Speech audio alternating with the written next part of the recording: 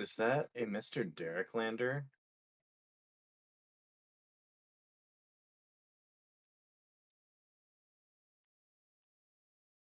Derek has awoken. Yep. And is back in the Discord call.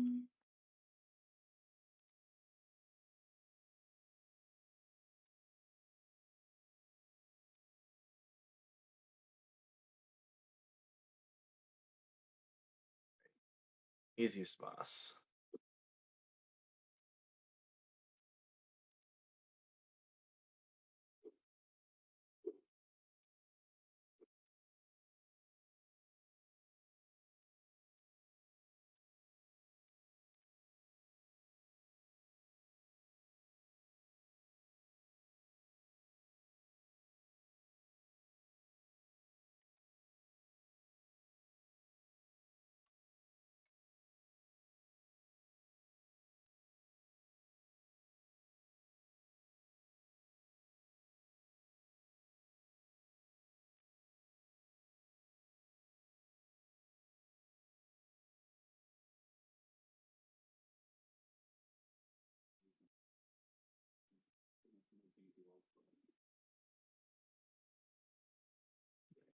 Let's take a rush.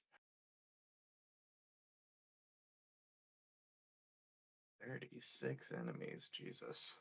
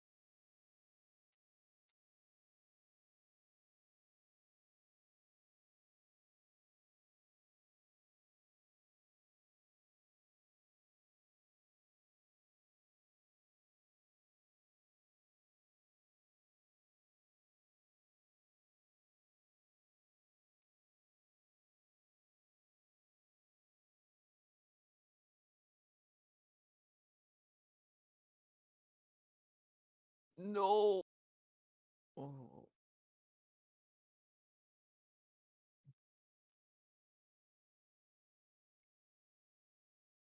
Holy shit. phew. Good That thing it says was collision. maybe a touch concerning. Yeah, I thought he was about to fall off the cliff and like lose all his. I think that probably resets the gears or something if you die. I don't know though. Yeah, I would, yeah, yeah. Oh shit, he says gonna do massless now.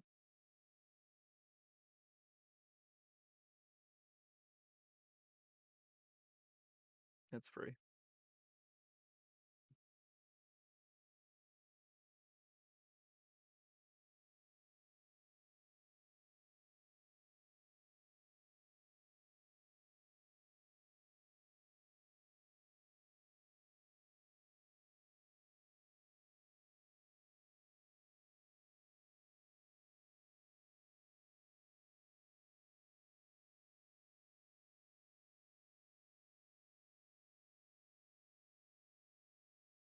I've been talking.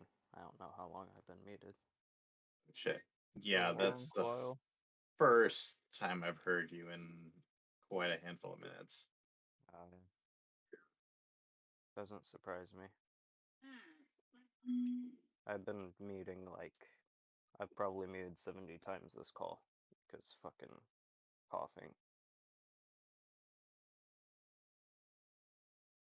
At least trying to like cover up some of it. That fucking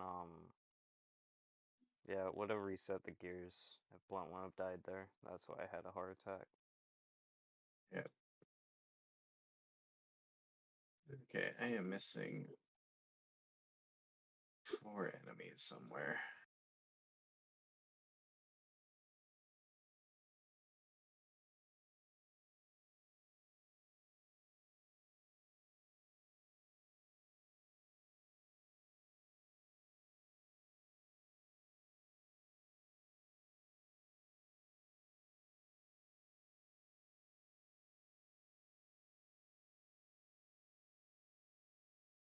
There you are. There's one at least. Where's the other three?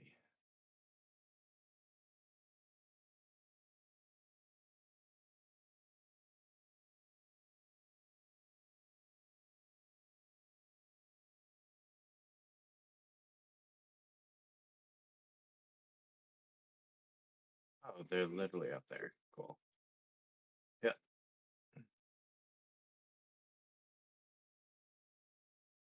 Oh.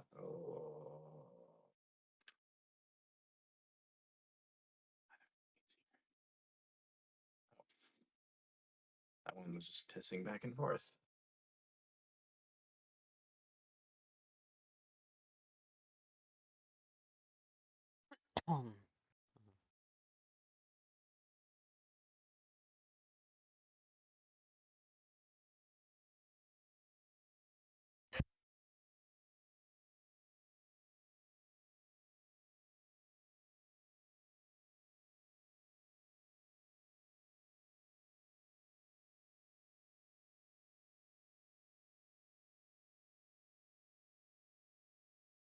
Ready tallies would have taken quicker.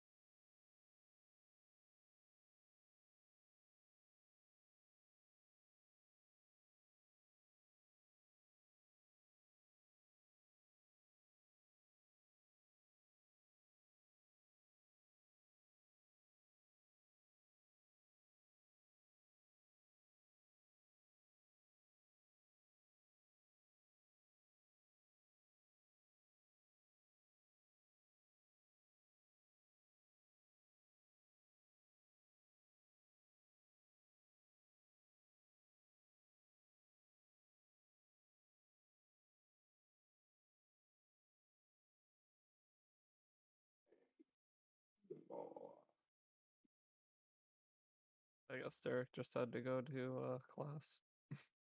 Oh, I. Yeah, that makes sense.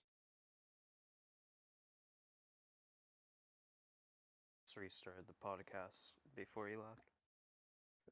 Yeah. Oh. Well, that's good then.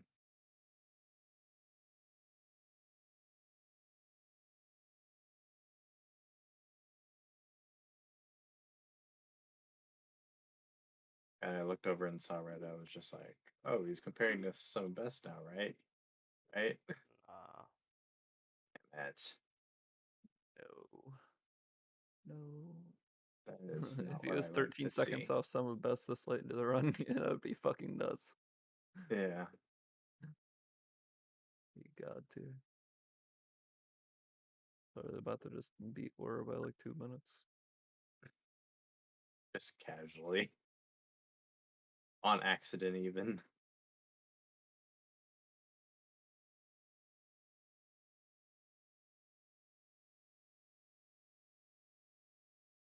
It's that last motherfucker. Oh.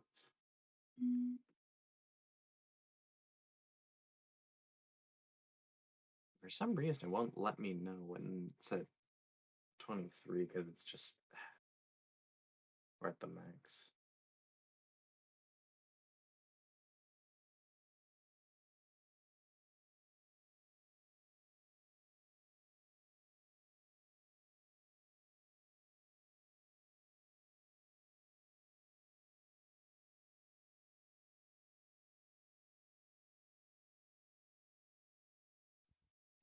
Hey, composer. What's up, composer? Let's crack a lactin. Just watching Blunt. What'd you say? Just watching Blunt. Hell yeah. I've been watching Blunt since I think Robotica on this run. Pretty Ran it damn good over. pace. Yeah, absolutely. I mean, plus 10 on second place. Come on, she Yeah, hell yeah. with that much time to save in fucking Aquaria. Aquaria, yeah. Do you know if Blunt wants to keep grinding this after he gets where? He wants to do a lot of things. He wants to get the 137. Then he said he or sorry, the 133. Then he wants to go back to 14 tally, get wearing that. Then he wants to go to any percent and get wearing that. I was gonna say if he wants to if he wanted to grind this, I feel like he could get a 132 something within a year. Probably, but I think the way he's described it to me when we've talked is he wants to be a Spyro 2 specialist. He Right? wants to be really good at all of the categories. You know. Yeah. And I mean, like obviously, I don't know where his mind's at Deo now. for one. But yeah, I think he wants. I think he does want to go back to 14 tally because that's what he started with, and he never got wearing it. You know, he wants to. I think he does want to do that because when we were talking about the whole idea of which I actually think it is going to come to fruition because I've talked to Blunt and Absent about it, and they both said they'd be down to grind Vortali any attempts someday. You know. Yeah. But when Blunt said when he's back grinding 14 tally, implying he will be, that's when he wants to do it. Yeah. Right. But yeah, that'll be exciting. I wonder what kind of time me, Blunt, and Absent can get in Vortaliani. That's crazy that he actually has like 40 seconds in fucking Aquaria. Yep, that's where you know what I mean. Mhm. Yeah, that's yeah. Me and I wonder Blunt, if his sum of best is already better than Lulu's. I don't know. Yeah, it's kind of crazy. Me and Blunt, I started Vortex right when Blunt started 100%, pretty much. Yeah, that's crazy. Mhm. I feel like 100% is a bigger category. Yeah. But And- also, I've talked to Blunt about this too. I feel like there's like the overall run is not crazy hard like a trick category, you know? Yeah. Learning certain levels is very easy, or certain portions of the run is very easy, you know? I don't know though, because I feel like the movement required in Spyro 2 just Yeah, generally so Spyro to 2 get work. Spyro 2 is very precise movement, absolutely. And he's cracked at Spyro 2 movement. But he's been cracked at Spyro 2 movement. Like you could almost look at a lot of the long range fireballs almost as tricks in a way. Yeah, Yeah, I they're agree. trick But shots. they're not like they're more like how would I describe? They're less like dog proxies, you know what I mean? They're not like gonna each one is not gonna like be the most difficult thing that you have to keep up. Like, Yeah. but that's not to undermine 100% categories. I think they're harder. But more what I'm trying to say is like the overall run isn't as like every section is super intense, you know? It's like Yep. more like there's some really intense sections just like every speedrun. There's some relaxed sections, there's some mediocre section, you know what I mean? Like but at a high level, it's still pretty intense for most of the time. Like not to like I don't know. There seems to be a difference. I mean, I've not yet to get a high level in a completion category. Maybe I'll feel different when I do, you know, but there's a part of me that feels like portions of completion categories are more relaxed than like high intensity speed, like a trick category is constantly throwing things at you that are going to kill the run immediately, you know? Yeah. There's something nice about completion categories being able to like continue runs where you're plus 20. You know, I have not been able to do that forever. You know, like you can't do that in Vortex or 14 tally or 3 any. You know. Yeah. Mhm. Oh, where the fuck are you hiding? But that Yeah. also comes up to you to recover that time in other places. Like it's like okay. Here's a good analogy. It's like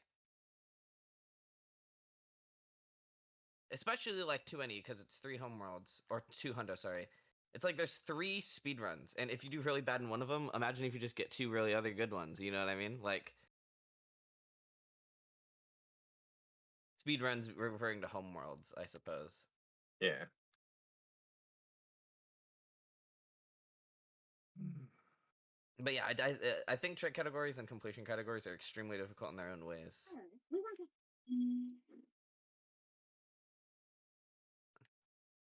I think But- when I grind one, it's gonna be 120. Then I will probably do a hundo at some point. I Because got a 120 PB just now, but I have motivation now to get another PB because I looked at the leaderboard and literally the next person above me is the fucking shit ass 1545 mod. really, So which I one? gotta beat it. SMH. That's funny. I can't believe they'd submit a time that isn't even top 100. Wow. That run should be invalid. You see that, Cowlick? What the fuck? I might have to do another run of this. He's I'm just gonna fucking submit this as a fucking proof of concept. spazzing on a chain.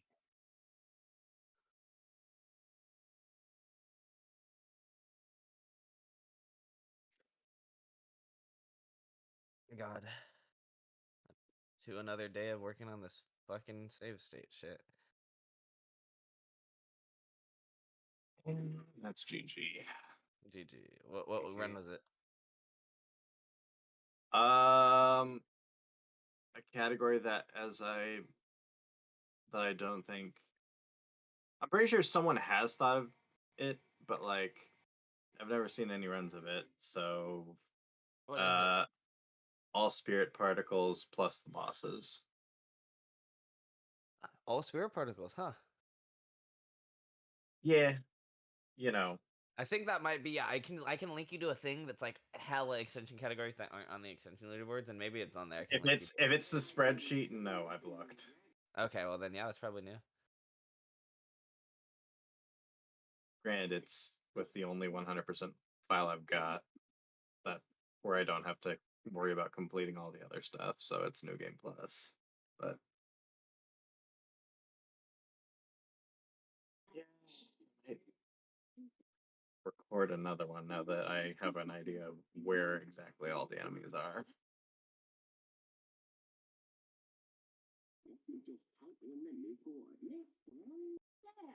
Pyro, you can now go to Dragon Shores.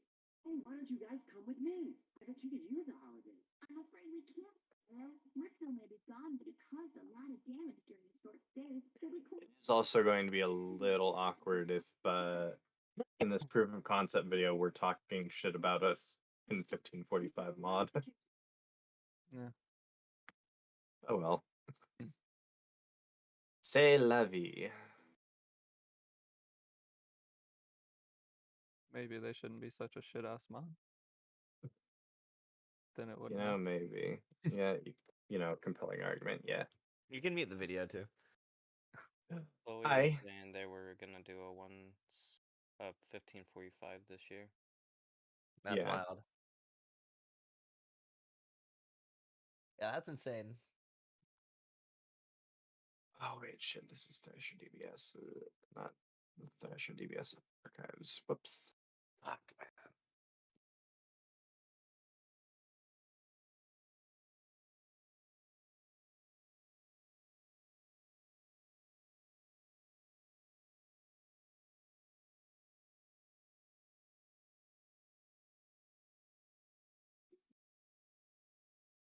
Jesus, this flight level route is crazy.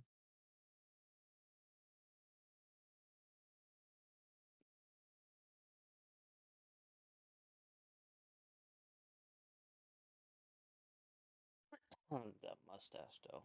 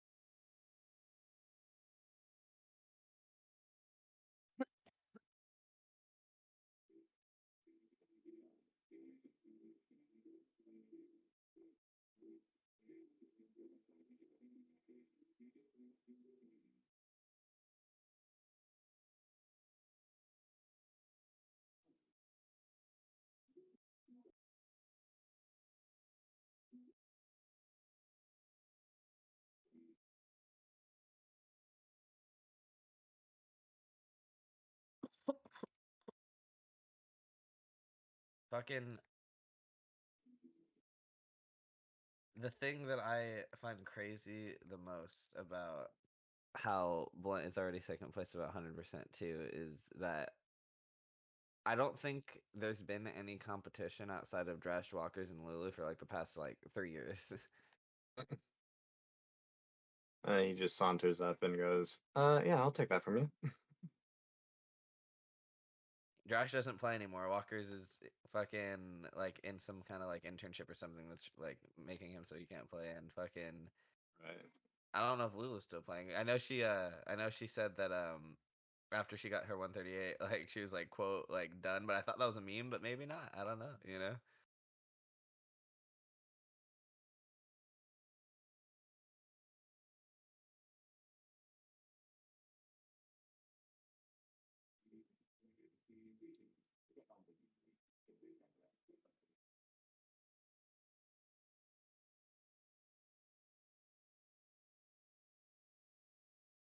Another end of this sometime. No, it's not the time, so.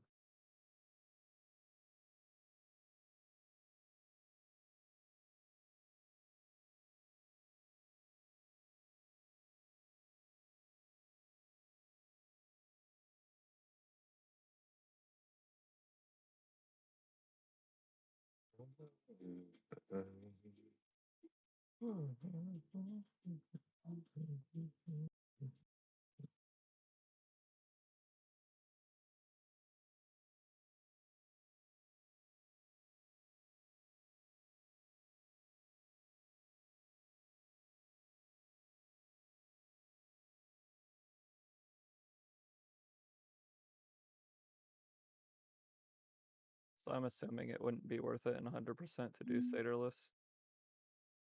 No. The routing just doesn't make sense. The level's so big that it makes sense to just free them. You know. Yeah. It's the only thing Zedrillus gives you is the talisman. It's like specifically for 14 tally, you know. Right.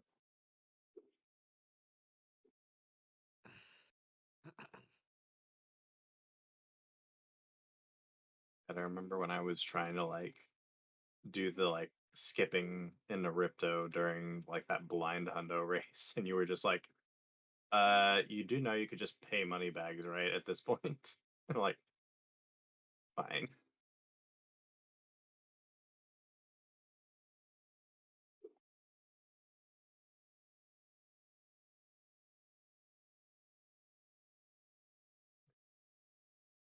Reset this file to Summer Forest. I wonder if he has enough time to recover in these last 2 levels.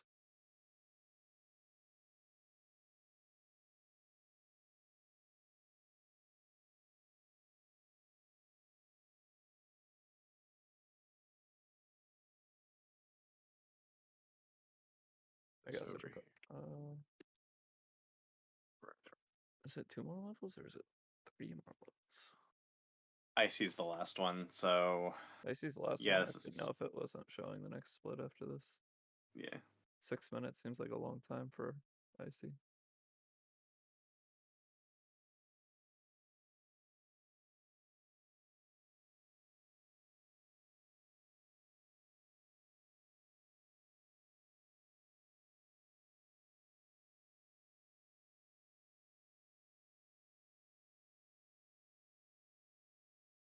Yeah, it That's might be dependent on crazy. popcorn here.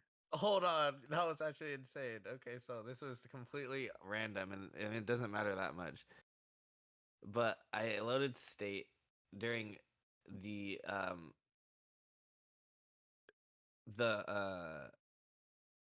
game over screen, and it didn't crash, but it looked sick. Let me get back to Popcorn zero. doesn't look too hot. Jesus. He said good, so maybe I'm wrong. Grabbing all these things like nobody's business. That's fucking crazy. It looks like it's gonna crash, but this is just like this is weird. Ooh, that's a good start to popcorn too. This popcorn fuck- too looks fucking hot. Yeah. Oh yeah. No.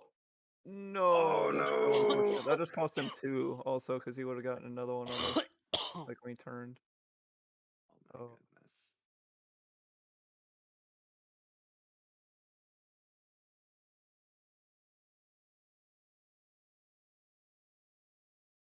Get it.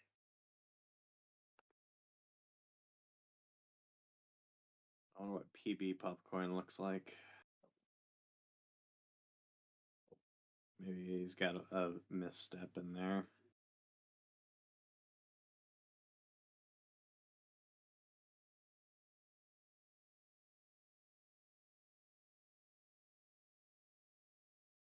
God damn it, Nuke.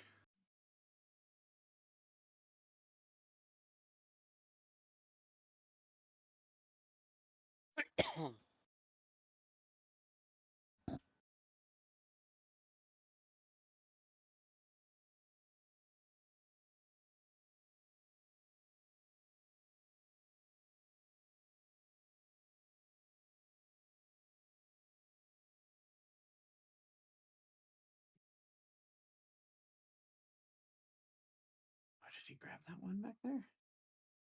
Oh no. God, I never, because usually I'm wrong when it comes to those, but like, I don't know. Like, just casually just spin in front of like a bunch of gems, and I only see like, if there's 3 there, I only see 2 getting picked up, and I'm just like, ah, Yeah. It always just looks in Spyro 2 like you don't get them all. yeah. Well, I mean, that kind of shit happens in Spyro 1 as well, where it's just like, I think you missed a few, but like, I'm gonna keep quiet. And then usually it's like, nope, everything's good.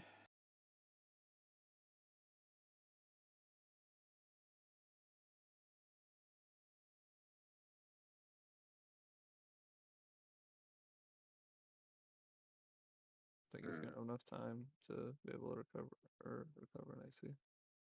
Oh, Oh, see, they're still shady. fuck. Damn it, I was wrong. What does 72 out of 89 mean?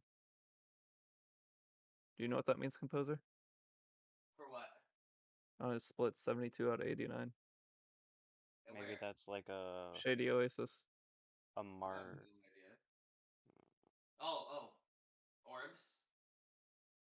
There's What? only 60. There's only 64 orbs in Spyro 2, though. I have no idea.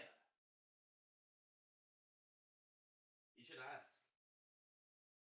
I'm not gonna ask right now, and it's potentially still a PB pace. I will go ahead and delete what's in my text box now.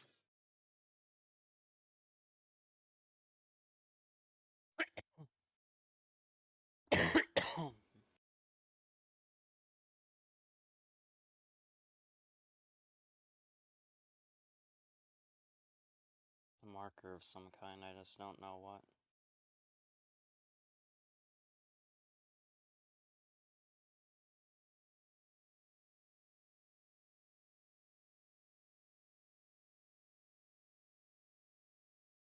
Hippo might have just fucked him.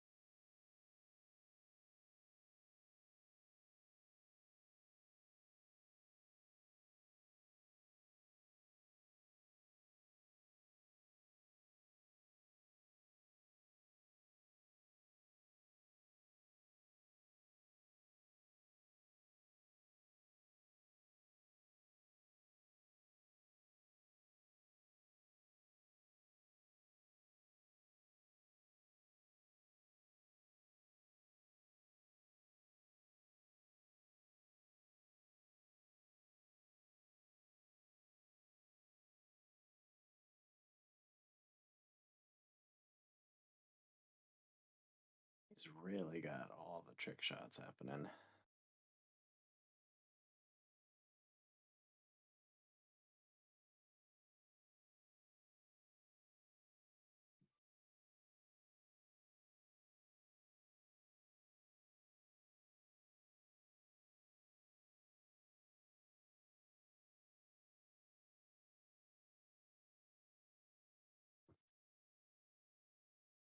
Oh, he's not looking at splits. Hmm. Honestly, probably a good policy. He's like, Yeah, he he's had just said, his I literally don't know what it is. That's crazy.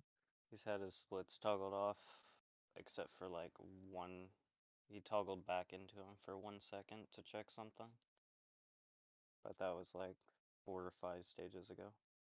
How many more minutes are left? I can't. Oh shit, 4 or You've got like a minute and a half, I think. yeah. I have to take my dog potty.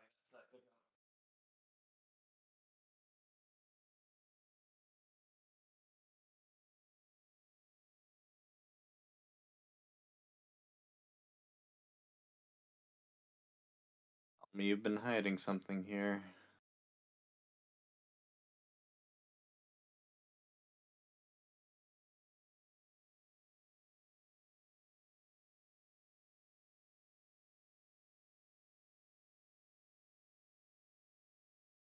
Oh, absolutely.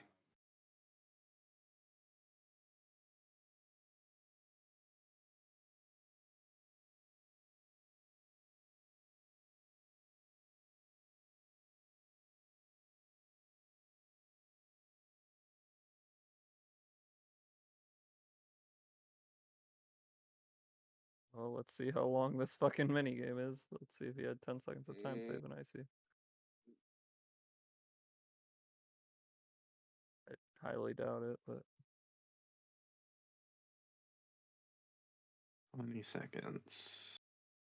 yeah, I don't think so, especially with the orb animation. Oh, fuck. Yeah, that's right.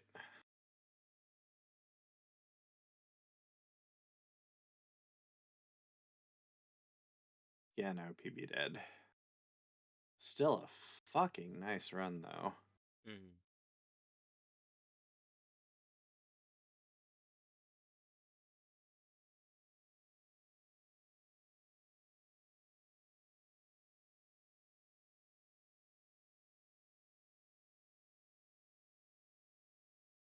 Lid.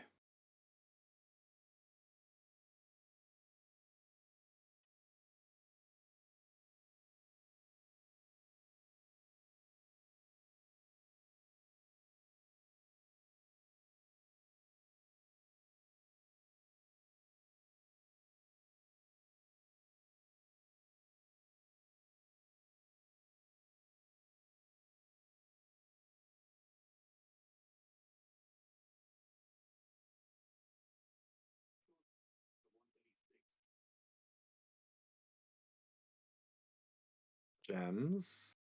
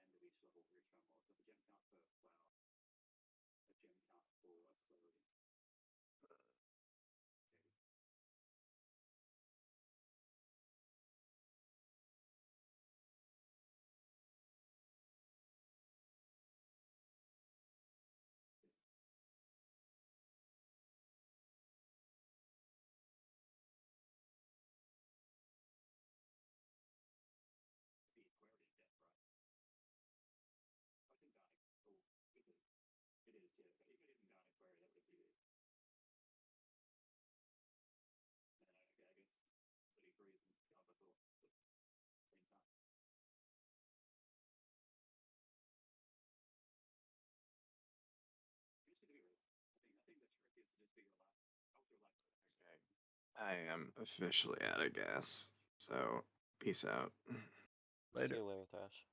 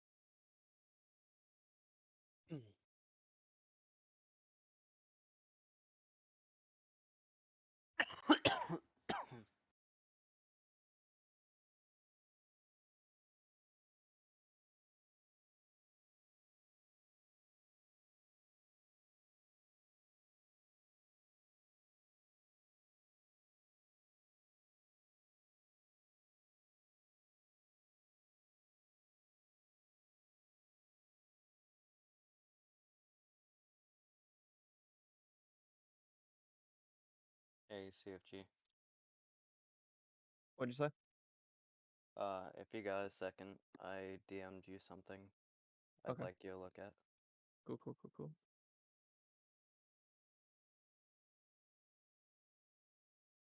Oh, yo, nice. Thank you. That's sick. Oh, of course.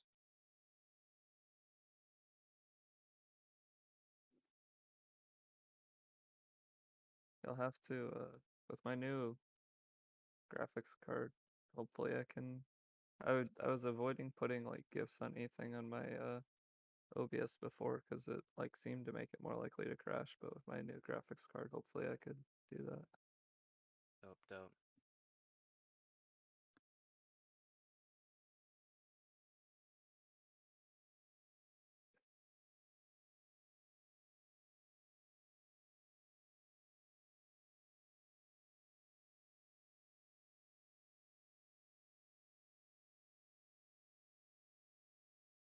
That was a good time.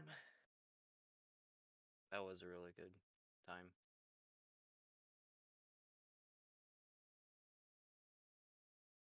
Oh, I had my phone open while I was outside with my dog, and because I still have my glasses, I couldn't see my phone screen so bad that I had to look at my keyboard for like 5 seconds or 10 seconds before I typed GG to make sure they're the right letters. I'm still unsure if they were the right letters.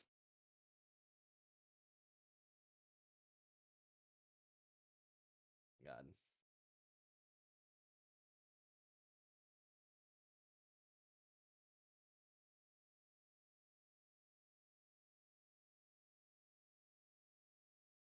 Blunt is really good at raiding me into streams that I don't want to be in.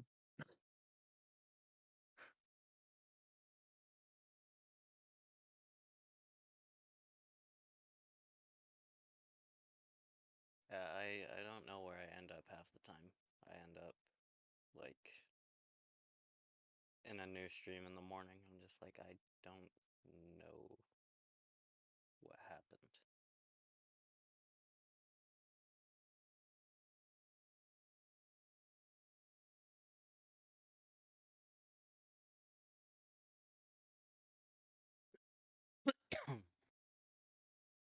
Oh man.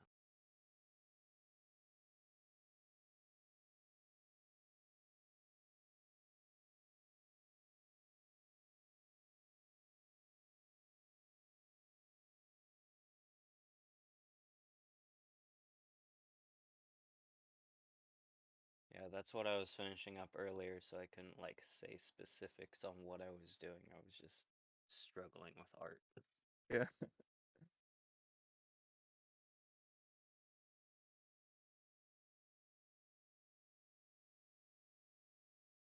Who else is streaming right now?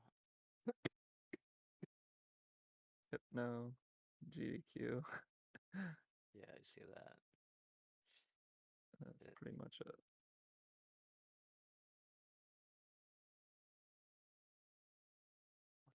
It's 8:45. I have my interview at 1. Oh, wherefore? I have a second interview for a car wash. Not ideal, but I hear those jobs can be okay, they depending on can the be. company. This is like a car wash / detailer to where people will be like hand applying and wiping stuff as well as interior detailing cars. I can't. I'm sorry, but I can't hear the word interior without thinking interior crocodile alligator. Y'all Understand? know that? Yep. I do. I drive a Chevrolet movie. What the fuck is that whole sentence? Makes no Somebody like sense. had that as a split sound or some shit. I'm trying to remember who it was. I recall that as well, but I don't know who. Might have been Interior crocodile Zone or alligator. someone. I don't I know. drive a Chevrolet movie. Mm, Oh, that shit's so fucking funny. I don't know why. Oh no, I think Deo used to have it. Maybe.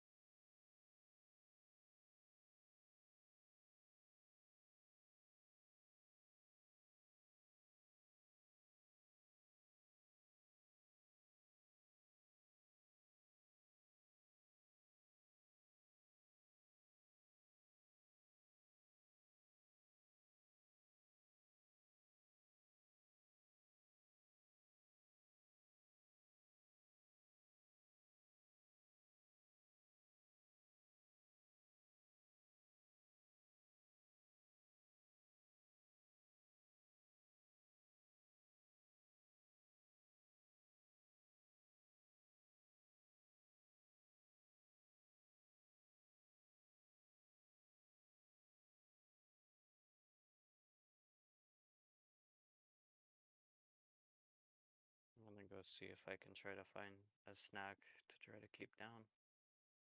I'll be back.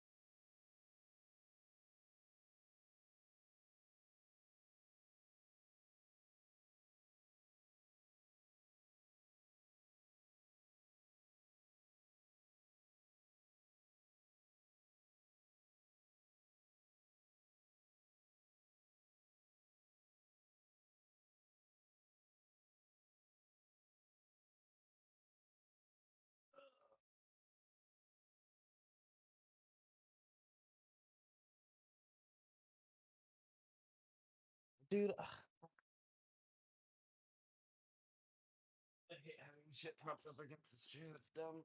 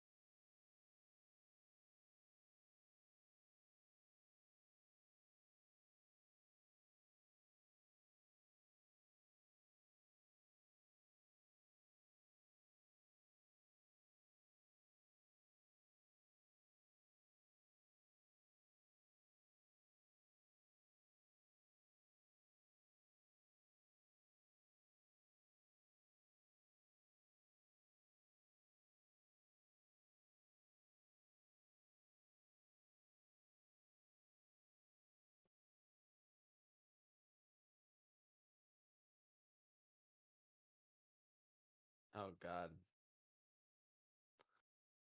I set my Windows scaling to be 175%, and now it fucking looks like an old ass computer. Oh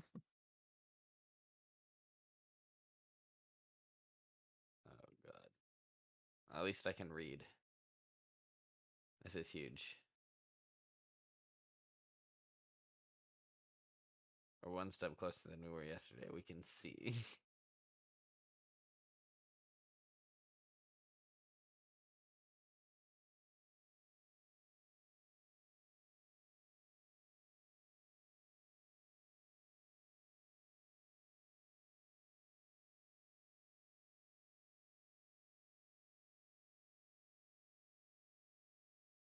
I think I might stream the whole process today, not because it'll be interesting, but out of hopes that being able to bounce ideas off people in my chat will be helpful. Because this is fucking You're running a out of long. ideas. Well, like I know what I need to do, but I don't know where to start. Essentially, like most everything is working except that there's one major bug, and I think this main bug is the cause of like every other little bug, and it's essentially that the object spawner breaks. So like an object is anything that needs to appear in game for a period of time. So we're talking the text on the portals. We're talking the 1, 2, 5, 10s, and 25s that appear when you collect a gem. We're talking the extra gems that appear after you kill an enemy, you know? Mm-hmm. We're talking anything that needs to spawn in. And when I load a state back, everything's fine unless there's an object that is spawned that needs to despawn and I load a state. So for instance, I collect a gem, a 1's up on screen, I load a state, nothing else will spawn. No 1s will pop up, no extra gems will pop up. Gems out of spring chests won't pop out. So like the object spawner broke. That's such a specific problem where I don't even know where to look. Like that's like a core game engine thing, yeah. But like that's like the main bug. Like everything else is working. Like I was just messing around with the save states and peacekeepers, and everything works except for when I save state when a cannon shot, or load state when a cannon shot. So I save state somewhere, I load a state when the cannon's midair, then the cannons can't spawn anymore, gems won't spawn, yada yada. It's like has something to do with the fact that there's like a buffer where it's like, okay, there's an extra object in the world and it's gonna leave soon, but it never got a chance to actually leave in the function because I'm forcing it to leave in RAM, you know? Yeah. I don't know. It's just there's just so much bullshit.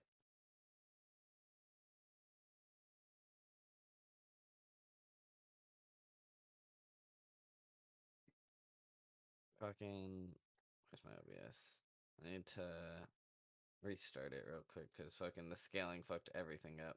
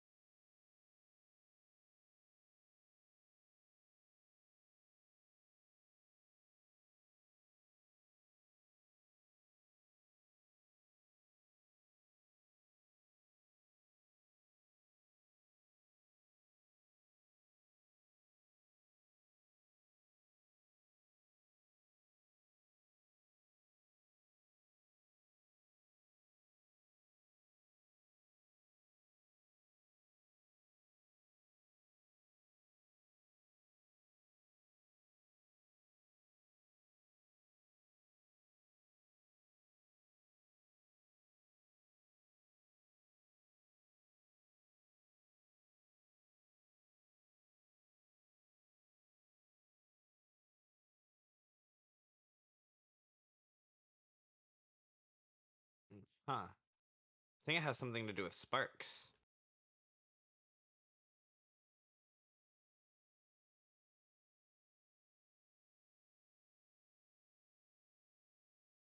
Hmm.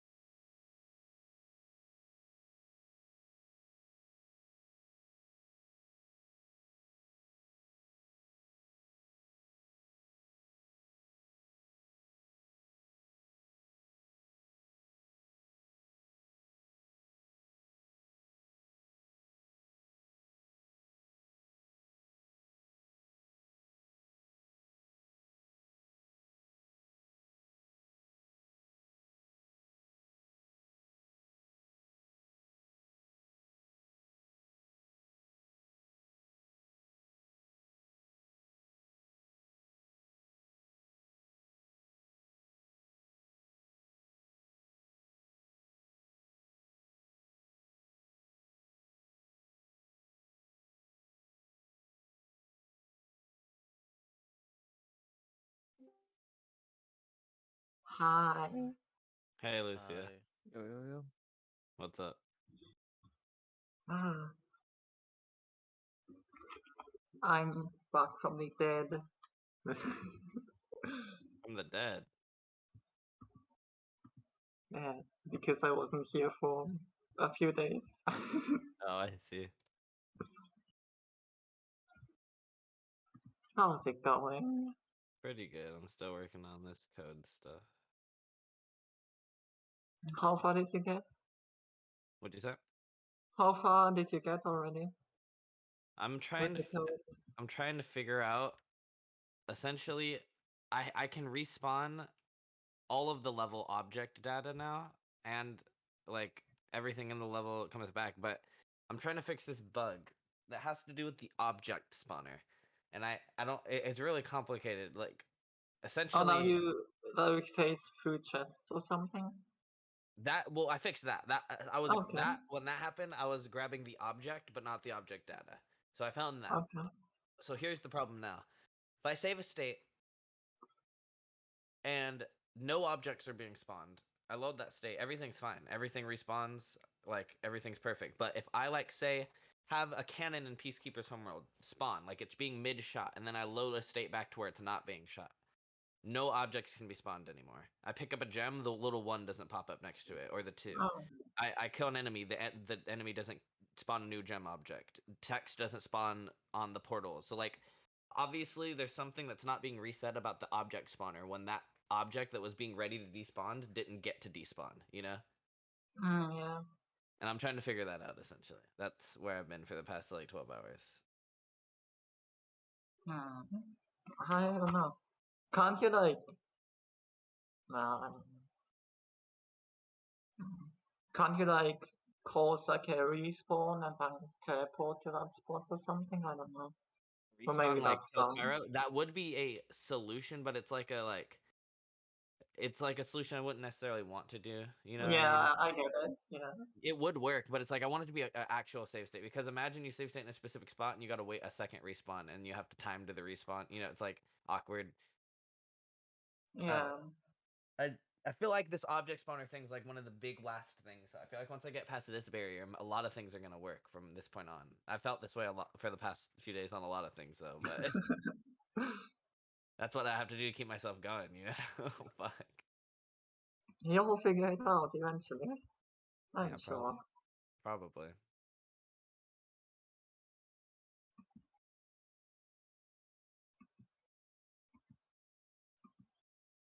Hopefully.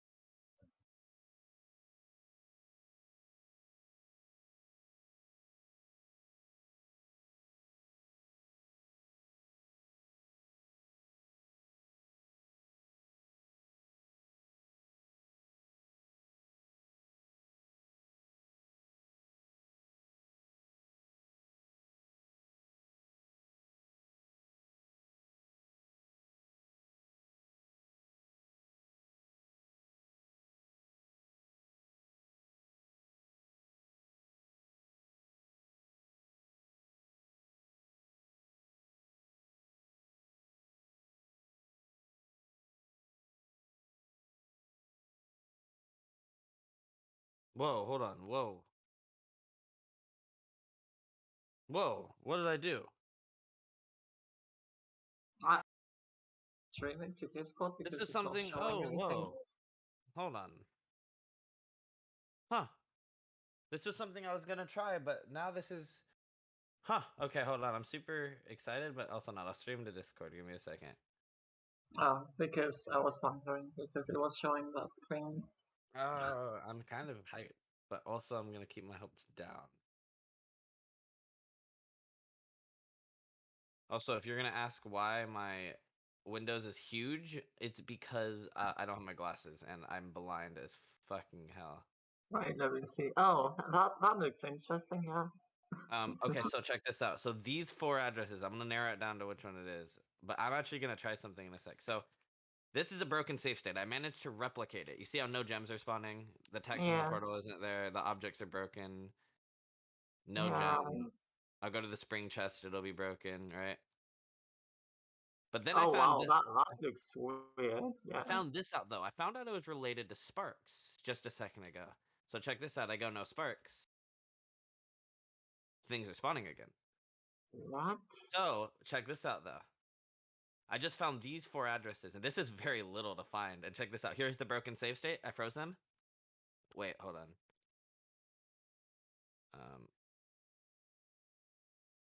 Wait a minute. Hold on. Let me think. What's happening here?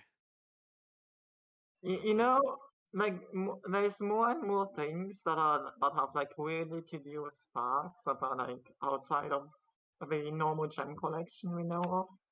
But yeah, you see It's that, like, weird. well, actually, now I don't know. No, I don't know. It's weird. What if? Okay, hear me out. So the reason why this works now all of a sudden is because I'm killing sparks. Watch. What if you get sparks back? Does it work again? Like No, when so watch. if you I froze the other addresses, Huh? and the save state's still broken. So something's changing when sparks dies to do with objects. However, But like if you like if Sparks is dead and you do that and it works, and like if does it still work when you get Sparks back? yes. Yeah, I was gonna say, Okay. what if I kill Sparks for a frame? Yeah. But like, why? I don't know. I would like to just figure out what is happening when Sparks dies to do with object spawning. You know, because like here's the broken state again. I Like think I know what's happening. what? The game is deloading Spark, so it's breaking out of the deloading Yes, function that is because it's what's actually doing a happening. deload. That is what's happening. But how we need to find the deloading, and so I don't Do know. we? Or do we just need to set Sparks to 0 and then set it back to what it was?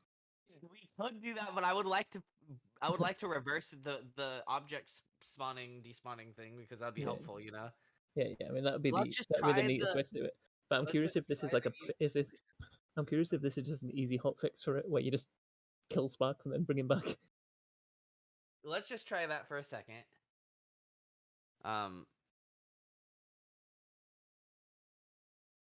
But what if you save a state when you're no Sparks? I mean, then you can do this an unlimited amount of times, right? You can bring him back, then delete him, and then bring him back. Okay, how do I time this though? Let me think about this. So you press R3, set Sparks to 0. If Sparks is set to 0, then load state. I guess I could do. No, I think you want to load the state.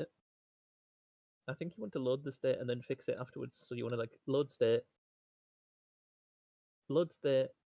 set Sparks to 3, set Sparks to 0, set Sparks to whatever it was before you load on the loading state, Right. and that should cover all situations. Let's see. Okay. And it'll look a little bit weird, but it'll work perfect. In theory, it works perfectly. Let's see. So which one of these is actually Sparks real quick? Because it's just one of these. It's that one, yeah. But there's two that look the same. Oh yeah. Well, then there'll be the clone of It is that one, probably, yeah. Okay. Let's try changing it and see if ABC. it changes. So yeah, if I freeze this and I go to get hit, I won't lose Sparks. Yeah. Yeah. Okay. Yeah. So with that addressed, so like on your load foot, on your load state function. Yeah, so I'm gonna wait for the state. I'm just gonna here. So I'll show you what I'm gonna do. Let me add this to the RAM launch. I already probably have it in there, but this is RAM search. Where's my RAM launch? There we go. Okay, I have it in there twice, but whatever.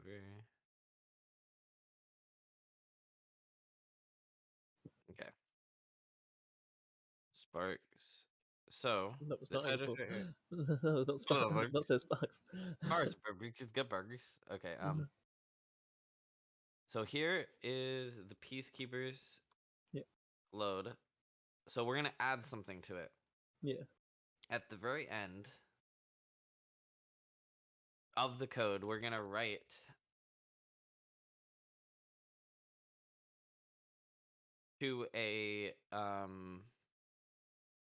we actually don't even need to do a copy bytes. We just need to do a Well, you want to set it to 3 or anything really. 1, 2, or 3 first. right. Well, first I'm going to You got enough tabs open. the way it's laid out. I'm trying to move it back to the right because I'm trying to lay things out because I have other things that I need to change here. I need to get to the code types because I need to bring back up the 8-bit right code type. And with this type of fucking Windows layout, it's not very helpful. Somehow fucking doing shift scroll while moved this, and I don't remember how. Oh god, this is so fucking annoying. How many things have you got open? This is from like pretty much everything I've done from when I started, pretty much, to be honest. Notepad++ just keeps things open. Okay, code types. So 16-bit constant rate. Yeah.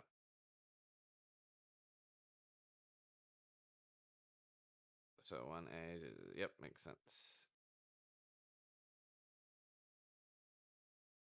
So if that, then set Sparks to 3, and the address for Sparks is 107B, wait, 078 BBC. 078B. B, C. Wait, I thought you said 0. There was a 0 in there, wasn't it?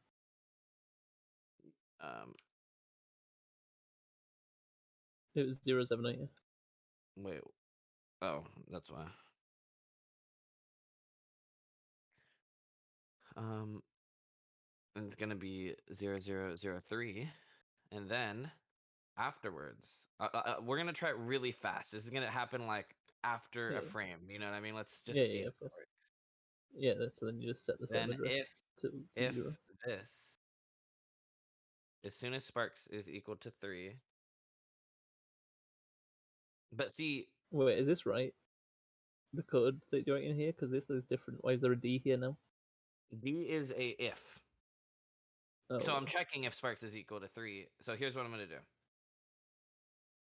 So if I press R3, then run these next 4 lines of code only after I Mhm. press R3. So it'll only run this conditional after I press Yep. R3. And this conditional is going to be checking for if sparks is 3. You don't want this to run outside of this conditional, you know?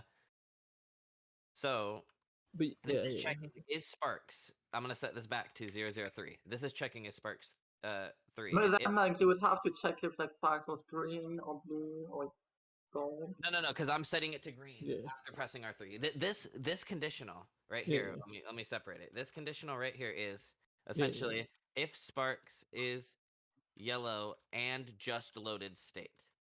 Yep. And I'm Wait, setting so it sparks does work with green and blue sparks or what? because I'll set it to No, yellow. 'cause This we're is hard setting setting it to it, yellow right yeah. here. I'm Yeah. automatically setting it to yellow. Yeah. So if you load the state, like regardless of if you are green or blue, it would Mhm. just I mean, you be don't even yellow. need this conditional, to be honest, Why? because this is only running inside this function, inside this process anyways.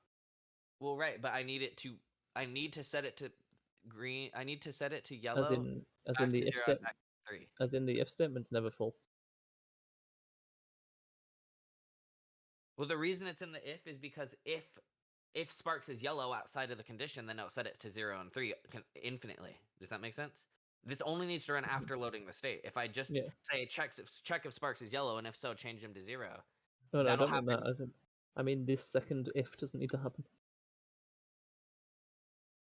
Why? I'm checking if sparks is yellow because I need to wait until this. What this is doing is essentially this is a way to check state has fully loaded because as soon this is all running in order. Okay, This is so running in yeah. order, and once it gets to here, right?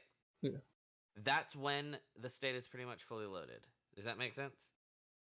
Okay, yeah, I guess it's different to normal program. Yeah, you have to think of it like it runs in sequential order, so I have to do things in sequence. It's stupid, but Yeah. that's essentially what I'm doing. So after sparks is set back to 3, I need to set them to 0. Yep. And then we're actually gonna make this Okay. long. We're gonna make this 6. What does that do? It increases this number is the size of the condition. So like it increases Okay, it yeah. to this length. This Yep. makes this so great, by the way. This is Yeah. what me and Drash had to do hours of doing fucking stupid like workarounds to get like stuff like Yeah. this to work, you know? Yeah, because in the past you could only read the next line or whatever. Exactly. So you have to find empty bytes in the PS1 RAM and Yeah. set flags. This is doing that automatically in Yeah. assembly. It's great. So then after sparks is set to 0 again. And then we're gonna set him to whatever it was on the whatever he was supposed to be on the loaded state. Right. Exactly. So this conditional should check now 0. That should. Yeah, hold on. Let me just. Yeah. So now this is 0. Then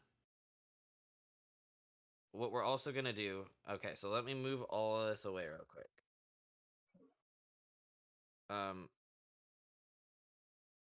me think here. I'm gonna do a separate copy from Sparks, just to keep my head sane here. So I'm gonna specifically,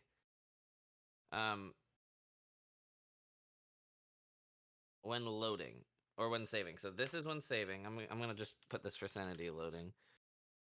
I see. I'm scared to put things like this because I don't think you can do this in this. That would make me very sad if you can't, because this is super What easy. comments? Yeah. You could check what. There's probably a commenting code that you can put. I'm just gonna check something real quick. No.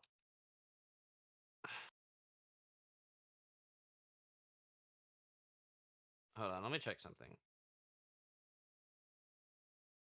Is it just normal game shortcode? Because I No, this is usually the ignore. reason I'm able to do all this is because there's this super advanced homebrew cheat engine called Okay. PS2RD, and it So has like all that. these extra code types. Okay. So let me look at cheats format. I bet it'll be in here.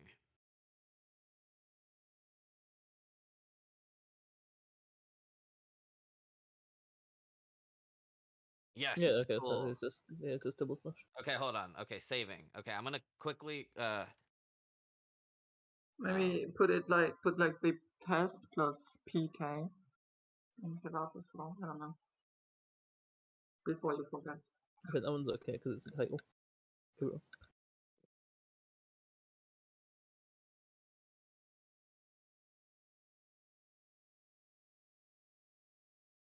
I've had The to fact that memorize this- what most of this shit is.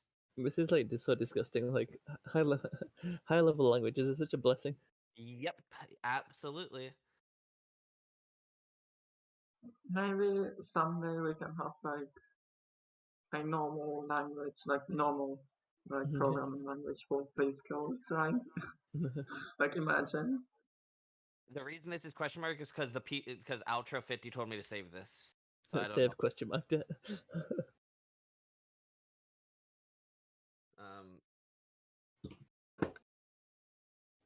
I also want to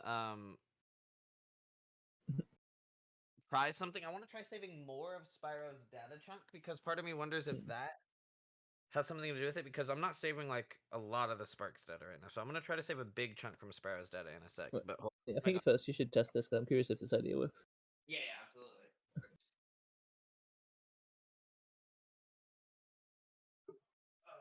One sec.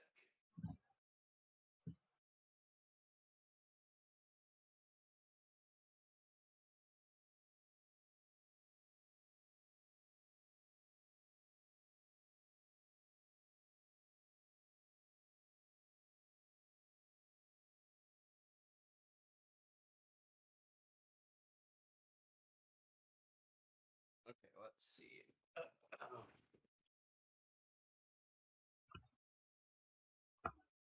And this is where this is also a little tiny chunk that he told me to save, so I'm also going to put question mark there. Question mark is the best command. If L3, and then this is Peacekeepers level data.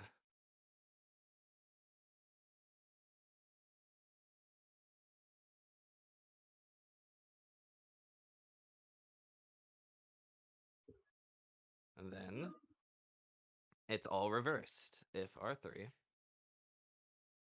load from DRAM from used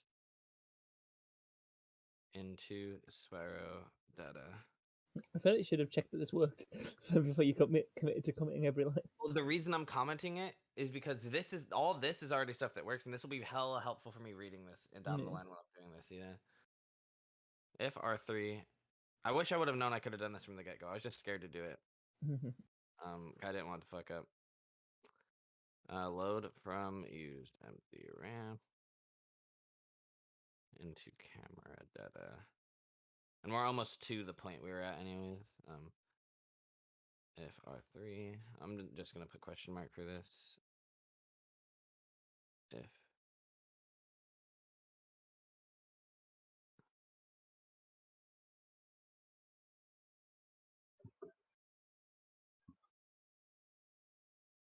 God, I can't see. Load from empty RAM.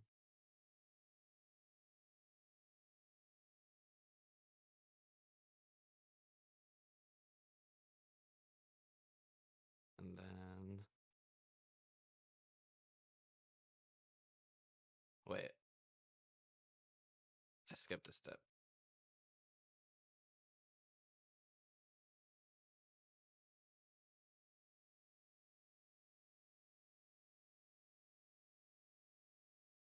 Okay, and then here's what we just created. And also, this needs to be in the save block, not in the load block. So we're going to cut this real quick. Go. See, this is why I wanted to comment it. This is going to help me from seeing that. So this is the save block. So after... Well, we want to do it after it loads, actually. I'm dumb. Yeah. So after the state is loaded, reset Sparks. So if I'm gonna put this on the right because that's what I've been doing. If R3, Let's hope it works if it's on your right, I guess. I should have checked that. Huh? Let me make sure it says that. It should be fine. It should be fine. It should. Oh wait, he's supposed to use hash instead. As in sharp. All Dude, text check the beginning comment. with secrecy and what? All text beginning with a blank. All text beginning with a blank. It's the same thing. The reason Okay, this says both sequence is work, because yeah. this is 2 characters. Yeah, both work. But so what this is saying is all text beginning. So all text. It's not saying the line, right? So it's saying as soon as the text sees Yeah. this sequence, it'll be ignored to the end of the line, I think is what it's saying. I hope. Yeah. If this guy wrote comments, he would be dumb to only let you start a line with a comment. So if R3 set Yeah, reset that's set spark. sparks to free. I'm gonna put this after state has loaded because this is at the end of the sequence. Yep. If R3 set sparks to 3, Yep. If sparks is free. if it feels so R3 bad. and sparks is 3, It feels so bad. yeah, but it'll work. Set sparks to 0.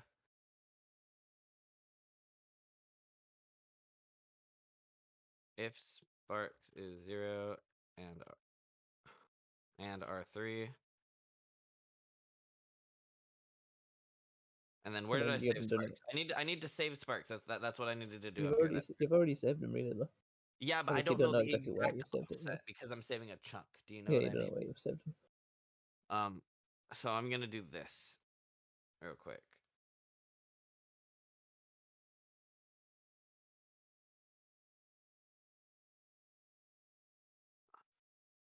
Wait, you don't even need to do this. You could actually just make this all self-contained.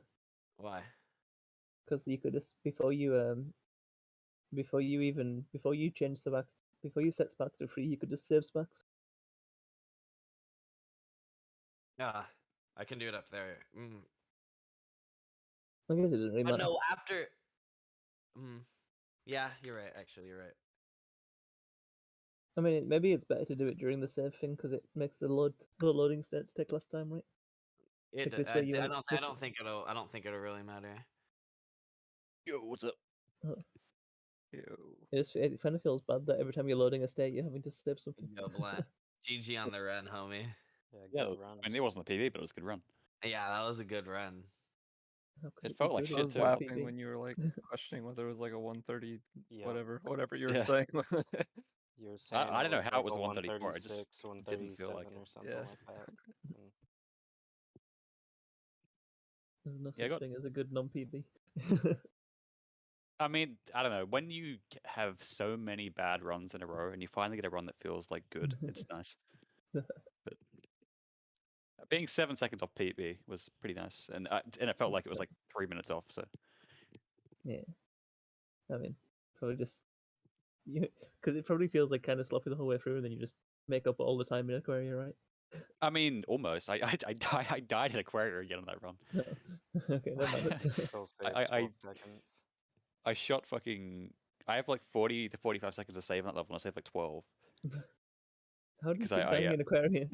The sharks keep getting me. That was They keep happening to me getting for a while. And Yeah, what happened was though Trash that kept bullying me. yeah, what happened there was I fired like 5 fireballs into these seconds that have sharks, and none of them hit, and I just assumed that it would hit, so I just started swimming forward, and then I got eaten. So Yeah. they Yeah, just that all happens to me like went through. sometimes. Yeah, Well, no, not recently. But it's happened to me. it was It happened to funny. me in Like, bingo. it was good. Oh, yeah, I like that run. That was good. I was very surprised that it was 134. Yeah,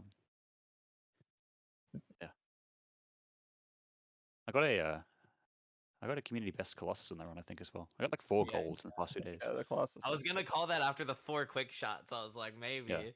Yeah, I almost I- said I- it like in the call. I almost was like, this is Yeah. about to be a gold. Yeah, because I only started using that strat recently, but it can save a lot of time because you can intercept the pucks before they even reach the hockey man, and I got that 4 Yeah. times in a row in one hockey, and it saves so much time. Yeah, that strat's crazy. Like it's so much faster than the old strats. Yeah.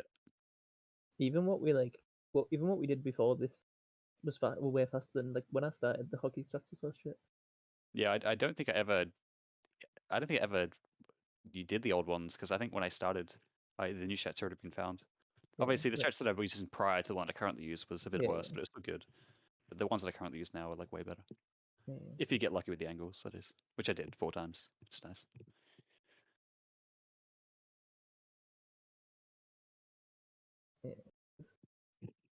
Like, there's so much stuff like that. Like that's kind of like in the run that just saves time, but you don't really think of as being like a huge trick that got found. Yeah, I'm sure that's like everything that I do. To be honest, it's like, oh, this is just the run. This is how it works. Yeah. Like Oh, when I yeah. think back to how, like in my mind, I mean, I know without early Rifter when the world record was 1:41 for ages, and now it's like 8 minutes faster. Almost. Yeah. It could be 8 minutes faster at least. Yeah, I wonder if I don't know. I hope at some point some more high-level runners get into Spyro 2 100% because it'd be nice to have like more people because it really just feels like there's like 2, maybe Drash, but he's not playing, so Yeah, I mean it comes and goes. Yeah. Like if Drash gets interested again, does runs, then Walkers will probably come and do some runs. yeah, that'd be nice. I honestly don't think I've ever played Spyro 2. I don't get it, man. Like I played every Spyro game like to death. Like I was like I played every single game. I couldn't imagine not having played one of them. Like, as in the original, as I say. Yeah, the original 3. I have This feels so memories botched, of but one, let's see. and then we pinpointed it to where I have vague memories of 3. But I have no recollection of 2. Yeah, I probably have the same amount of time in all 3. I mean, but prior to speedrunning, I had about the same amount of time in all 3 games. By But, far the most in 2. Yeah, Definitely I played definitely do now. least I of definitely 2. do now. Even without speedrunning.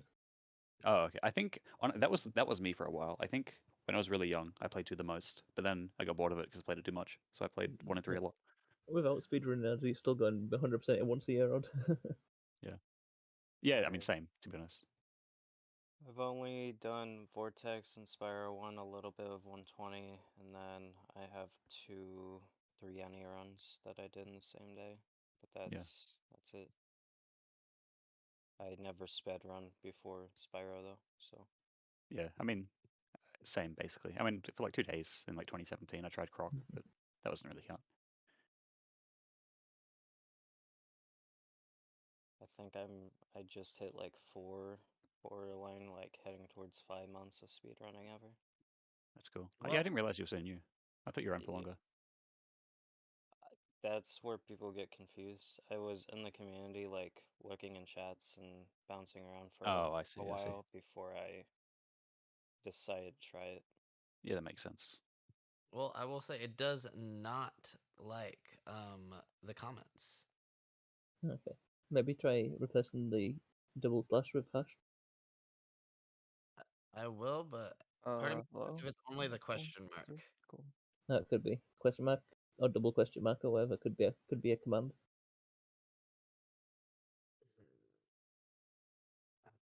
I'm just gonna put them on top. That should work.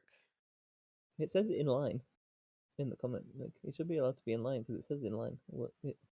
In the I don't- documentation it said in line. That's pretty dumb. I don't know if it said in line for the double slash, but it definitely said in line for the sharp.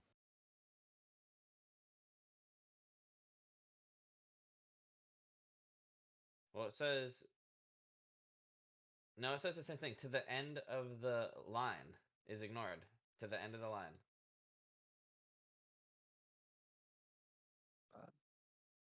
Hmm. Yeah, I don't know, maybe it's the question mark. I'm gonna try and just change the question marks to IDK and see if that changes anything.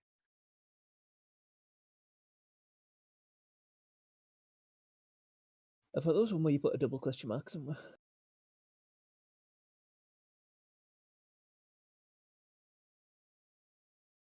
Actually, just go to the documentation real quick, if you want, Give and me a just second. Control F for question mark.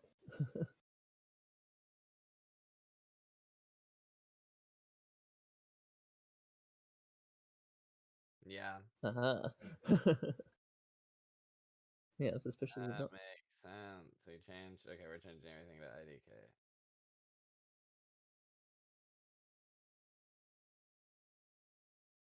Although it's kind of surprising that it'd work like this because you default the comment would override it, but who knows how Yeah, this weird thing works.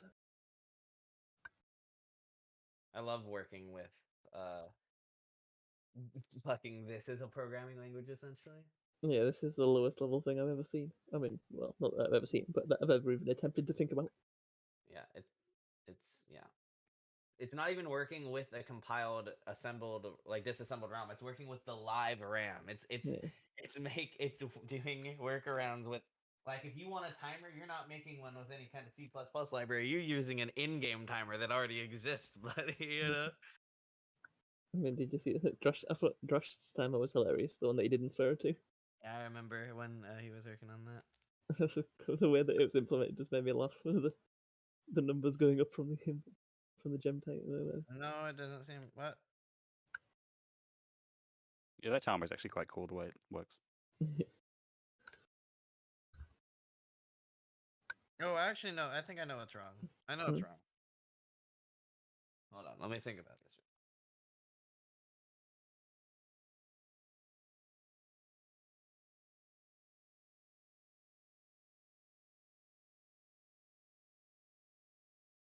Maybe I do, maybe I don't.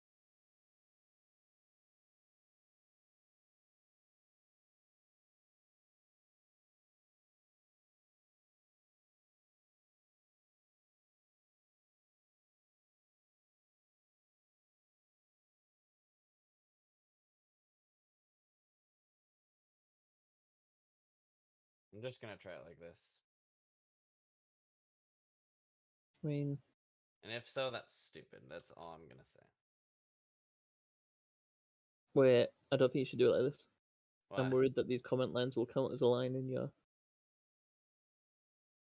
execute next lines. No, it should stay ignored.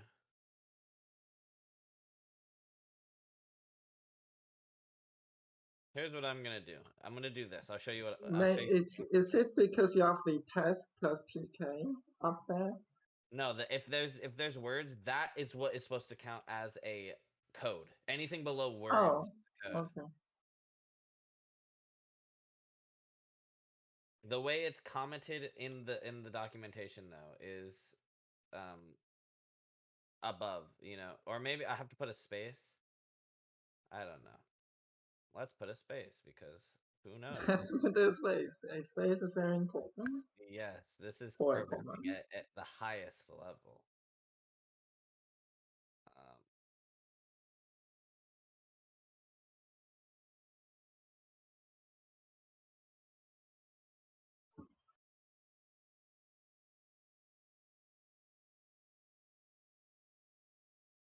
What I will do to practice with one less frame of input lag. What's that, sorry? I said the things I will do to practice with one less frame of input lag. Oh, yeah. You have to imagine running on console. Oh, I don't imagine it. I live it.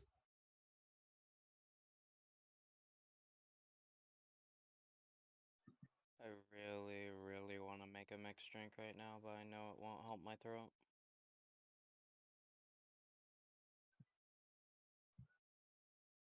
Is there actually even any progress on the load training, standardization, Discord? I don't really think so, right? Not I mean, really in the with- past yeah. little while. Empty. I don't think. I Yeah, don't I know, don't think it's ever gonna happen. To be honest, I think it's. Yeah, it's it's a, like it's always like we always say like, yeah, well that's just standardized loads and stuff like that. I don't know.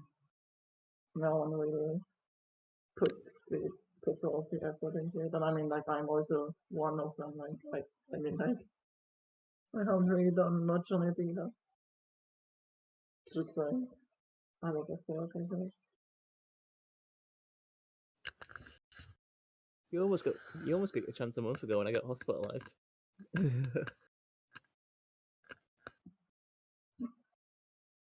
Could have snuck it in there while I was indisposed. And when you come back and just everything's on fire, it's like, oh god, what happened? Yeah.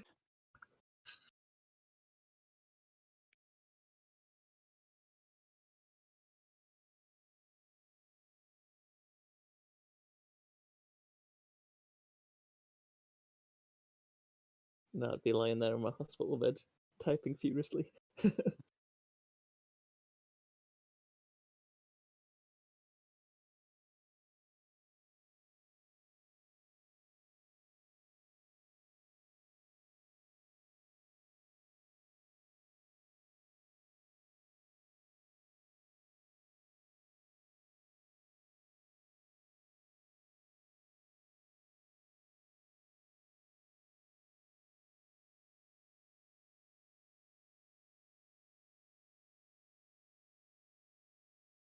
I'm gonna chuck food in the oven and attempt to eat again because I've already lost breakfast twice. So Good luck. I'll be back.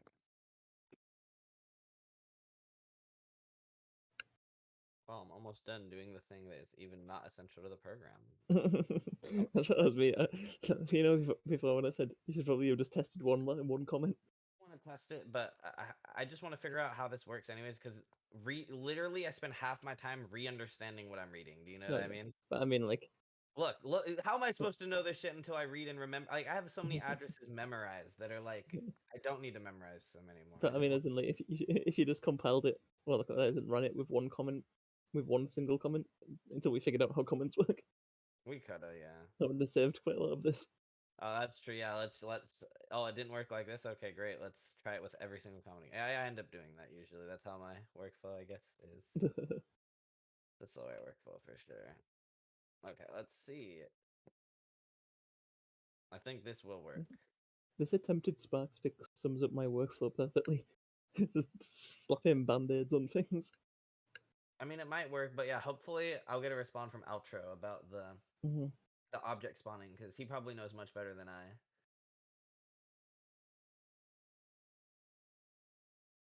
The thing is, for practice purposes, you don't need something that's technically sound.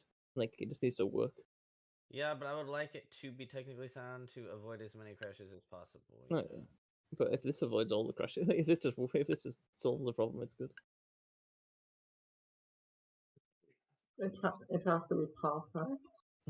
Yeah, I like it to be a good solution. I mean, like it's like I do have a band-aid solution on my level select. To be honest, like I paused the game for one frame. Yeah. Like, how do you pause the game? And I'm actually Yeah, fearful that sometimes. one frame of Spark's death might not be enough, but we'll find out. Yeah.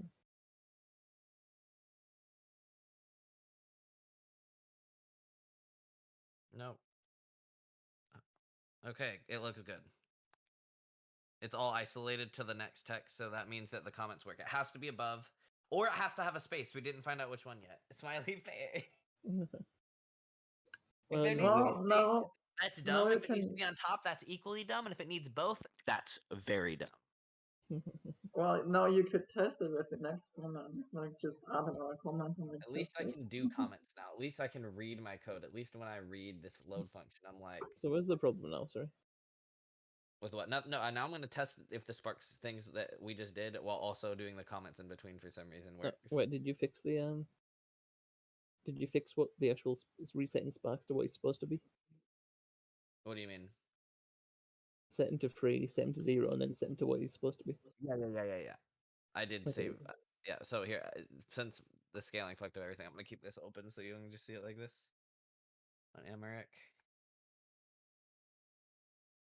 Amarek, fucking is fucked up with the scaling for some reason. Even though it has the same resolution, OBS obviously captures with the scaling determined, you know? Yeah, I remember like when I changed around like the scaling of Windows, like OBS freaked out every fucking time. It's so Okay, so you dumb. don't see Sparks dying and coming back, but Mhm. let's see. So I'm Yeah. gonna make sure the regular state first works too. I'm gonna wait for the object to despawn. This worked before, so this should still work. Great. Now I'm gonna do it right here. That worked. Let's do it like this. Okay, this kind of sometimes. Oh no, Hmm? we're in the we're in that state again. The cannon tried to shoot there. That's why it. So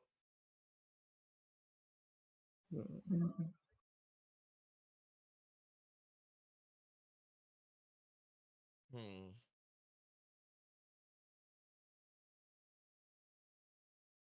let me think about this for a second.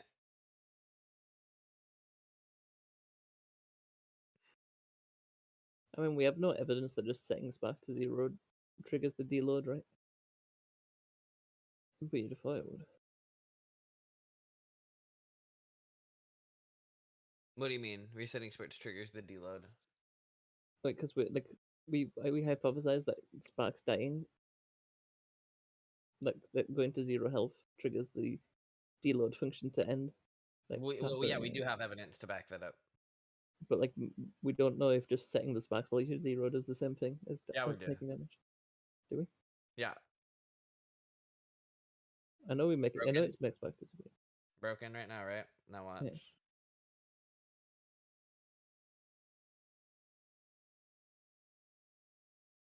Oh, that's jump.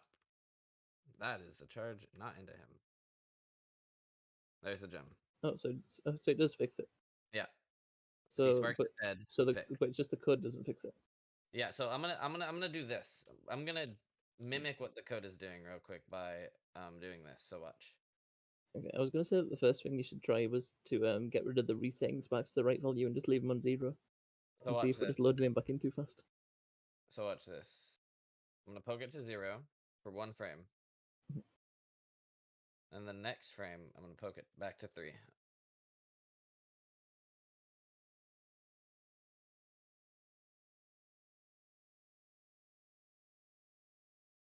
Well, that just killed him.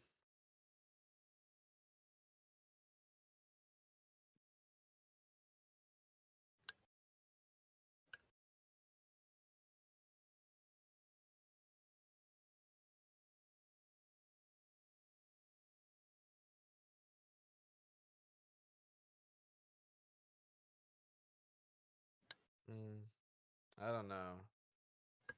Let me think about this real quick. I think you should try getting rid of the last line, the last 2 lines.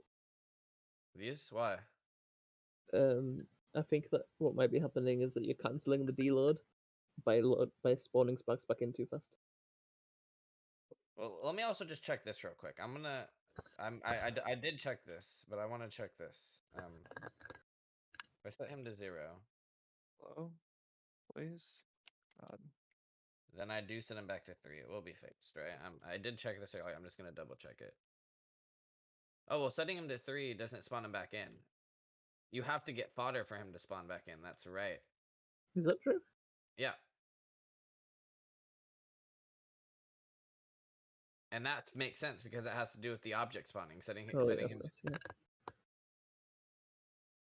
yeah. So see, now he's immediately yellow. Yeah. Okay. I didn't think about that. But when you have this, you can take damage. You see this? Yeah. Now I'm at no, and when I get it, I'll be. Oh wait, maybe not. Can I take infinite damage or is? No, I. Is it frozen at 3? Oh, I may have. Yeah, I do have it frozen. Yeah. No, it shouldn't be. 1, 2, 3, dead. Is it still frozen? The fuck? I thought it was space. That was okay. 1, 2, 3. Now when I grab it, it should be green. Yeah. Okay. Yeah. So with the code, it feels like Spark doesn't have time to deload. You know. I really feel like we should figure out how the deload function works because I trying agree, to that figure seems out pretty how to easy. use the game engine to do this weird band-aid is going to be weird, you know? I do agree. When we think about how to start, so we know how to trigger the deload in multiple Well, different varieties. we know lots of ways to do that. All we need to do is force any deload, right? Am I? Well, no, like it's not right. So okay, Here's one thing I'm gonna start with. Wait, I'll tell you what's weird. You know how Sparks deloading fixes the problem? Yes. It's weird that an enemy deloading or a cannonball deloading doesn't also fix the problem. Yeah, that is weird, isn't it? Sparks is unique, I guess.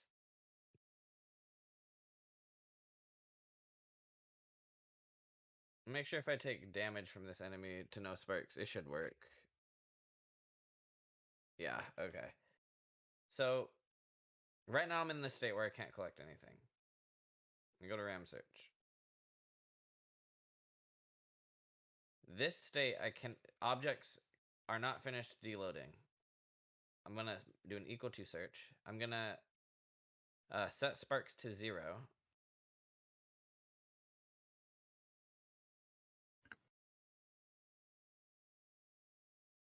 Now, objects can despawn / spawn. So I'm Mhm. gonna now do another search that is not equal to. There's 1,000 things here. But what seems to happen is sometimes when I try to weed out too much, I end up weeding out what I need. So Yeah. obviously I think the game will crash if I do this, but I'm just gonna try. Yeah, the game didn't indeed crash. Oh yeah, that's a sick crash. I'm gonna try in between a range of values I would expect. So like from 078 over to 075 is a lot of data about Spyro, so we're gonna try this. Okay, so can I collect things frozen? Yeah, so that range of values has nothing to do with the object spawning / despawning. These look like textures just based on the way the numbers look. I don't know, like when numbers are huge like this, oftentimes it crashes because it's like VRAM stuff. I find. Yeah, I crashed. So Mhm. let me just see real quick though if I can do it quick. Okay, so that doesn't have anything to do with object spawning though. Try the top chunk.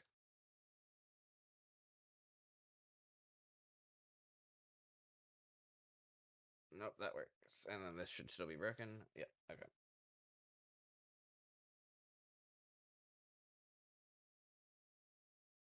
Try like this many. Yeah, it's gonna break it for sure.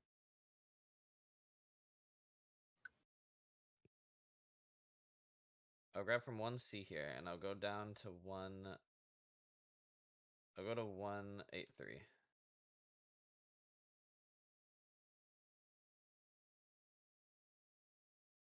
Oh well, that's still letting me spawn that.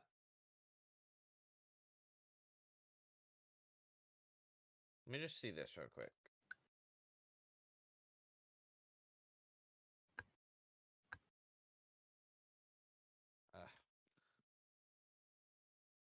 Come on, don't let me kill someone before it crashes. Come on, no. Okay, whatever.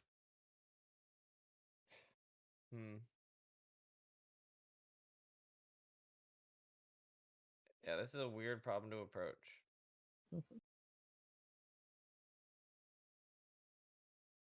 Some of these addresses right here start to begin at 195.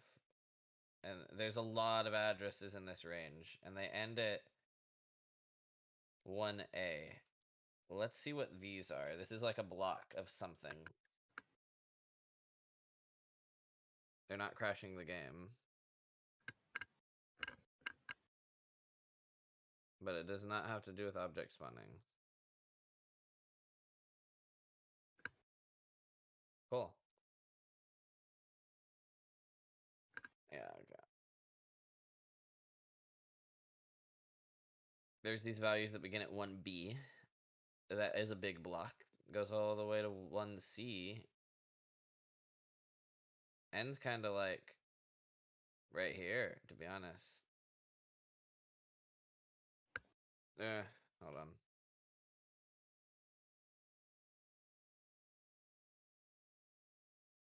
Let's start here at 1B.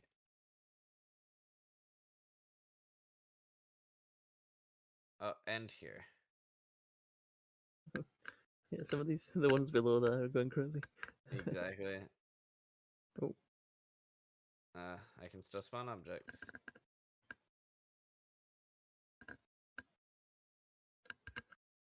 And if I do it the other way around, I just want to make sure. If I freeze these, and then I go back over here, I cannot spawn object.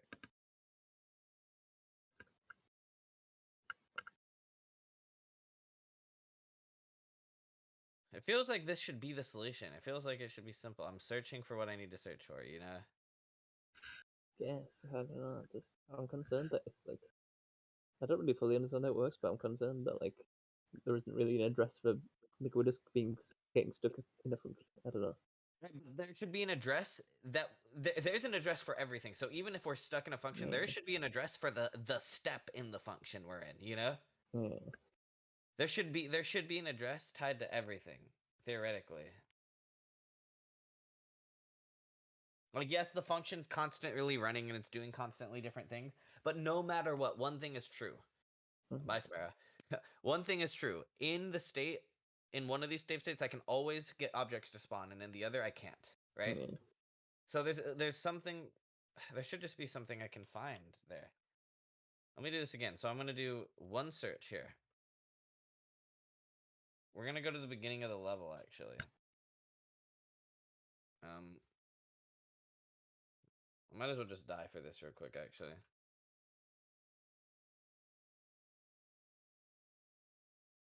Nice. I feel like someone in the modern community definitely understands how this works. So I swear there's like mods that like make gems spawn and stuff. Yeah, I feel like, frankly, GD probably understands how this works because, yeah, he's gotten Sparrowscope to spawn stuff.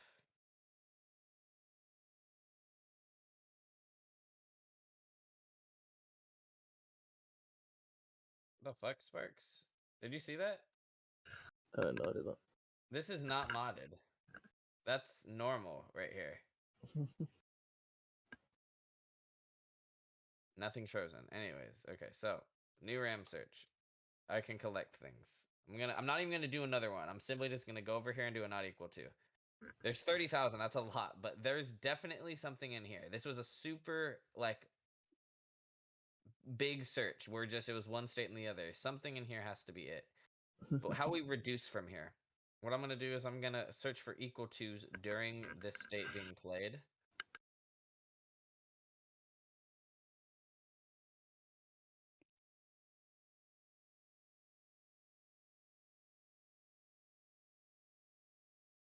And then I'm gonna, on this same state, kill Sparks to 0 and then do one not equal to search. I feel like this is a pretty conservative search, you know? Bruh. Fucking. So now objects should be able to spawn.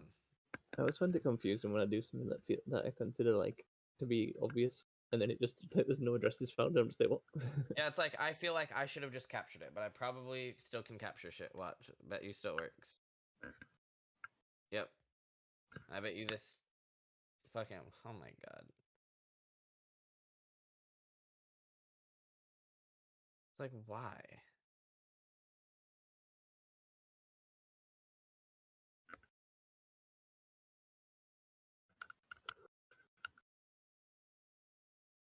I've gotten Sparrow's speed, obviously.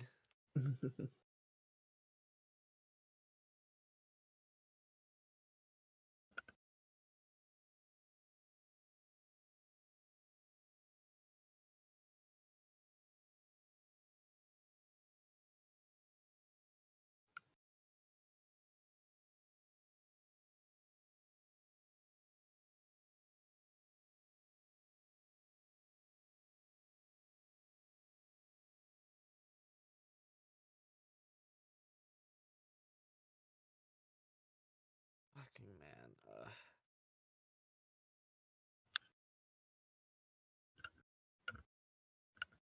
I want to try this real quick.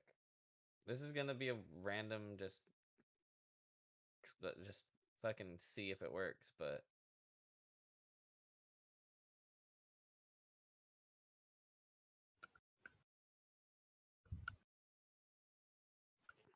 I'm gonna take all this code real quick. That's one big code, I'll be honest though.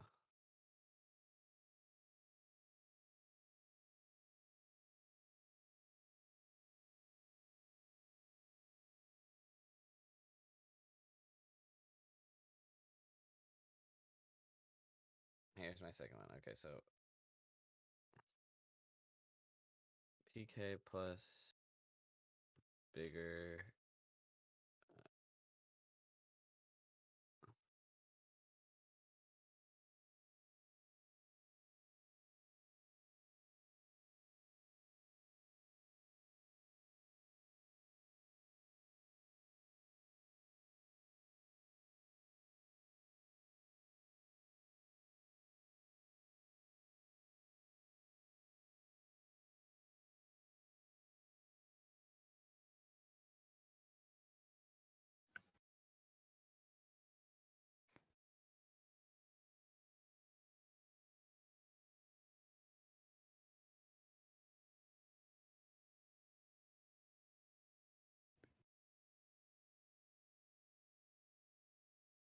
This is just a Hail Mary. I'm not expecting this to do anything, but I'm saving a bigger block over by Sparks and Spyro like earlier in RAM to see if maybe I'm just not capturing something to do with.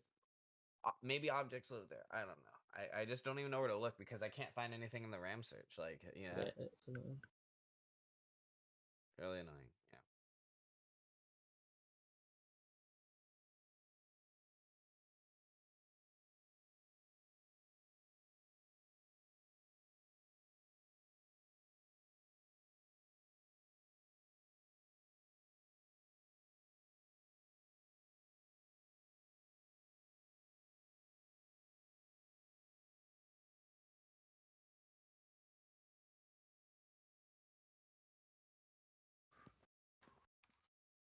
This could also just crash if I'm saving too much, but we'll see. I'm only saving 5,000 bytes. That is a lot, but all things considered, it's not a lot.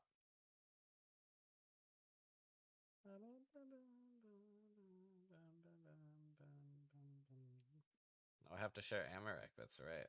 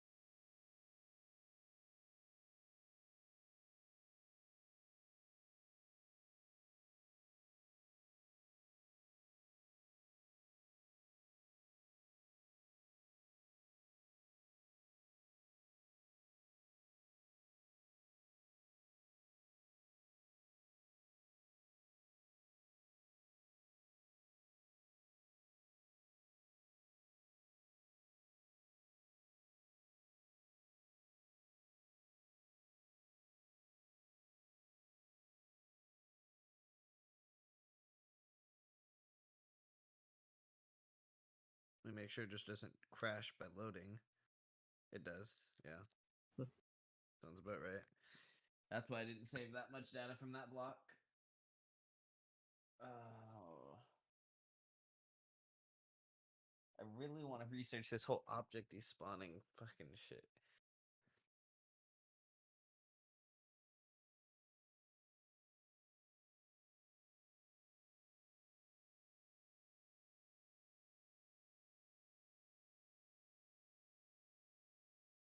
Delete this whole thing now.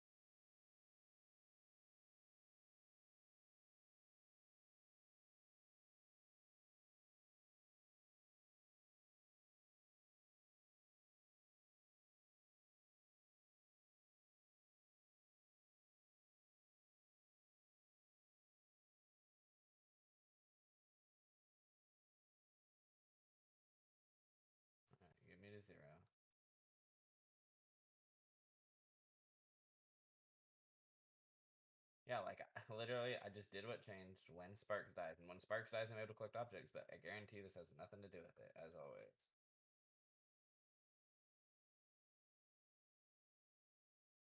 No.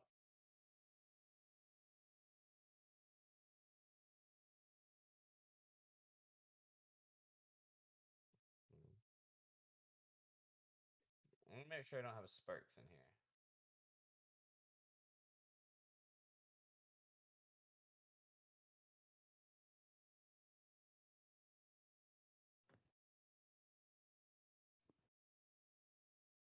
No.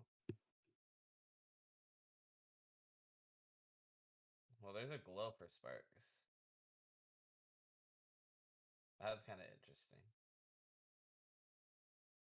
Sparks is merely a vessel.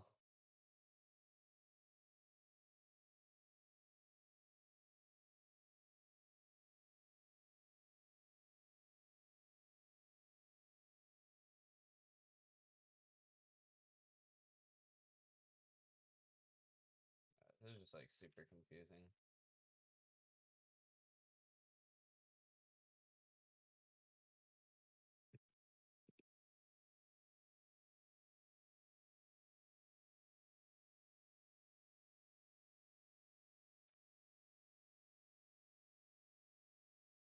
And then again, I still have this one value that I'm just like super confused by from yesterday. It's like,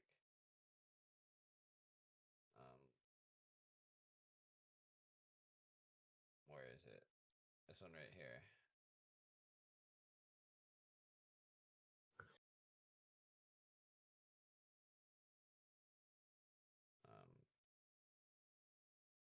Well, this is Sparks. I gotta move this up here. Move this down. There's this value that is like the timer for like the things that are spawning, remember? And fucking if I set this to be what it is here, then it fixes it. But they aren't exclusive to one another.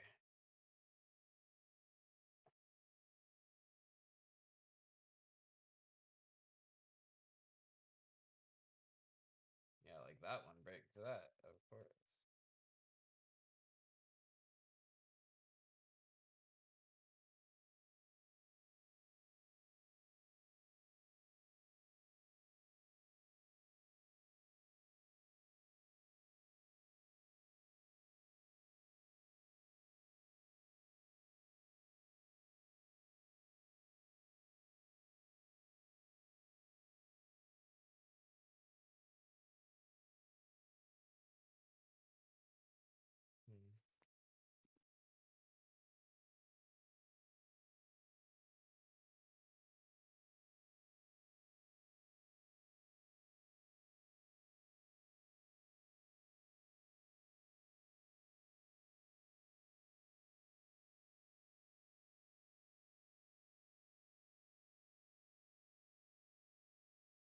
This is complicated.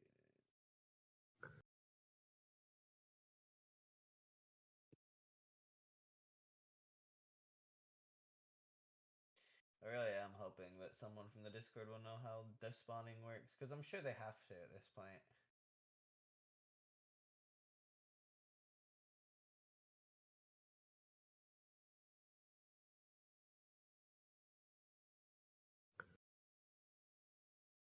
Ugh.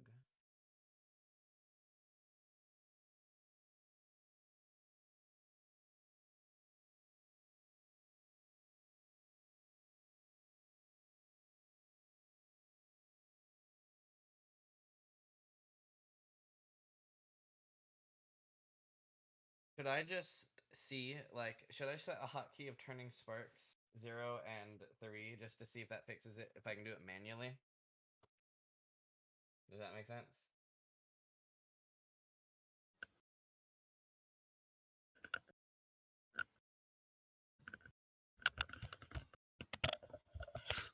Probably faster. Right? Say what? I was thinking that if you have the fast way to do it, then it's just going to speed everything up.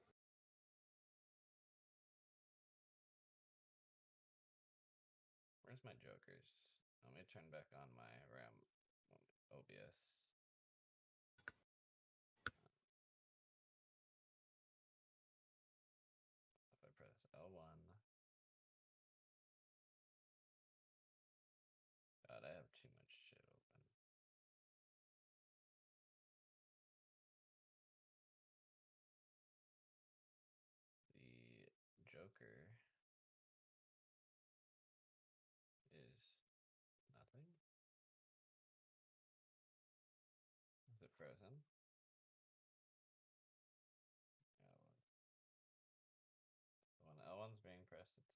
004.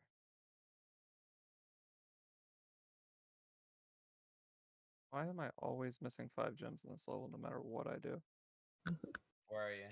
Oh, I was gonna call out potential gems, but I didn't. I thought you may have seen them. I thought it was near the beginning section, Beginning section. like right before you dropped from where you know how like right after you finished the like wraparound, like up top.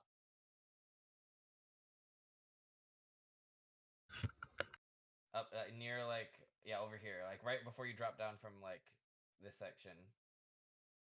Say shit. Yeah, you might have to wrap back around. Bruh. Oof.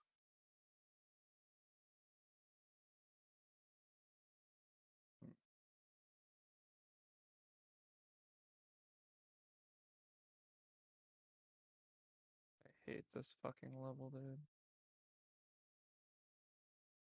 I mean, it has to be on one of the fucking upper things. Yeah, that's what I'm saying. It probably is.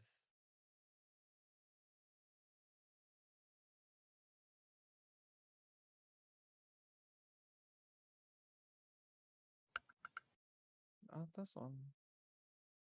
Is it not at the beginning? Like I checked the like where you- beginning. I just ran through the whole thing.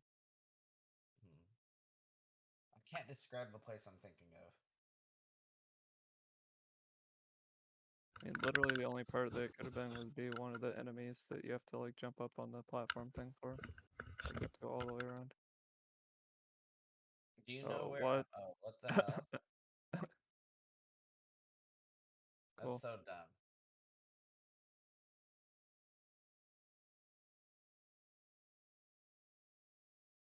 I don't know. I should probably just reset. Well, the waste time. And this will probably. I don't even want to say this will probably PB. It probably will, but PB kind of free though. That's not even gonna work. I don't think.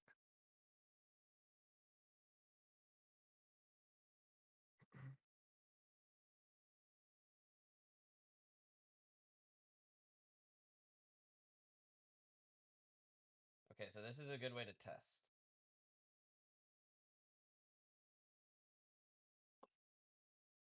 What the hell? Okay. Damn, this is fucking frustrating though. I just don't understand why I can't find an address relating to the despawn function, you know? Mm-hmm. Feels like I'm searching for all the right things I need.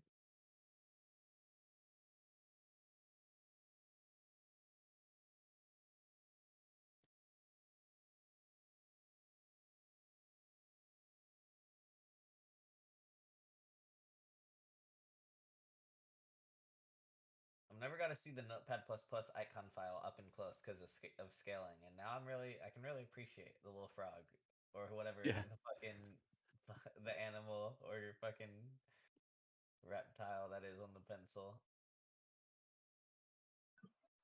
I actually never looked at it like that. I didn't even. Did I know that there was a frog? I don't even know. Actually. That's a cute frog. Smiley face.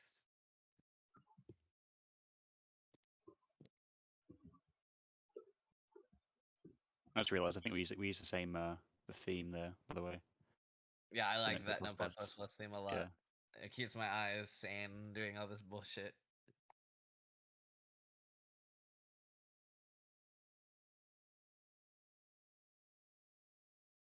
Need to get that free McBoot ULaunch Elf theme installed. Yeah, it's really nice. I think I sent it to you, right? Yeah, you did. Yeah. It's really quick. You just put it in USB and load it in. Yep. I also need to figure out how to FTP things to my PS2 so that way I don't have to keep opening up.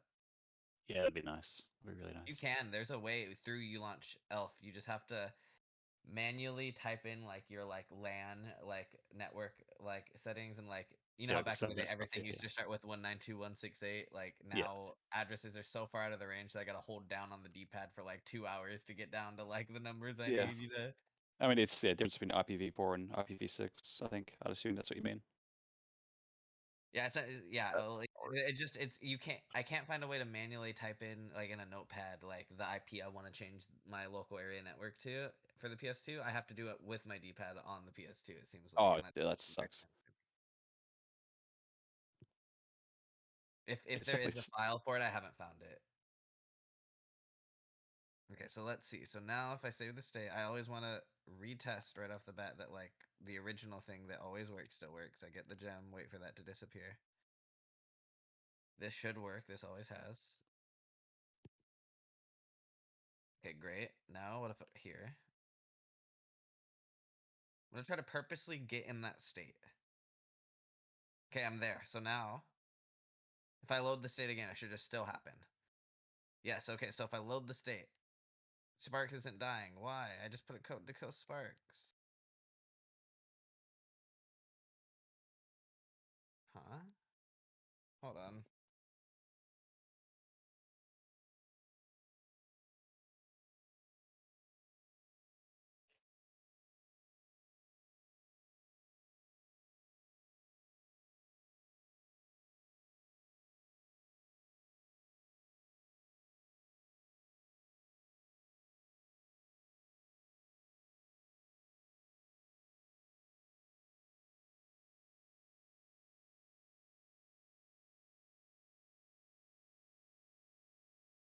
Oh my.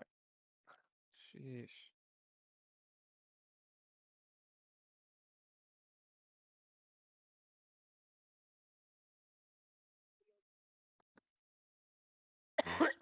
It's not looking good for the battle to keep food down. One of these days I'll win. I'm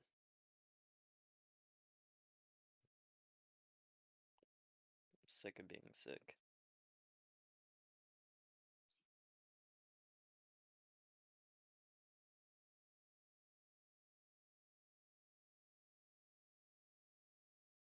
I don't understand.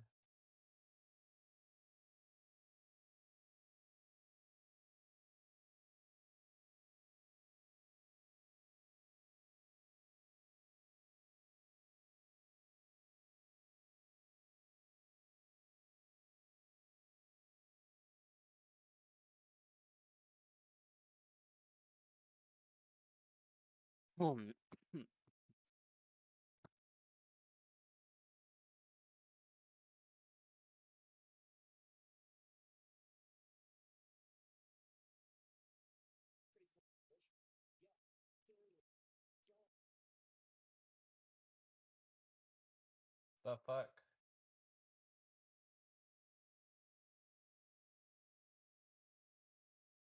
Well, that's kind of stupid.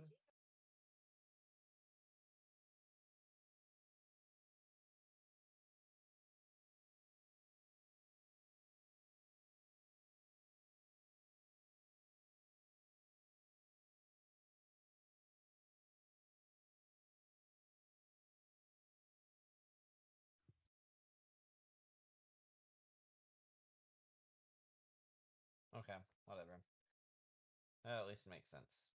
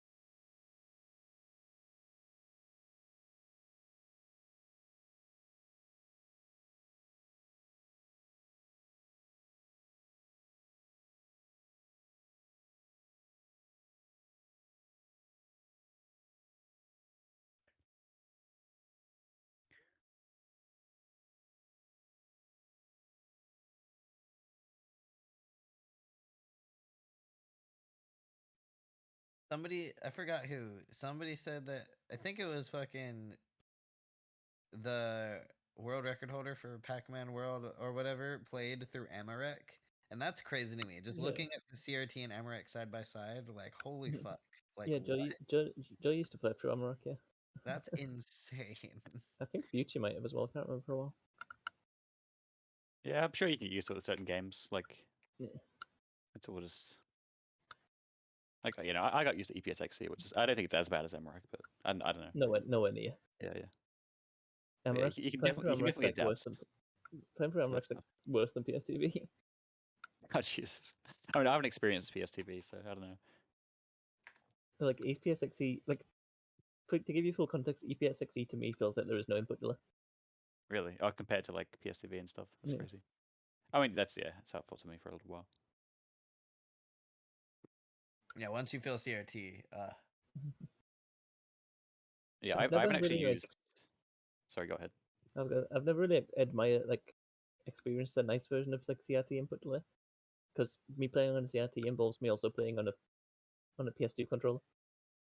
So I've never felt comfortable on a CRT because of that, because I've been using the Right. controller. Oh, I'm not Yeah, comfortable with. the do you mean like the DualShock 2, like the ones with the? Yeah, or just any yeah. old controller. you should try. Do you play on D-pad for PS2? Yeah.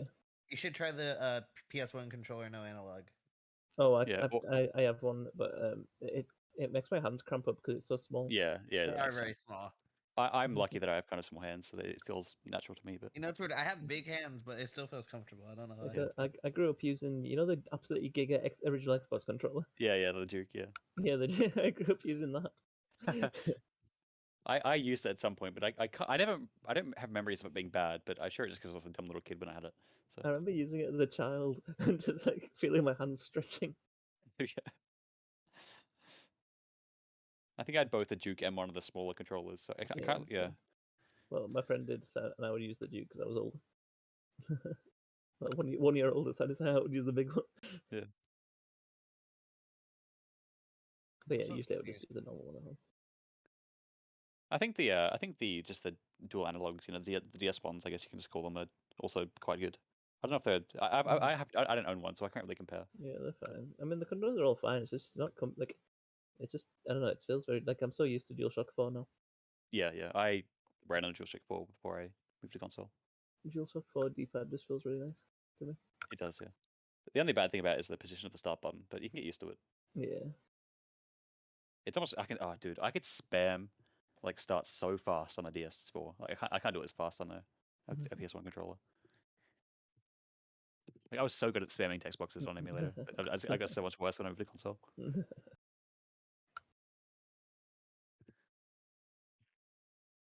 Yeah. I'll probably have to go back to doing emulator runs and stuff when I move to like Spyro 3 or something at some point, just so I can practice a bit more easily. But It's alright. Composer might have you covered. Yeah, hopefully by that point. yeah, that'd be nice. I don't What I about- don't really mind, but yeah, it would be nice not having to use emulator again. But if it needs to happen, then I don't really mind too much.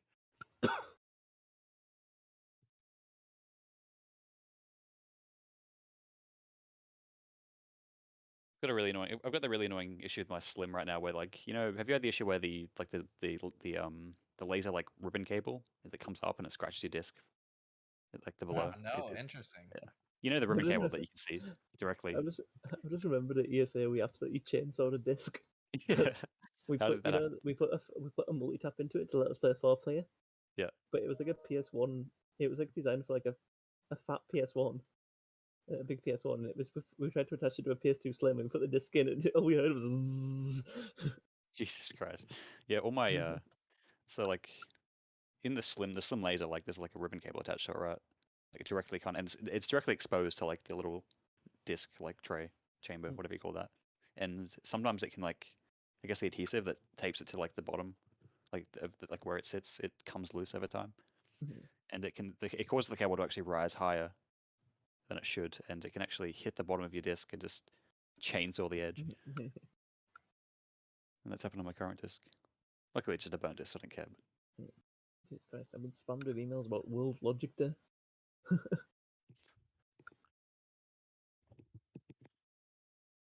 I will not be attending.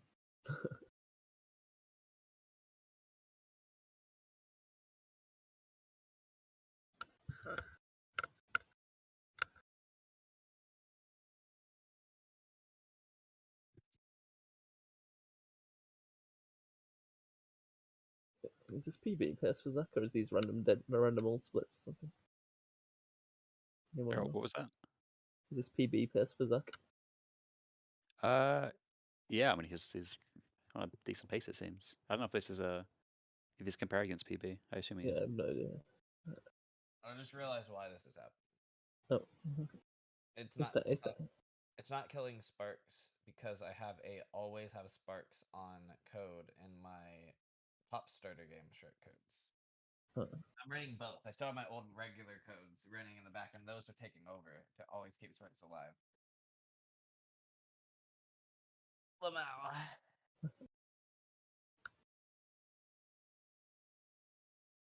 Very funny. Is 120 times actually lower than I thought? 135? 25. Yeah, this is a PB.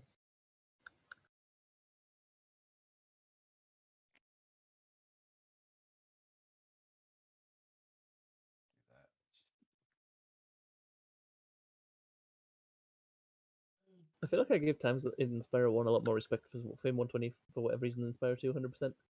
Like, if someone, like, I consider, like, in my head, like, a 135 is decent. But if someone's 14 minutes off world record in Spyro 2 100%, I don't really consider that decent. Yeah, I think Spyro 2 is just more kind of trick heavy than movement heavy. Because I Spyro 1 think, is like yeah. all movement pretty much. Spyro 2 has like a lot of like. I mean, there's Yeah. obviously movement, but it feels like there's just a lot of kind of tricks that just either save or lose lots of time in Spyro 2 I was 100%. saying this the other day, with Spyro 2, I think it's just easier to get closer to record because, like, if you can, like, do the stuff that all you have to do for the gem, you don't lose much time to gem collection for most gems because you just run past them and get them all. I think in a line. generally, I think like gem routing and movement is fairly. I mean, I didn't have any experience speedrunning Spyro 1, but it seems to be a lot simpler. Spyro 2 least it is looks definitely the easiest completion category for collection. Yeah. Especially because the gem, I think Spyro 2 has the most best gem patterns as well for picking them up, as well as OP sparks. Mhm. Because they're generally like in straight lines up against walls, whereas like Spyro 3 has so many loose gems in little corners where you have to do 180s to get them. You like, go into a little hole in the wall, get a gem, and then spin out of it. Yeah. There's like so much of that. That's what when I eventually do run Spyro 1, which I'm sure I will at some point. I'm just happy. I'm excited to run a game that's like all movement because Spyro 2 has a lot of Spyro 2 100% is like the movement's cut up into like little sections between like orbs, and it's like really annoying sometimes. It's like you're running, it's fun, you're moving fast, and then you have to do a gimmicky orb. I don't care for optimizing movement. Can't be asked. I like to wobble all over the place.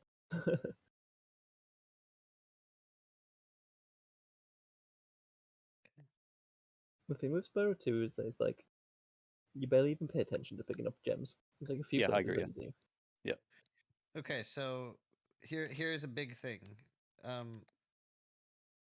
So I'm gonna respawn real quick. Oh, I don't have my other code, so I can't.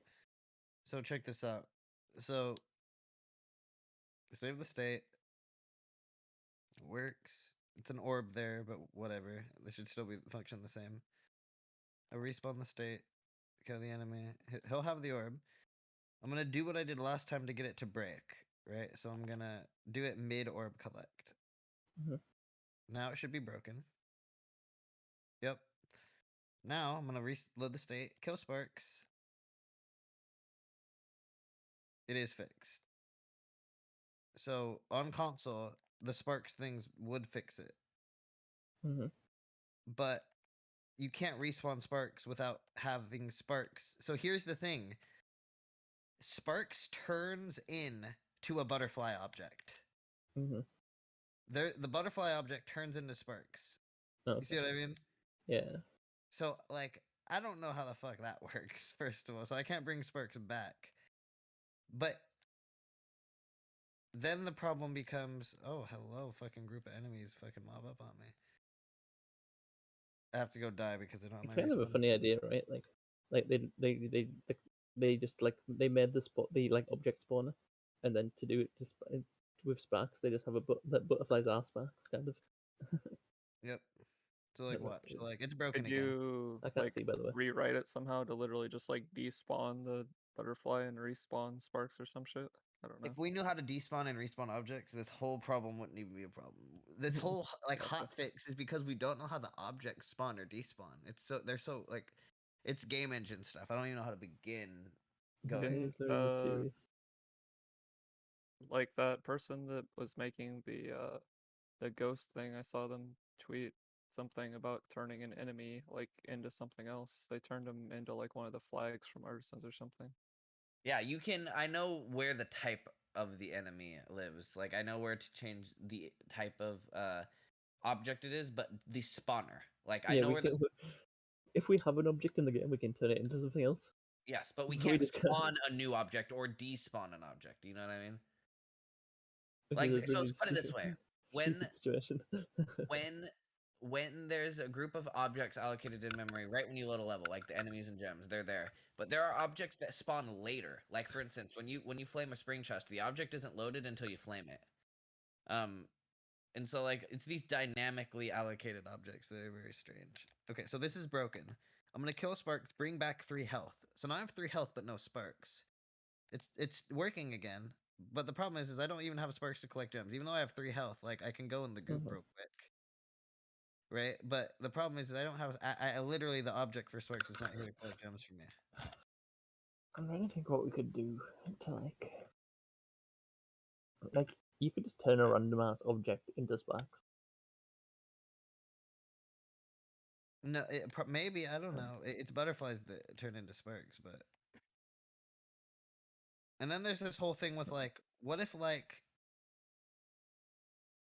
I save this? Hang on. I feel like we just need to figure out like there's a variable that tells us it's time to spawn an object or whatever. So what if I do this? No Sparks. Hold on. I'm gonna go on no Sparks. Save a state. Break it. Now what? Now what do I do? It's broken. Now what? I set Sparks to 0 again. Didn't fix it because I didn't despawn Sparks. Yeah.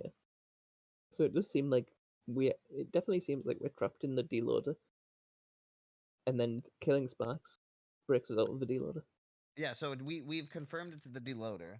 Also that cannon shot. Which I guess we kind of knew, but So we just need to figure out the deloader. I feel like that's the big piece of the puzzle. It's the huge piece of the puzzle. I feel like I don't know what I feel like.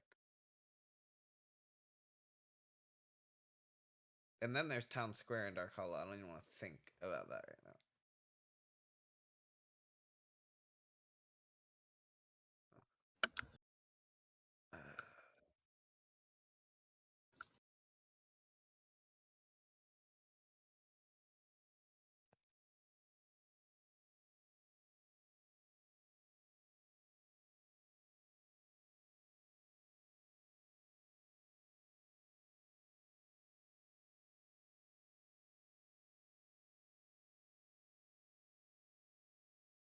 Yeah, this is I don't know.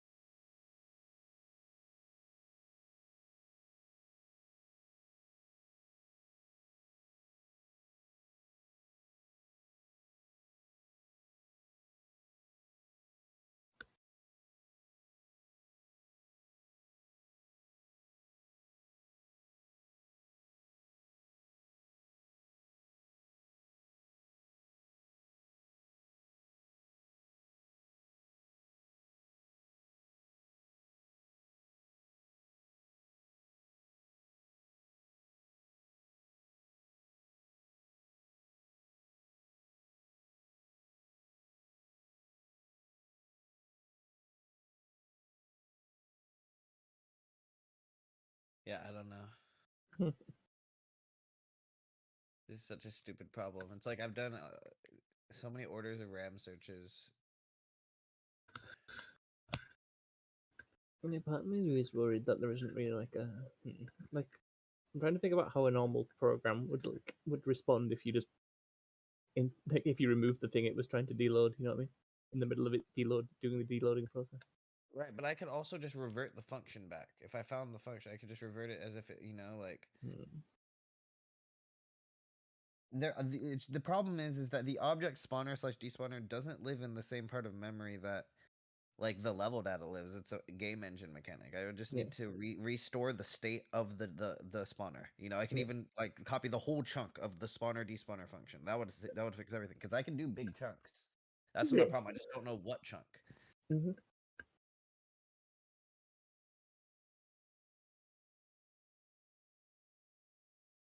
I'm unsure where to look.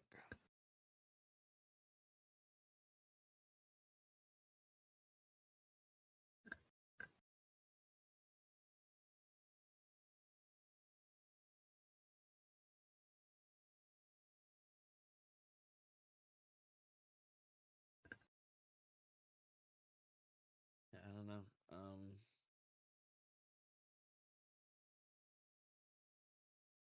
And when you try the memory address partition, you just always lose. You're never getting it right. When I try the what? Like when you try to like search for the memory addresses, is it always just I never got anything that when reverted or frozen back that would fix it. Yeah.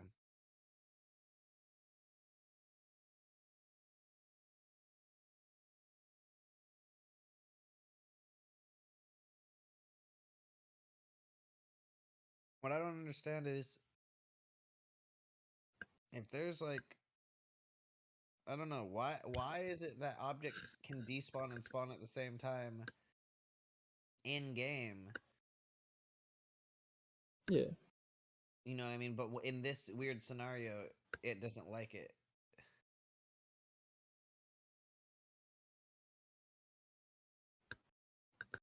Well, let's think about what's happening, right? It's not that you're trying to open multiple. So it's not that you have multiple deloading instances happening at the same time. It's that you have interrupted one, and now it's Right. Yeah. Now none can even be. Yeah. Yeah. like you've got one that was in the process and it was ready to deload something, and it's gone to deload it, and that object that it's trying to deload no longer exists. So think about what happened there, right? Usually that would throw like a null pointer exception. So it's honestly kind of surprising it doesn't just crash. I mean, I guess it does eventually.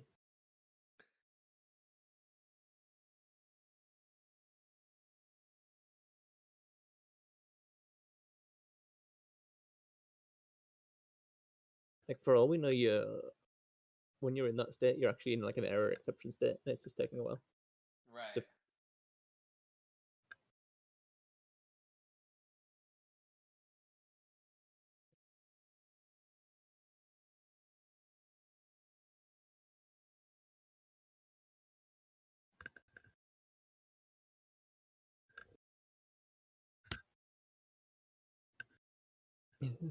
Another thing you could do, I don't know if this really works. Errors being thrown. Yeah. What, sorry? I said I could potentially open the debugger and see if any errors are being thrown, but I don't fucking know shit about assembly. That's the problem. Yeah. The other thing I was thinking about was you could like I'm curious if like there's a thing that you could if you got the address for the existence of some object, we could actually test if that theory works by not removing that object. So let's say like like the number one, if we did it with the number one thing. I don't know. Picking up it. So say you picked up a gem and the one was the golden one was still on the screen. Right. Our save state in thing currently, if we load state currently, that gets removed from the world instantly.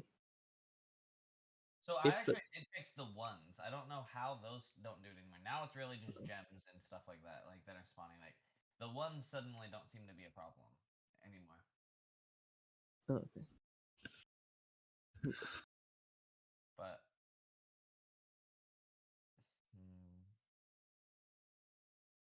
Well, they become a problem after you get into that state. Then ones can't spawn, of course. But yeah. Let me just see something here. I highly doubt this will give me any info, but I'm just gonna see. If I load this state, oh, I still have the virtual pad.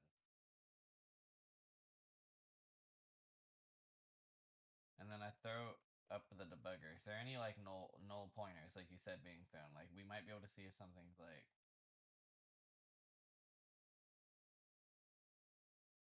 The problem here is that if this is the current frame of execution, a lot of things happen every frame, you know? If I want to go to the frame Sparks disappears, or maybe the frame before, you know?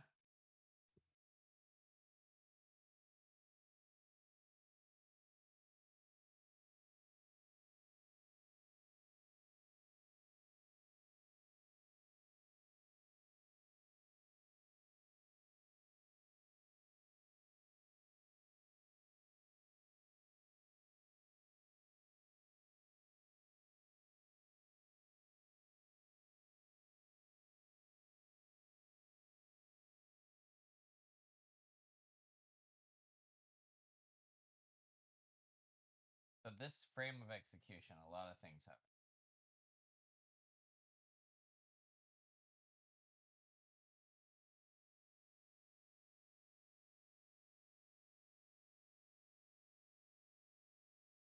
I just want to see something. So these are in the 5D range, 5D to 5E.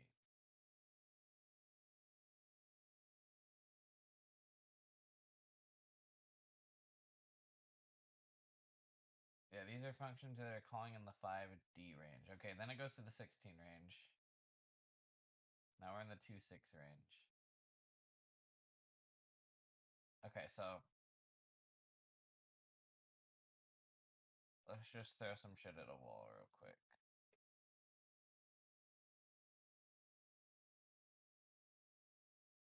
Go to 5.9-ish. Go to like 6.0-ish.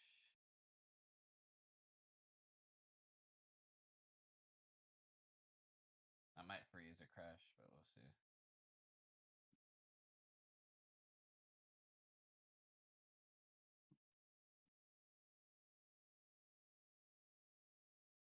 Well, that didn't seem to have to relate in any way.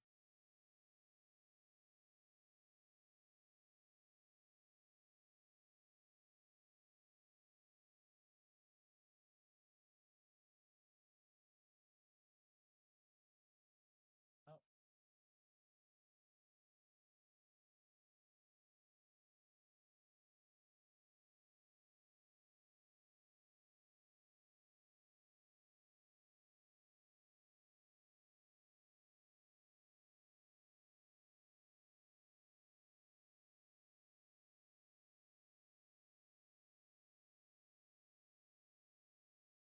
All these functions live at 5D through 5E.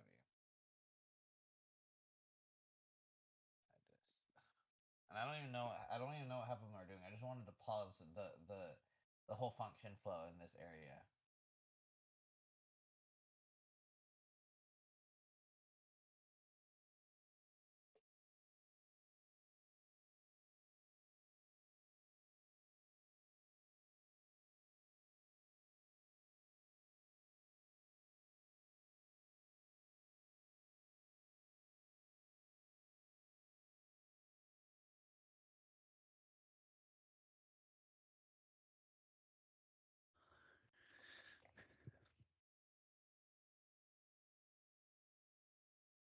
I would have to add a breakpoint to Sparks, but so many things happen when I take damage.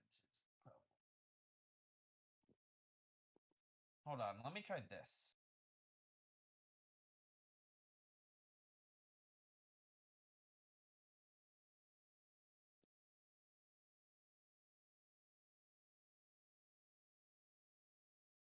So the address is 17F150. Can I add a breakpoint somewhere? Like, I'll have to do this on fucking the other emulator, which would suck. F150. Oh, we have to add. Okay, so yeah.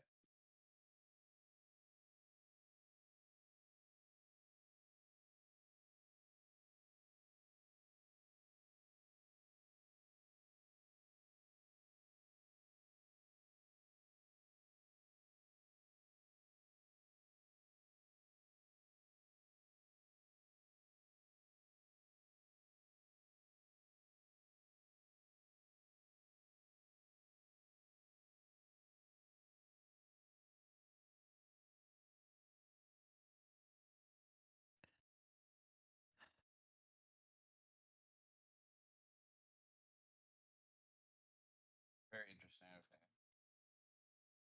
So I'm on this save state. I don't want to do anything. Okay. Breakpoint hit.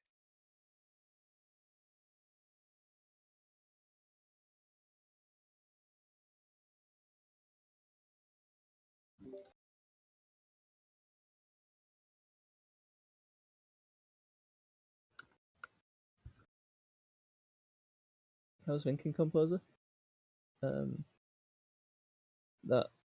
even if it is in an error state, you would have thought there'd still be a memory address that tells you you're in an error state. What do you mean? Like, I was saying before about how, like, it's possible that we are just in an error state when we're in that state. Because, Yeah. like, like, you'd have thought we should still be able to find the memory address that tells us that there's an error exception. You'd have thought. So, Potentially. I don't understand this stuff enough to fully have a clue. I'm trying to. It hit the breakpoint a second ago. I'm trying to figure out why it's not again. Understanding the what loads in objects and deloads objects is like a pretty significant step of decompilation. Yeah, it is.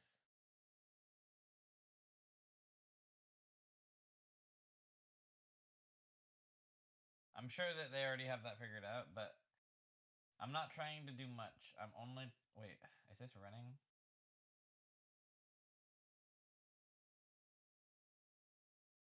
I got pinged in the Spyro server. I swear, but the ping's disappeared. Maybe it was Hopkins accidentally hop pinging me when he tried to reply.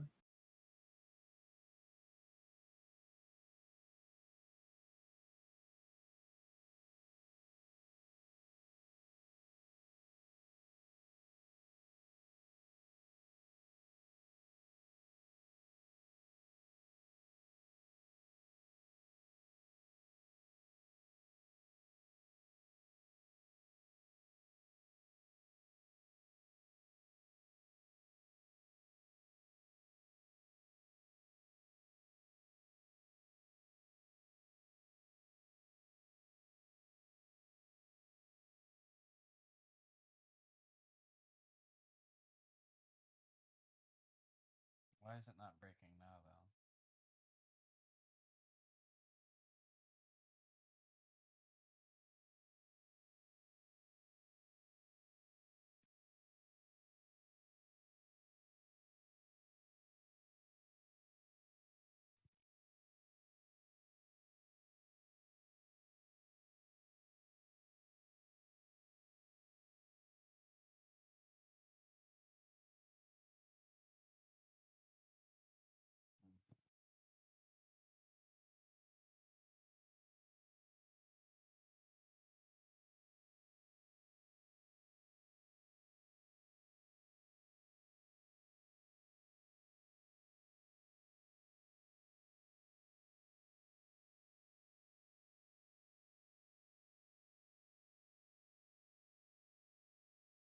Okay, breakpoint hit.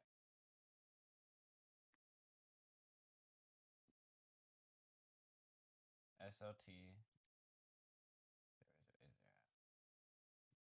Oh, what the hell? Zachary Lawrence was like 50 seconds ahead out of Dreamweavers, and he ended know 2 what minutes behind. Yeah, I didn't see what happened in that Magnus split. Something happened. It's probably credits get being missed, right?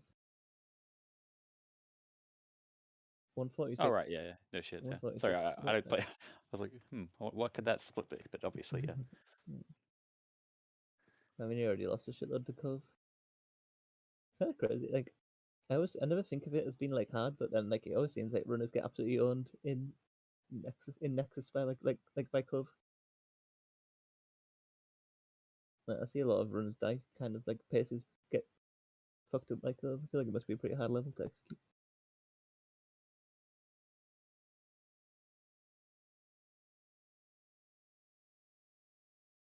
I'm just gonna kind of vibe out, so I'm gonna dip from call.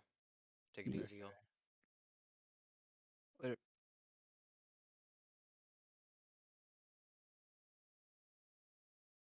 No MIPS to see, not see the MIPS.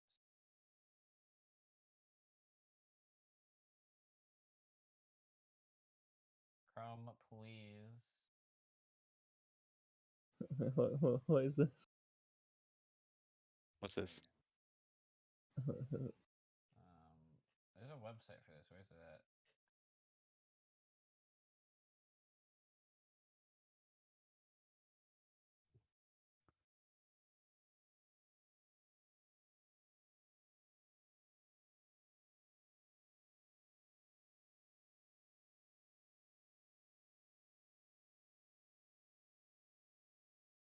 There we go. Thing is, I don't know if I can like output this.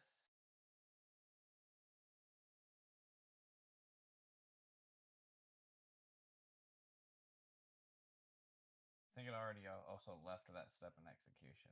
Hmm. Maybe not.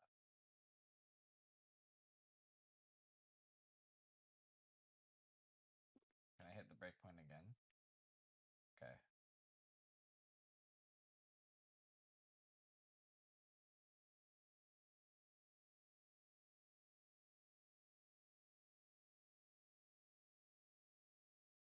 R0, where is R?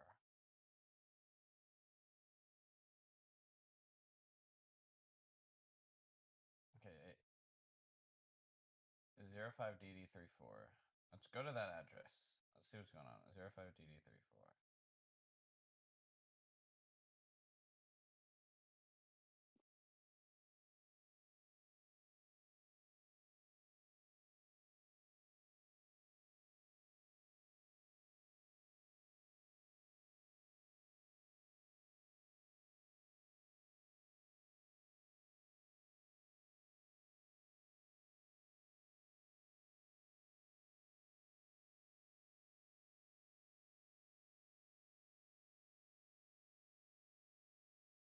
The problem is every time the 05DD90.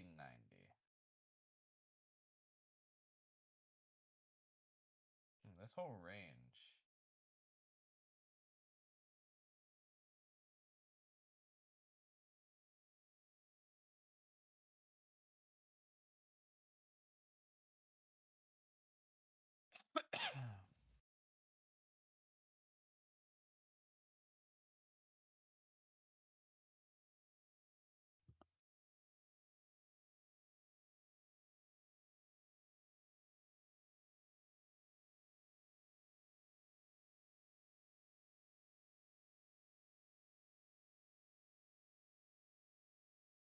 FF. 7F and FF to 80.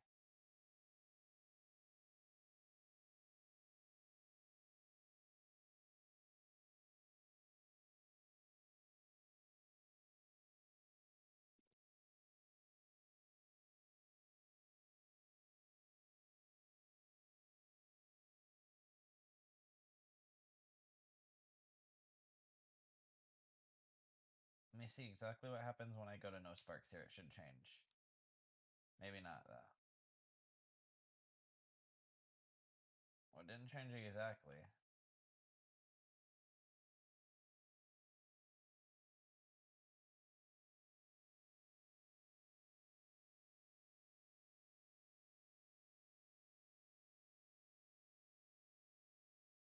D841.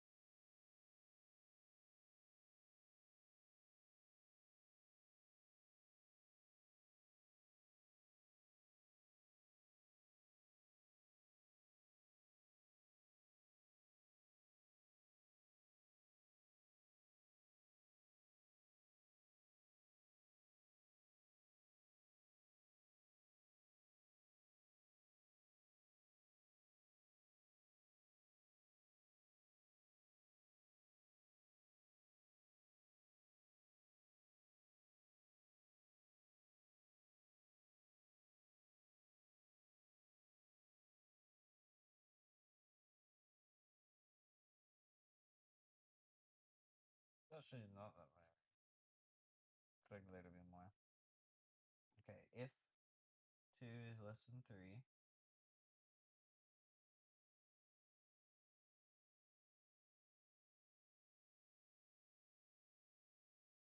Okay, so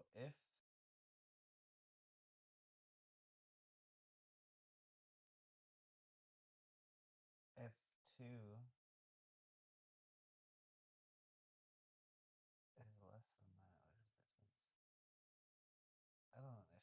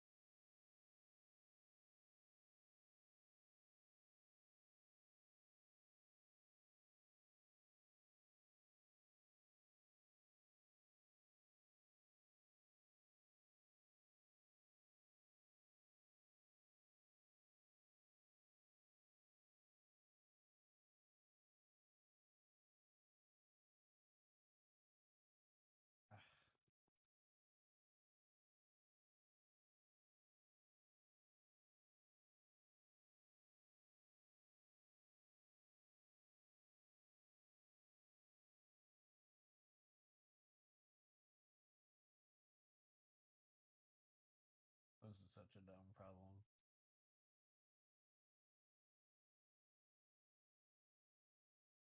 What are you playing, CF? Near. What's it called? Near. Wee. Near Automata. Gotcha.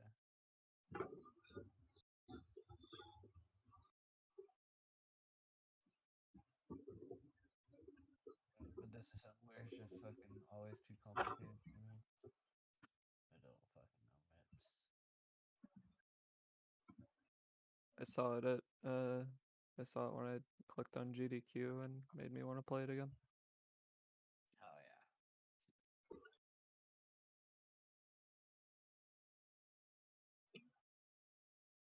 I don't know, did BizHot crash?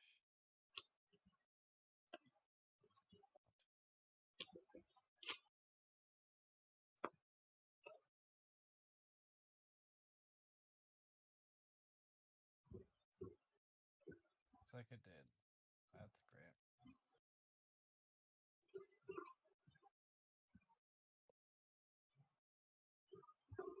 I don't even know where to go from here.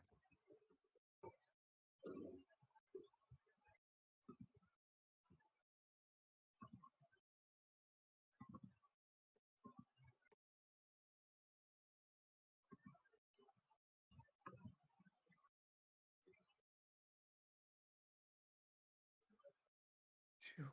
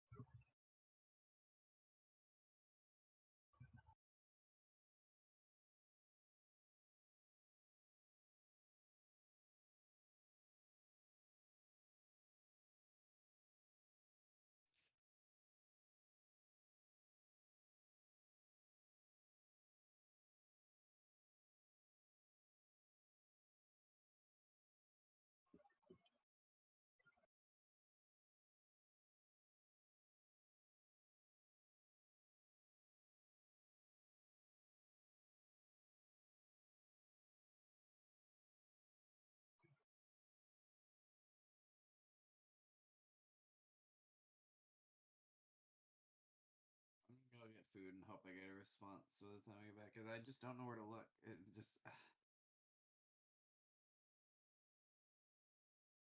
yeah, too fucking probably too much going on for RAM searching to suffice for like constant functions and checks for object spawns and despawns that happen constantly all the time, you know?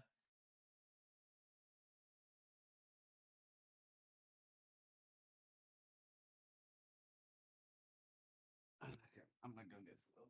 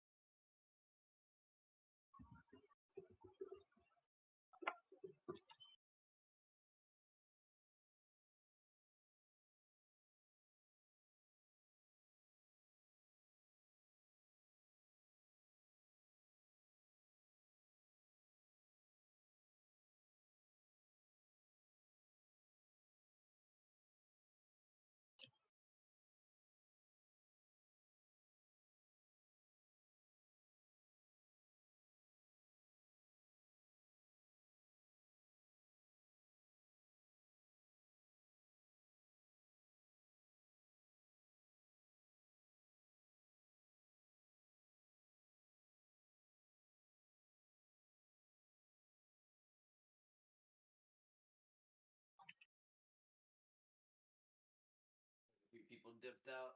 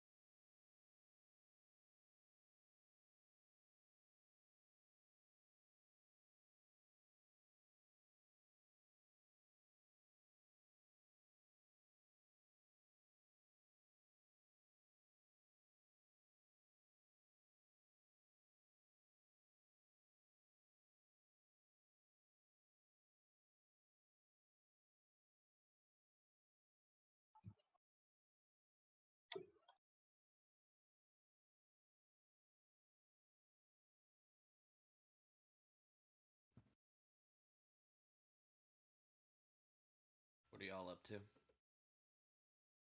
Currently exporting some clips, some highlights to YouTube right now.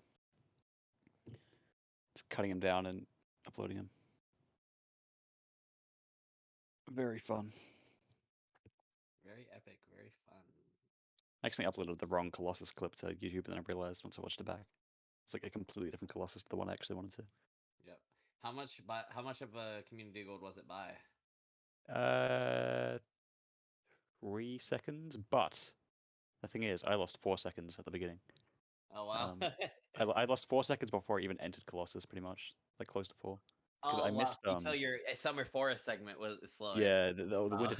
Winter Tundra segment. Oh yeah, is really yeah. slow. Because I missed But you there's got like 2 like a bosses. 3 seconds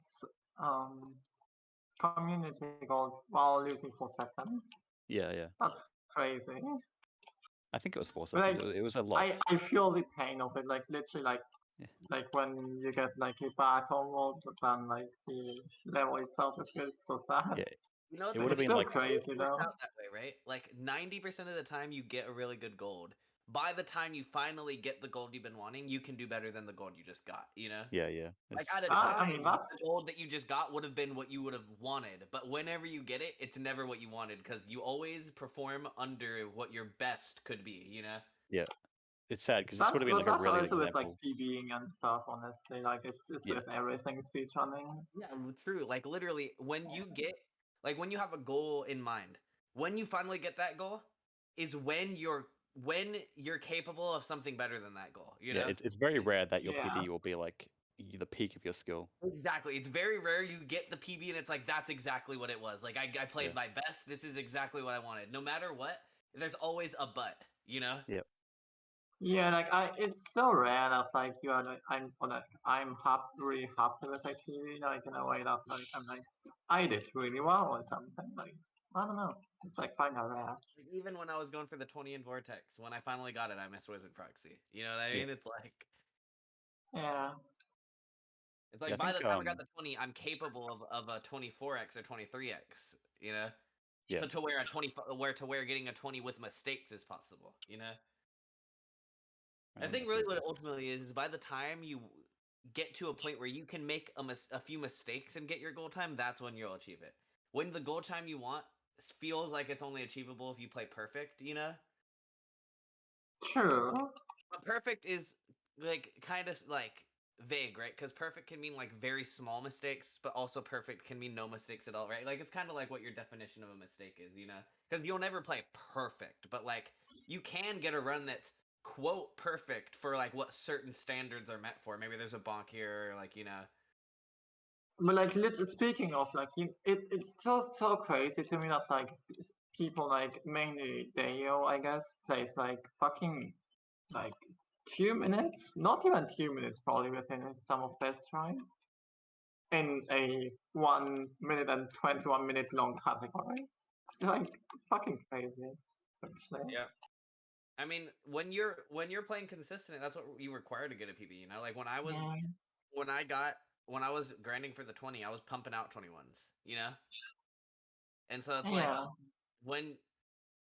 when you play, like what your average or your consistent average becomes gets better as you play more. Just like your PB gets better. You know. Sometimes your consistent average gets better before your PB improves. Sometimes people are long overdue for a PB. Sometimes people get a PB early into the improvement of something, you know? Yeah, I've experienced all of those, I think. Yeah, you know exactly what I'm talking about, right? Like, I've definitely been long due for a PB where it's like, finally, that's been on the table for a while. And then there's been times where it's like, ooh, that was a really good time for, like, how much I've been improving right now to where it might be a while till I PB again, you know? Yeah. Like when I was first doing 100%, my summer best was lowering really quick, and to the point where I was like many minutes off.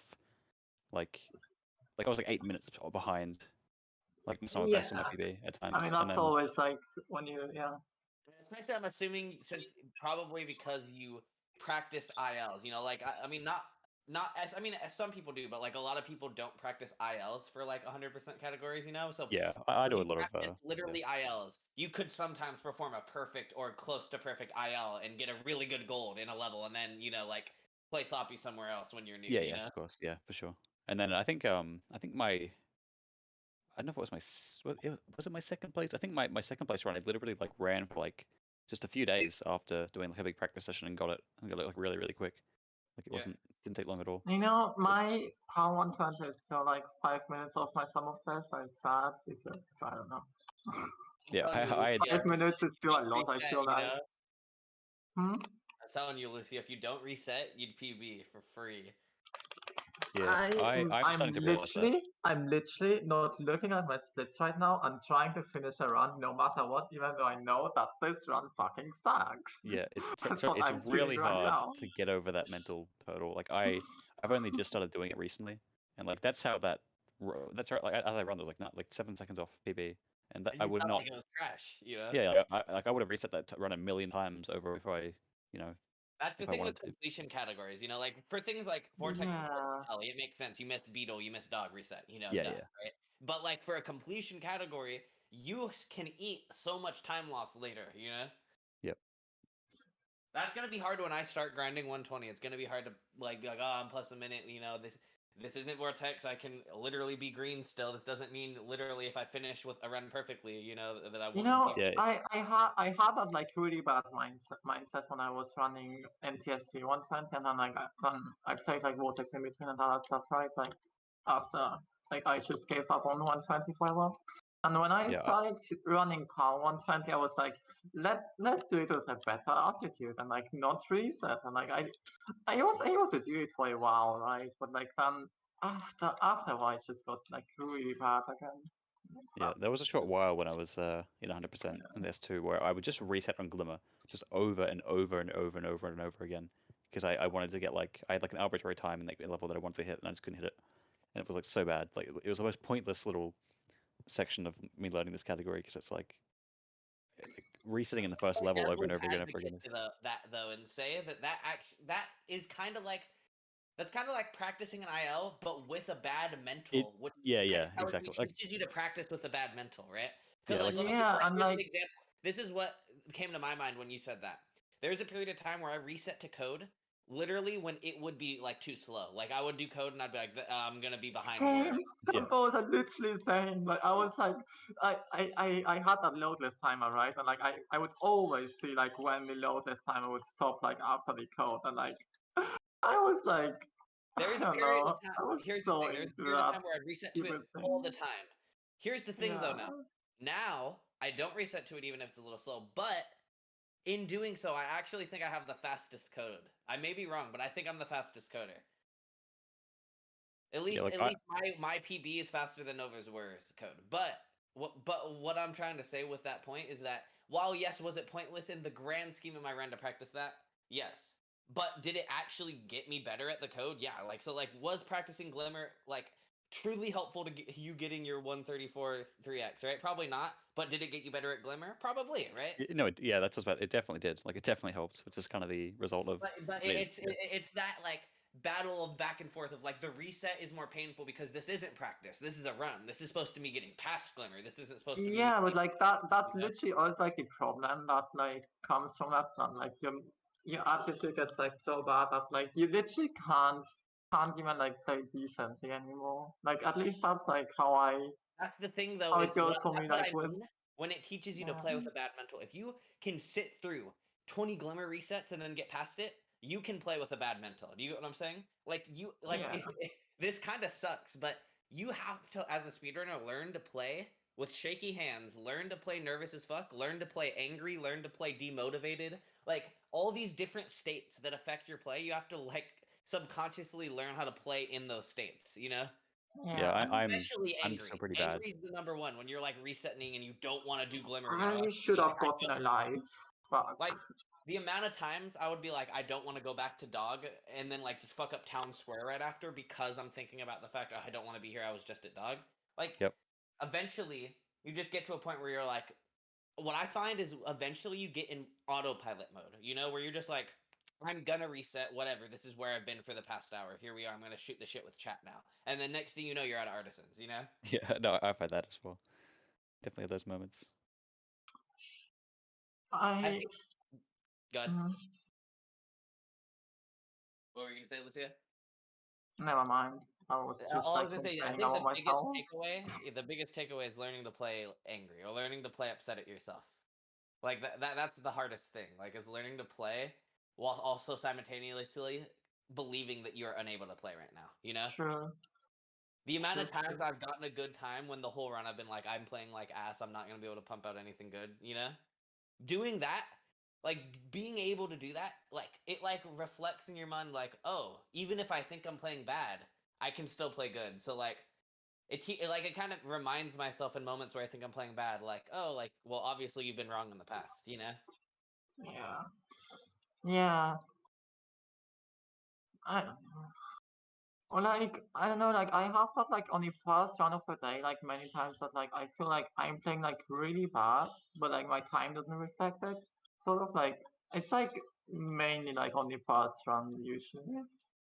Which is First like run of the day, I feel like my I don't know. expectations are the lowest. That's the thing. It's I play really good my first run of the day, but my expectations are really low. I'm just like I'm gonna do this run. We're gonna play Spyro for the first time today. You know, Yeah, I and used you're to have not to really like. thinking about.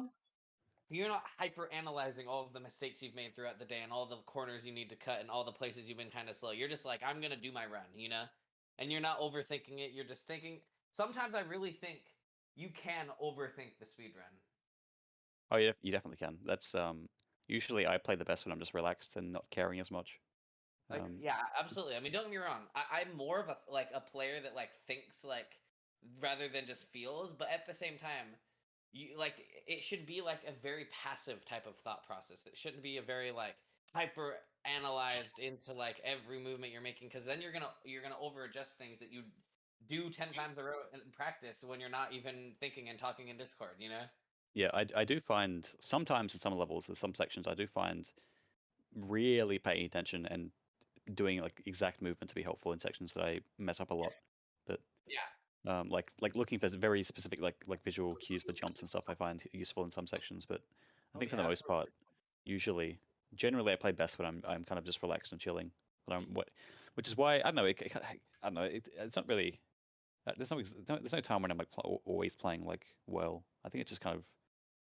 It's hard to really pinpoint exactly when I'm playing my best. But I think agree. usually, honestly, my better runs tend to be like they're either very early in a stream or very late in a stream. It's never like in the middle of a stream. I don't know why.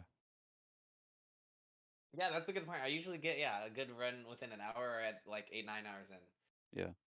It's interesting because like I agree with you when it comes to like there's certain sections where it's like you want to be the least amount of focus possible, and then there's other sections where it's like I'm acutely paying attention to where I'm jumping or like little things like that. Like Like when I start a fish slider, I'm heavily paying attention to where I start my jump because that's what gets the hook to either work or not.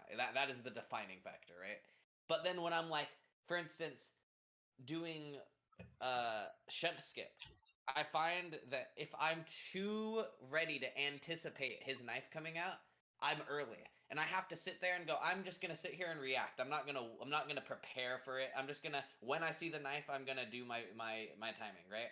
But if I'm waiting for the timing, then I'm gonna react faster because like I'm anticipating a reaction. You I know? mean, honestly though, like I've had the experience of like Shemp skip especially was like a weird one for me where like if I'm on like a really good run and I'm like really stressed out about it, then I hit it. But like I don't hit it in a run that sucks anyway. Like that's like the opposite of how like usually a strat works. But like I used to know fucking, what did CF used to say? They said that they would always hit every time they're on a run. They hit glideless in the lava room, but when they're not on a run, they'll throw to the lava room and glideless. But when they're on a run, they still do glideless, but they won't throw it. wait, what? CF does glideless in the lava room in Nasty Narc, like no, like in their PB. Isn't that crazy? Yeah. Imagine being on PB pace and going, I'm gonna glide a buffer every jump at the end. You know, like speaking of that, like, did you know that there's like one jump that you can just charging jump and you don't even have to glide buffer? That really looks like scary. Like that's like from the right platform to the left platform, like from the second to third, I think. To give you context, what we're talking about, Blent, you know, at the very end of the Nasty North boss fight, the lava room. Yeah, no, I know what you're talking about. Yeah. You exactly. You can do that all without a glide, and fucking it barely saves like half a second, like maybe even less. But it's like, CF says at this point they've done it so many times that not doing it feels weird. Yeah, I understand that for sure. There are some Honestly, sections though, it's hard like to. when I did it on a bad run or something, it didn't even feel that difficult. It feels so scary, like when I wanna, like if I went for like an actual run. Right, it's not like, hard, but it's like, oh shit, this makes the jumps. Like I don't want to be holding charge. Like it's just no. Another good example of this Blunt is the Sproder after Ground to Portal. I like sometimes mess up like where to jump to hover there. You know what I mean? You know, like normally you'd hover. Like I fucking sometimes I'll be like, I'm gonna do the hover and be like, oh wait, I wasn't supposed to jump there. I forgot how far back I'm supposed to go to hover. You know? I mean, I don't know when, but a switch flipped with me, and I just kind of like stopped messing it up at some point. I used to mess it up all the time. Like I just kept going for it despite messing it up, and then I just stopped at some point. I don't know when it was. Yeah, that Sproder's really easy. I really don't think it's that bad. Yeah, like there was a period where I would mess up like the entire like Ground to Portal, you know, gulp skip movement like so often, and I just haven't really messed it up in a while. I don't know why. Also, I mean, I noticed you do 2 Sproders on that little Yeah, I curve around too. I do 1, yeah. Yeah, I mean, it probably doesn't really make a difference. I think doing the second Sproder just gets you closer to the. Interesting that we both do it different ways. I actually made that section a bit easier. I used to be more risky on that section of movement, but I decided at some point to make it a little bit easier myself. When did you start? So you know, after the Sproder, when did you start charge jumping that instead of double jumping that? I started charge jumping that when I began doing that strat. Do you not ever get your like little flop eaten? You know what I mean? You get the little flop. We call them the dev planes where they put the flop points. You know. I think the most recent time I failed that happened to me. But it happens very. Terrifies me the most about that. That.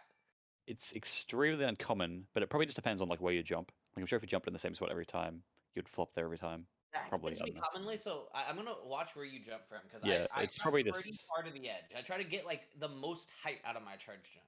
Yeah, I'm sure it's just like just a completely subconscious like it's something I just didn't think about, but it just happens to be the correct way to do it. It's like you're not trying to avoid the spot, but you end up avoiding the spot. It's just the way that I've always done it, so it doesn't.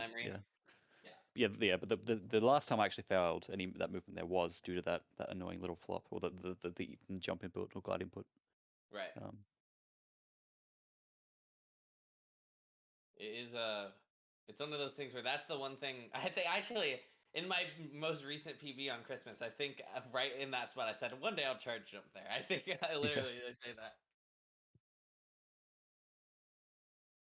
It's always nice to have things to be able to add. Even in 2NE, there's little things I can still add. Like, Oh yeah, there's always things to add. Like it's every time I like watch like someone else play, like Lulu play, it's like there are so many small things that I see that I could add in.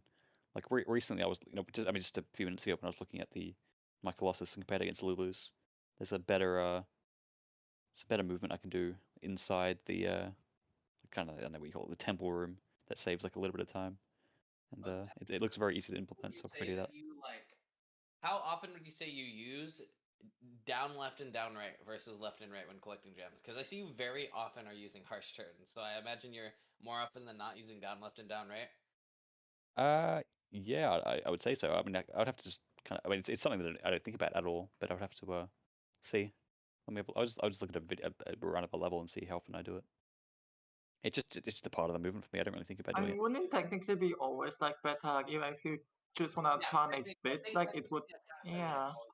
Honestly, there are so many ways you can quickly turn around in Spyro 2. There's like you can just, I don't know. There's like, okay, so you got the down left, right, which is just hold down left and charge. You can pivot and turn around, or you can down left into a jump and pivot in the air and charge back.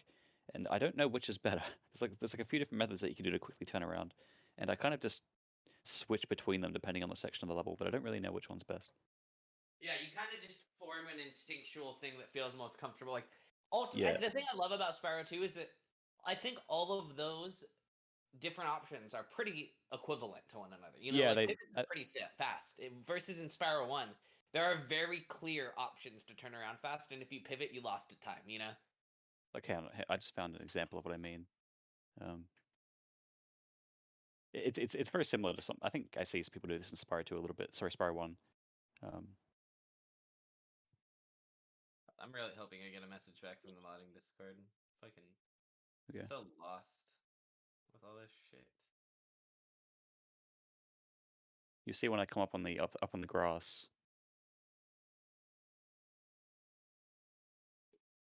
I kind of jump in the air, pivot in the air, then charge back down, and turn around that way.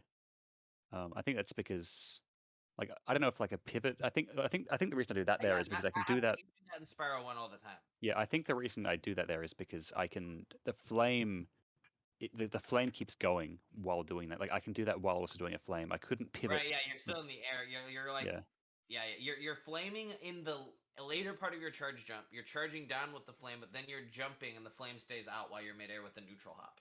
Yeah, I think if I tried to just do like a pivot there or something, or even just down left, it wouldn't really make as much sense. I think that's probably why I do it there.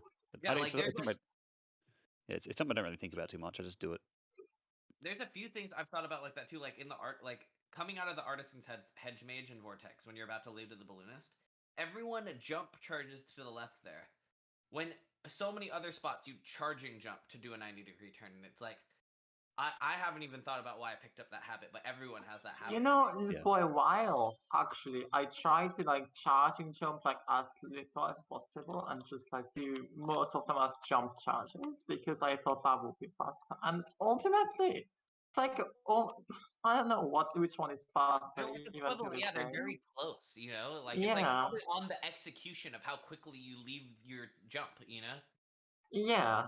Like, if you can optimally do jump charges, then like, I'm sure they are good enough. Perfectly jump charge, but charging jumps are like always the same, you know?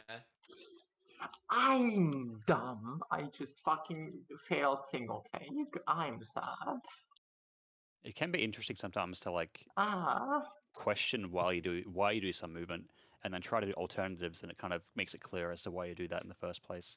Because they generally just don't work out. Okay, let's try something else, and it's like because I did try doing a charging jump out of the Hedge Mage, and the only thing I noticed is that the camera gets stuck behind the hedges for a little longer. Yeah, usually with those things, that's just a convenience thing, you know. At that point, usually with these small things, there's a reason why it's done, but it may just not be obvious at first. Or maybe there's not any reason. Maybe the situations where it doesn't matter. It doesn't really matter. It doesn't make sense. But like it's like actually there's a few situations like that. Like I'm sure you've seen the haunted turnaround in Vortex. Yeah. Yep. So you know how we start it from the right, then we turn around left. Yep. everyone used to start it from the left and turn around right. And I asked Xando, like, why did people switch? And Xando said there's no reason. It's just one of those arbitrary things that the top runners, like Nova at the time, they did it like that, and so everyone Yeah, and started doing everyone it like takes that. you as an example. Yeah. But Xando, you used to do it from the left, and so everyone else used to do it from the left, you know? Ah, I see. And so it's interesting. That's one of those things where it's like, theoretically, maybe in a task situation, one can be started earlier or something, you know? But, like, it's one of those things where RTA, it's just the same thing, just one's left, one's right, you know? Yep. I find Yeah, there's stuff like definitely that a lot of interesting, like cultural speedrunning norms, where it's like there are standard practices due to the cultural associations of like yeah. runners. It's like, I mean, everyone kind of, yeah, it's kind of just like like passed down Would knowledge you- that I guess everyone kind of just I'm- accepts. I'm sad. I'm There's a lot of that fucking in my run for sad. sure. Oh yeah, speedrunning in general has like the whole knowledge from ye yonder days kind of thing, you Yep. know? I'm so sad. And it's like you don't question it because so many people relay the same info, and it's like, what if everyone's wrong sometimes, Yeah. you know? And it's hard I mean, to tell yeah. people that's like, hey, all this information I'm being told from every source might be incorrect, lol, you know, kind of shit. It's like that's how I felt like when it was like the fucking mama in Clifftown. It's like, oh, everyone's looked at that. Oh, you know, like Tuval looked at that back in 2015 when Vortex was being discovered. You know, nothing's there, kind of shit. You know. Yep. It's like it's good sometimes. Like you don't want to question everything that's given to you because of course it's a lot of it's gonna be helpful, but that it's always good to have a healthy dose of skepticism with everything that's relayed to you in speedrunning. You know, Yeah. just a I mean, healthy dose. there was that recently with how like Spyro 1 jump pickups work. That was kind of Yeah, we busted thought wide it was open. a circle, but it's an octagon. Yeah. According to also- the test. Yeah. And also, wasn't it Dare that thought that it changed depending on how you were charging?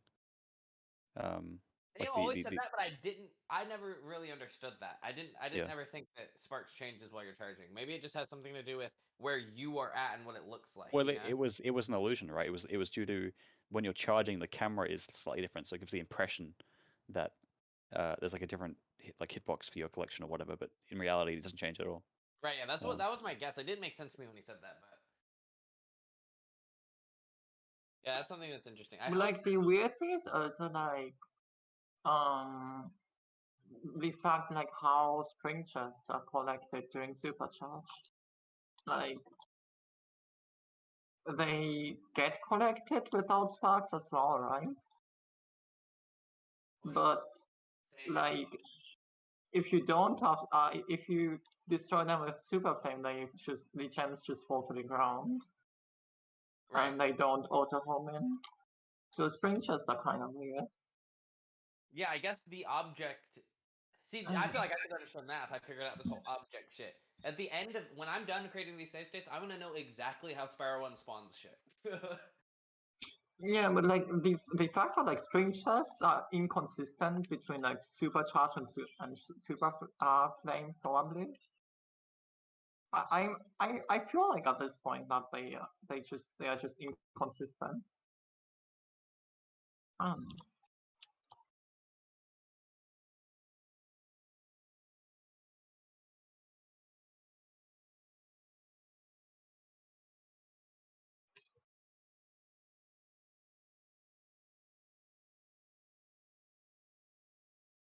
ZL's on a pretty good pace right now. I'm determined within the next few days that I will find this despawn function. I know that this is the problem. It makes perfect sense that this is the problem.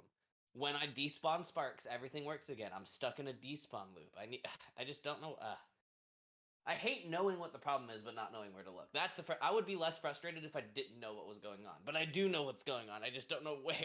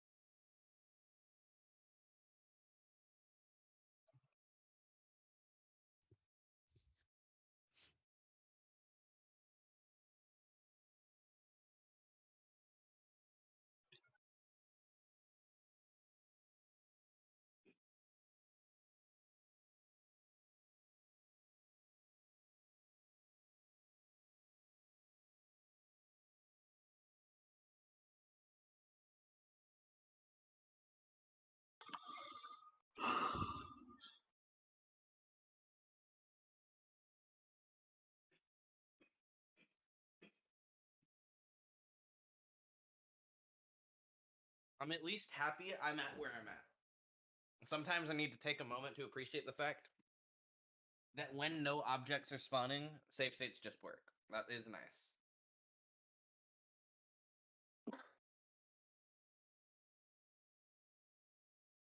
Yeah, I'm surprised you've made as much progress as you have already. Like, I was expecting it to take a lot longer than this. I mean, Yeah, I me guess you too. haven't really. The thing is that there only is so much data I need to copy. Once I find all of the data that makes a level tick, like to us being perceiving that level, because that's the whole thing, right? Is that there's 1.5 million things that don't matter to be reset that aren't visible to us as the player, right? Mhm. But once I find everything that matters to us, the gems, the enemies, the cycles, the objects, right? Once all of that's done, I just need to do that for every level. This is the hard brunt of the work, is solving the problems, right? But once I know where everything lies, I just need to copy paste that for every level and find the addresses for those levels, you know? Yep. Like, let me show you kind of like the functional parts of it, because there are parts that are quite functional that are very good proofs of concepts. You let me have a look. I will open up some stuff. Toasty's a really functional level right now. I think it's because it's quite simple. But I still have to wait for objects to not be mid-spawned. And so that one, in this case for Toasty, no objects spawn except for the gem 1, 2, and 5s. So those are objects. So like there's some levels where objects spawn naturally, like cannons and peacekeepers. But then there's some levels where none spawn naturally except for the things that always spawn, like the numbers next to the gems. What do you mean spawn naturally? So like in every level, no matter what, when you collect a gem, an object for that gem being collected, where it's like the 1, the 2, the 5, the 10, the 25, right? The little number that appears, that's an object that appears naturally in game everywhere. That's not a level specific object, right? Like the little one that appears next to a red when you pick it up, that's a real object in the game. Like it may look just like a texture, but that's a real 3D rendered object. You know what I mean? Yeah, I'm aware of that. Yeah. So I'm gonna go to Toasty, and I actually don't have my code to go to Toasty because I disabled my other codes out of fear that they were messing with these. But I don't think they are. It was messing with the Sparks code because in my regular old codes, Sparks is always yellow, and I was trying to turn Sparks off.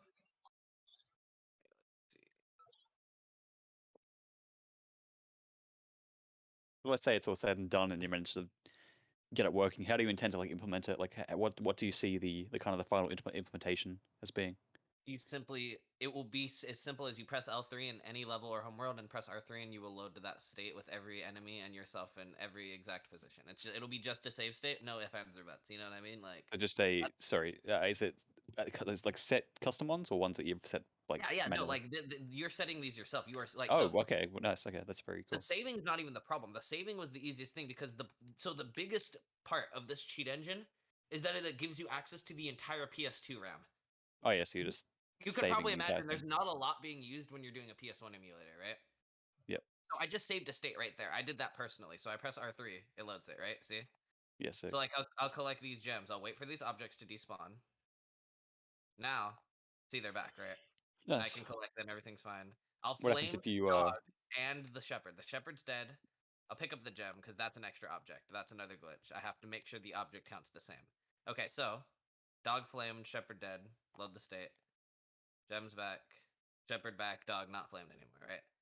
So what happens if you load the state before those ones have disappeared? That would put me in the state where objects can't despawn. Sometimes it's not super consistent, but that is usually what triggers it because there's like that object needs to be despawned, but now it's not there, so it can't be despawned. That's the bug here. So like I'll trigger the bug intentionally in a second, but like I think I understand what you mean. Yeah, it's like it's getting rid of it, but like it's in sort of like a limbo state. Getting rid of it in RAM, but a function that is somewhere else in RAM that's trying to reference it hasn't finished because it can't. Yeah, I see. That's the problem. Is I'm trying to find the function that's referencing these addresses. So like it saves everything, right? So if I save like right here, see how it's saving like right before the animation, right? Yep. Like I'll flame the dog, save there. See? So like all of this stuff's functional. Like this is exactly like a save state. Like you would be able to that's really anything. cool.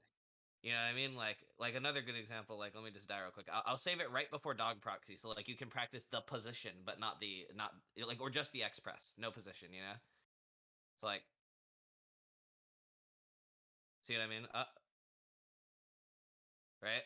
So it's like, Yep.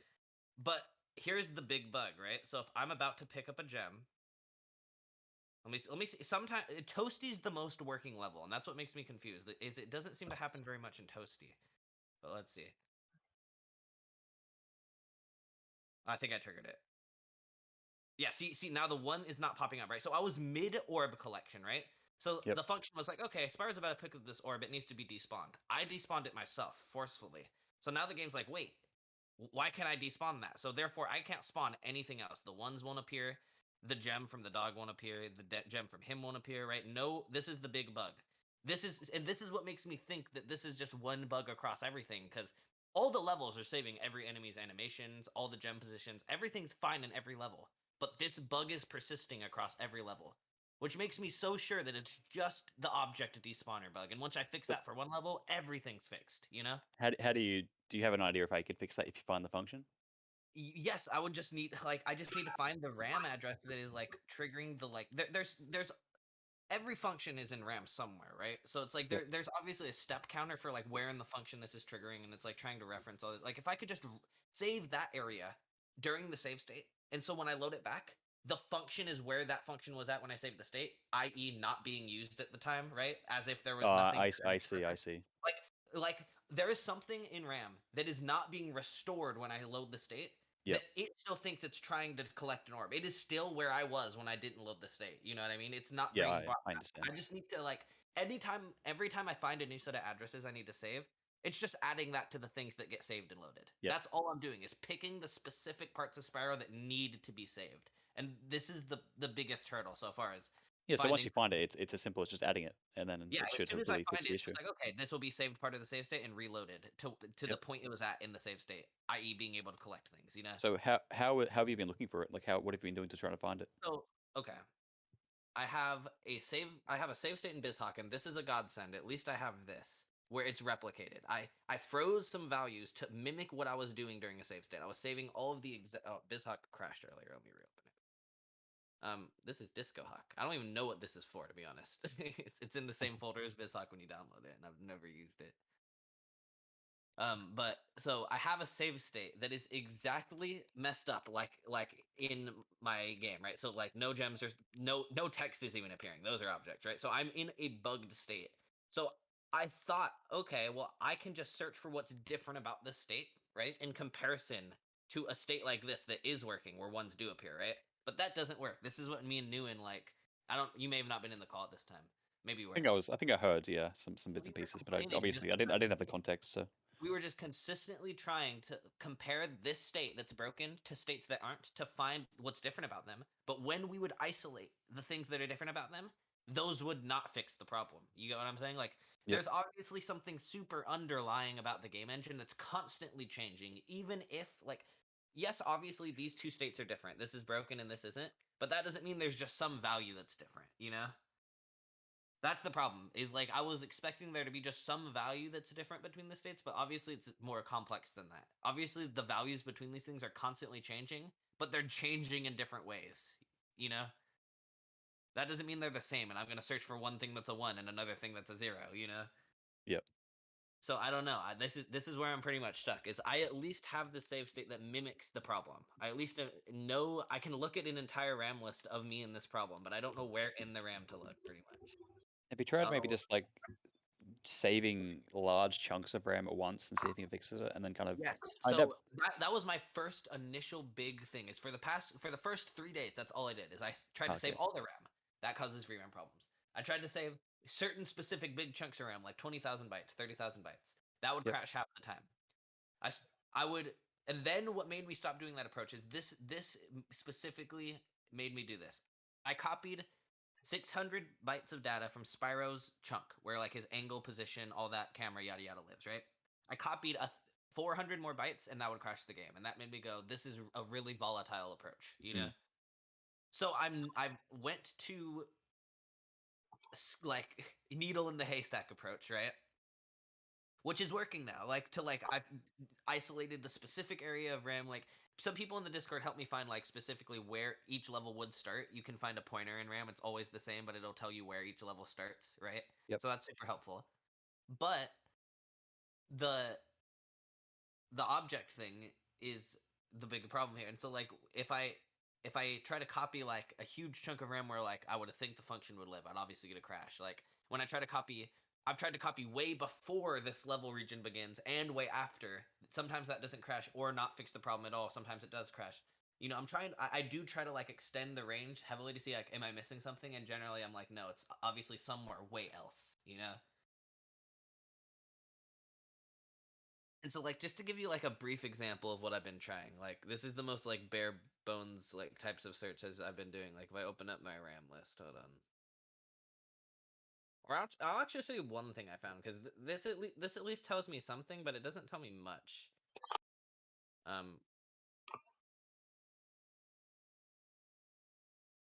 So there's this value right here. Let me see if I can find it. Where is it at? Probably didn't save. What is it? 1F. Because BizHot crashed, I might not have it actually. 1F. I remember it was 17F150 is what it was. Let me go there. Let me open up the hex editor.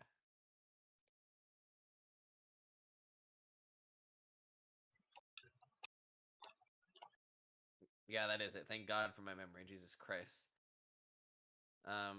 So this address relates. Did it not get added? That's RAM search. That's why it. So this address right here that holds this value relates to the object spawner somehow. I just don't know how or why. The reason I know why though is because look. So here's this broken state, right? Yep. I freeze this one value and then I go to a working state.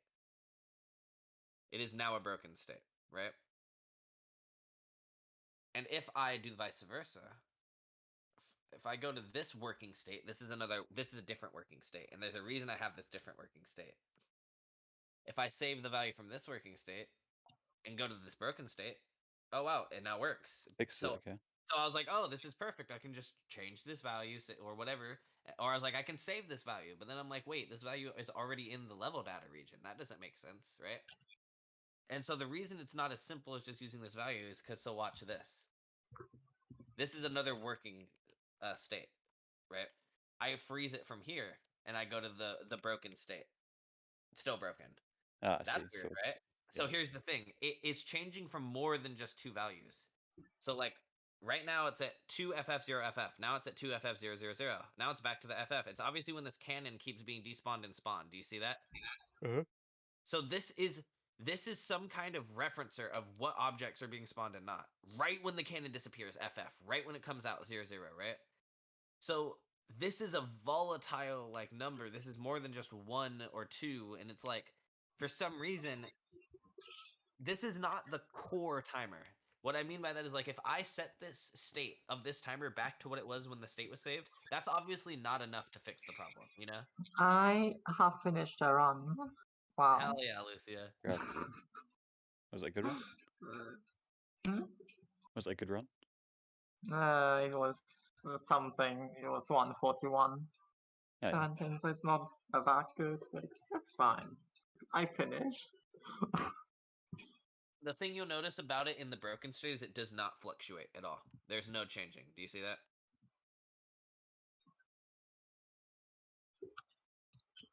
It's frozen. So its ability to fluctuate between what needs to be spawned and despawned is not.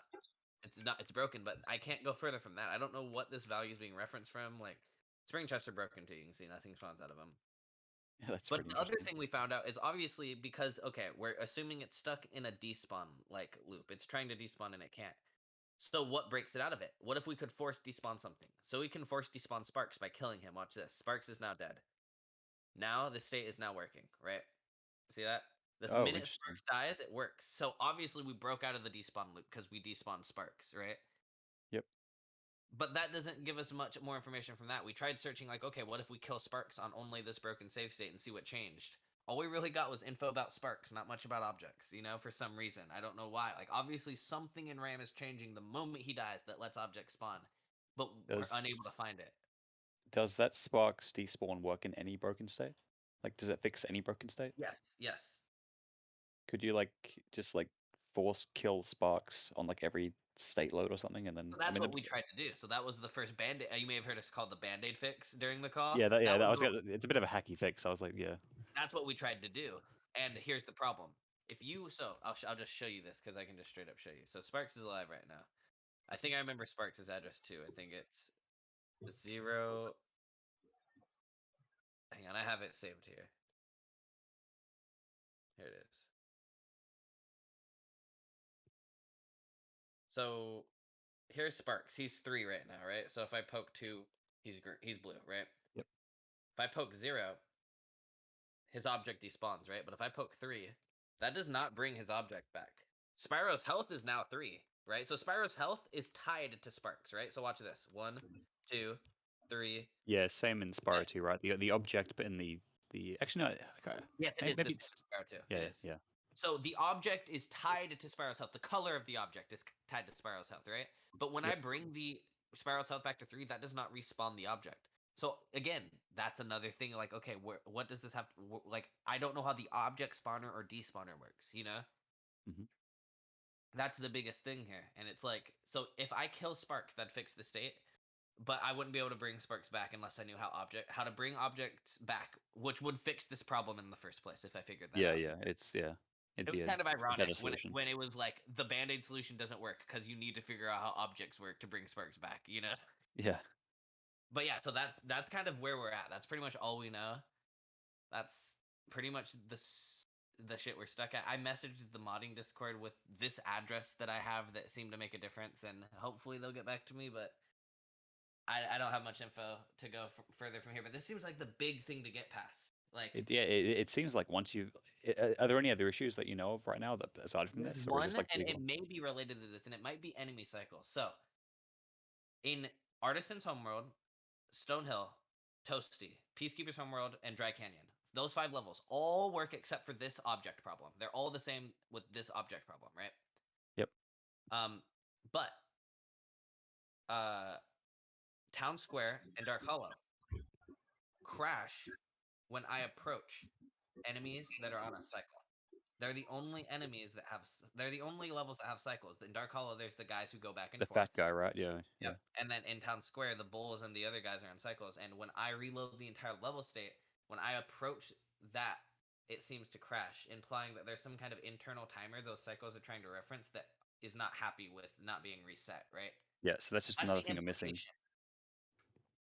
But we really don't know, other than we approach in those levels. The only commonality with those levels outside of all of these is that these levels don't have cycles and those do, you know? Yeah. But it's weird because animations are on timers too, you know, and like boss fights are on timers too, and like straight up like the boss fight saving works in this. Like, well, actually, there is one small issue, but I bet this is more of an afterthought because it's kind of just funny right now. Watch, if I go to the Toasty part of this boss fight. Am I in the broken state? I am. I have to die. Hold on. And of course, dying fixes it too, because, you know, it resets. Yeah.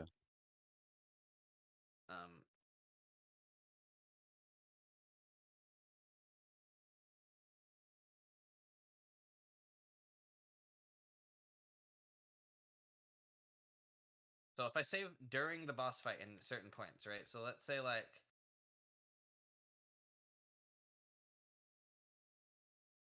See what I mean? I can save during, and I'll even hit, but here's one interesting thing. You see the wall? Oh, yeah. Okay. Oh, watch this. Wait. Ready? So it's obviously just setting a boolean back and forth, but the terrain is not saved with the level data. The terrain data is somewhere else, and it's triggering it, you know? Is that just like visible terrain, or does that actually have collision? So it actually does change the collision. Same thing happens in Sunny Flight, by the way. You can re-step on the pads and it re-triggers it back up. But yeah, this is interesting. But the thing is like the thing I was trying to make a point with here is you'd think these things are on cycles, right? This looks like a cycle, but maybe it's a different type of cycle than the thing town square. You know, this is playing out the same way every time, but the town square things play in a loop. You know. Yeah. I don't know. That's my theory, though. Like, what else is different about Town Square and Dark I Holiday? mean, there's also other levels, like, I don't know, like, the Meadow had boss fights, recently, and, like, Cycles and Beastmakers. But, I don't know. I guess But yeah, that's more like, yeah, I guess the Beastmakers parts are, like, made differently. like, I look, would even say. that, you see that? Like, it saves everything else perfectly, even during a squat, and like how long it takes for the squat to come out. You know, I Yeah, saved yeah. near the end of the squat, so therefore I got out of it quicker. So it saves everything except the little things. You know, like it's really close right now. It's pretty much saving everything. Like, okay, those gems. See, the object was about to despawn those gems, right? And so it broke it, right? That makes sense. Every time I load a state and it breaks it, it makes sense. Now I'm not gonna be able to get chests to spawn objects, you know? So yeah, like every time it's when I load a state during an object spawn or despawn and it doesn't reset like the spawner or despawner. So do you think the needle in the haystack approach will work for finding this function, or do you ever don't think it's gonna? Because the needle in the haystack approach for finding everything else has worked so far. Spyro's data, the camera data, the level data, the level object data, like everything else is being saved. And this was all. I wouldn't call it needle in the haystack. I'd more call it chunking, because they are still pretty big chunks. Like the level data is like about 6,000 bytes, so that's a pretty big chunk. It was pretty easy to find where it ends and begins, you know. But Is like it like a everything human? else- Is it like a reasonable amount of data to search through? Like, is it, or is it just like way too much? well, if I can know how to triangulate it, that's the problem. Is I was able to triangulate level data. That's super easy to find. Like I was able to triangulate Spyro data. That's also super easy to find. But triangulating the object function stuff, I am unable to find where it lives. That's the thing, is I feel like this is the type of shit you need to actually reverse engineer with assembly to find like the functions. Yep. Also, look at this random little thing here. Hold on. I don't know if you've seen this before.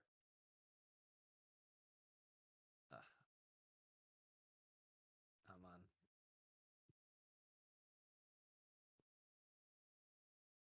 Nice. And you can even load the state after a death, and it remains the same. Like, you know what I mean? That is a botched solution, by the way, right? So, like, watch this. Like, let me break this state here. Let me see if I broke it. Yeah, I broke it, right? No gem, right? But watch. Death. Well, I can't use my death code, but if I die, and then I load the state, oh, game over. Well, that doesn't help, Nice, does it? nice. Does that like truly fix it? Like, there's no issues with Yes, death? there's no issue. That's a halfway solution I could do. Yeah, Is and potentially kill another you hacky every time fix. you load the state, but then you have to like time things based on the death timer, and it's like, I don't know, that's awkward, right?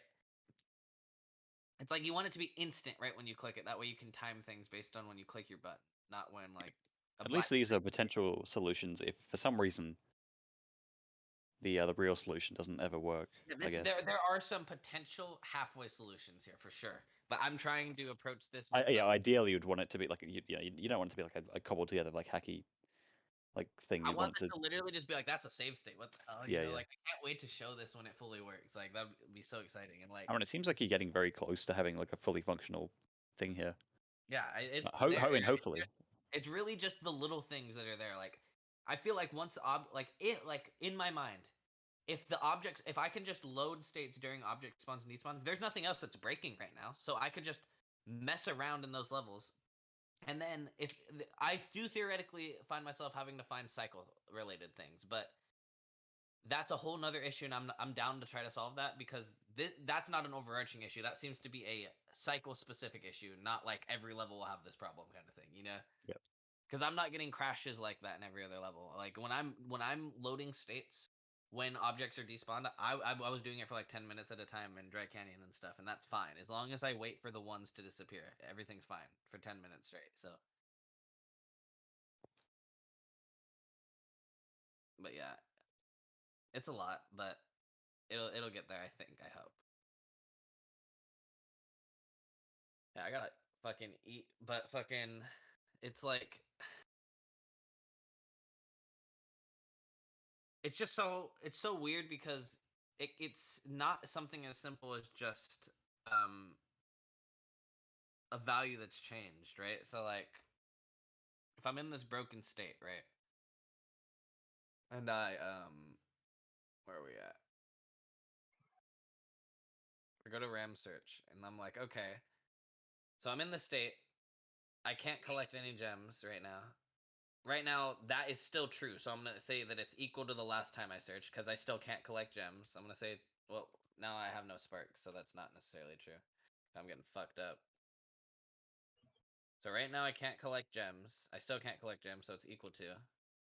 Still can't collect gems, it's equal to. Now I'll switch to the state where I can collect gems. It's not equal to, it's different.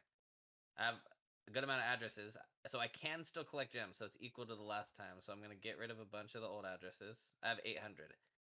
Theoretically, I have an address in here that is different.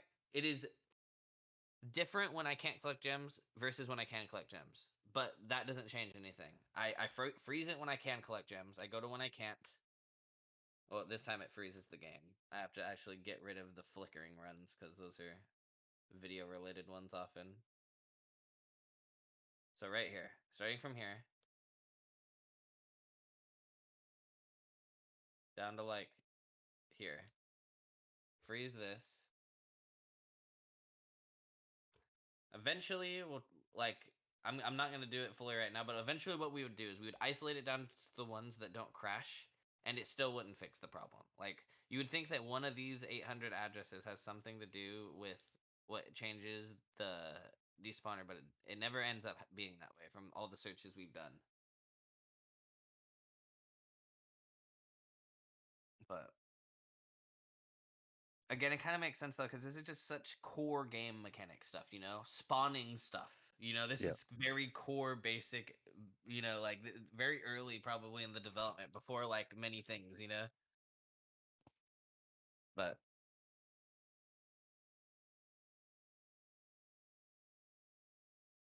I think we will get there. And then the whole other thing is, if you want to do it for Spyro 2 and 3, that's a whole separate project. Yeah, it's completely different. I mean, hopefully Spyro 2 and 3 would be similar. I mean, or maybe almost identical, but obviously, like, sorry, 2 and 3, not, by themselves, not compared to 1.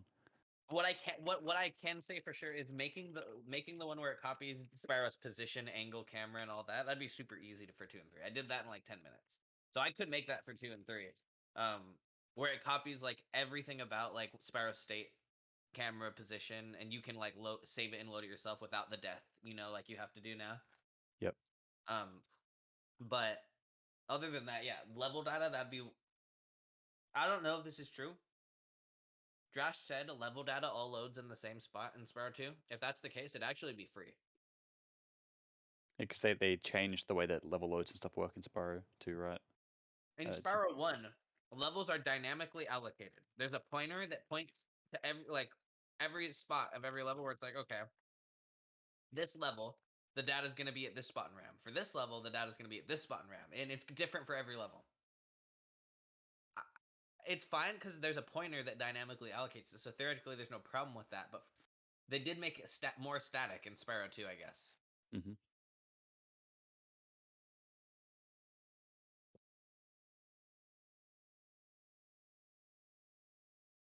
That would make the process much easier if that's the case.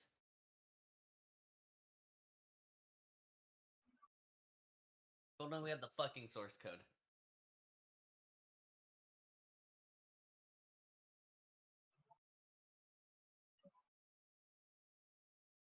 I can't believe it's literally lost media at this point. Did you hear that like Insomniac like lost it? When did it lose it? When Or just SRT asked like for it, they were like, "Oh, Oh, right, yeah, no, yeah, I remember that. Yeah, they had to just recreate everything visually, basically, so in the sad. source code.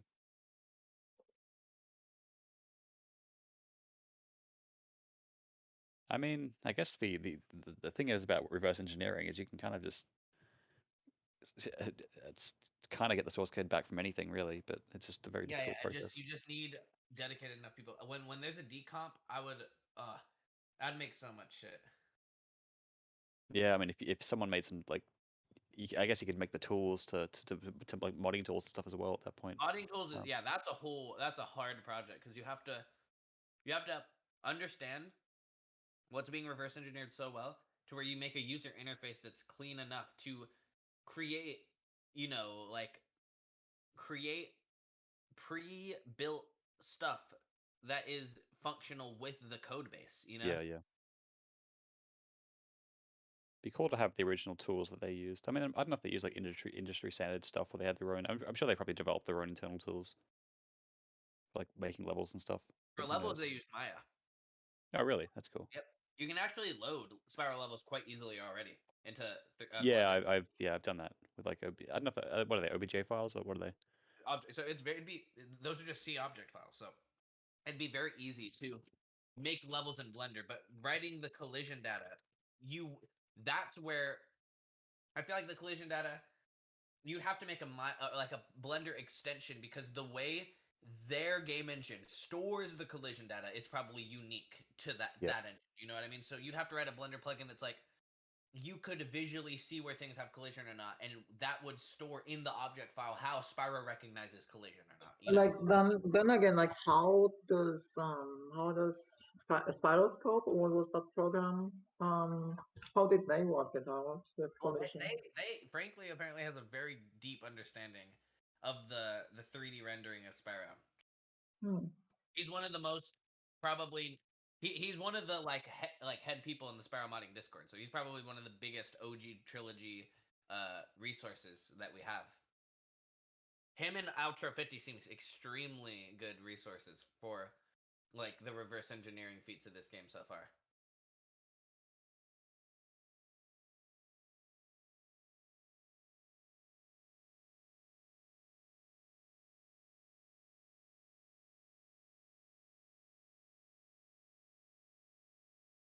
I do hold out hope that we will have a full reverse engineering project one day.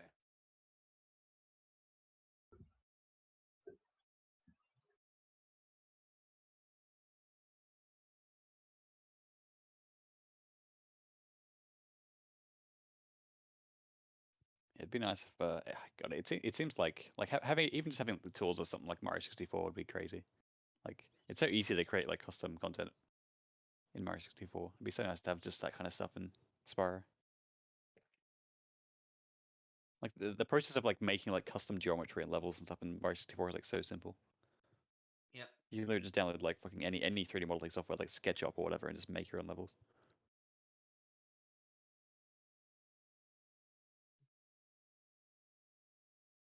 I actually made a ROM hack a little while ago. It's a very simple one. Oh, what kind of when one? the decompilation project came out, I made a little edit to Mario's moveset just to see like if I could mess around with it and see. And it's actually like I'm very glad I learned C++ because C is so similar to it, to where most things that are decompiled are in C, and it's at least somewhat readable to like a C++ user. Yeah, I've had a little bit of experience in C, but I mean I have a little bit of experience in a few languages, but not really enough to do anything too useful, I think. If a Spyro decomp came out, I'd literally study the fuck out of C, like literally. Yeah. It'd definitely be a big motivator to fucking get good at a language. Because like, let me tell you this much: I hate the way fucking Game Shark code is coded in language, but I learned the fuck out of it because it allows me to do this with Spyro. Yeah, If I had to learn C to do stuff with Spyro, I fucking would. I had to learn this shit. Oh hell yeah, I'd learn a high level language for this. You know. It's like, I just hope that happens so that I have the huge motivator behind me to do it.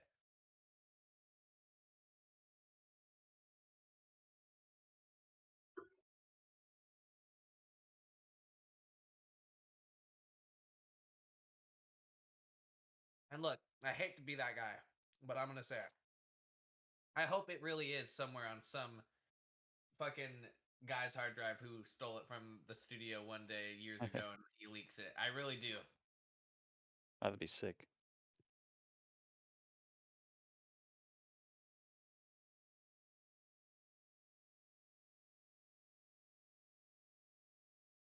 Because that happens all the time with Nintendo shit. Yeah, and there was that mega leak a little while ago. That was insane. Oh yeah, Project. So much stuff. I don't even know if they've still finished even releasing that stuff yet. They got terabytes of data from that. Yep. I think there's probably still a lot of stuff that they've yet to release, but I haven't really kept up with it since. The fucking Xbox original source code got leaked. Yeah, I remember that. The operating system. Yeah, that's really cool.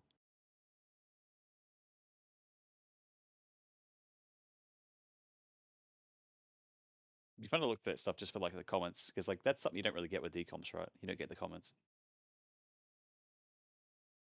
the original comments. Yeah. The original code comments, the way they wrote the functions to see how they Yeah, were. yeah, Like, even here's the thing: even if you get you obviously a decomp is a byte for byte original copy, right? yeah. But I that mean, it's a way they functional wrote copy, the right? functions It's not like are the same yeah, way. They may end up with the same result in the yeah, the machine code, results. right? Yeah, But they could do a loop in a different way that the other developers didn't. It's like, yeah, Yeah. does it matter? No. But seeing the way they did it, the way they coded is interesting, you know, from yeah, a yeah, more sure. human level, not from a code perspective, you know?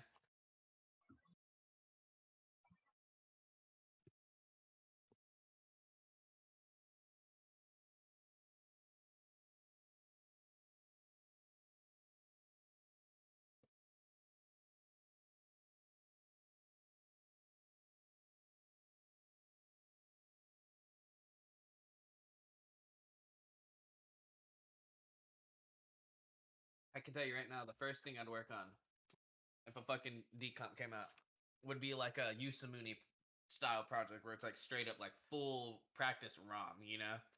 Yeah, that'd be cool. Save states, fucking level select with like a custom GUI, fucking like crazy like features when it comes to turning on and off parts of the game, like the Twilight Harbor head or Nasty Norcad open it close. Like they just wrote that shit from the decomp project. When you look it up, it's like written in C. It's like, well, of course, yeah, you know. Yeah.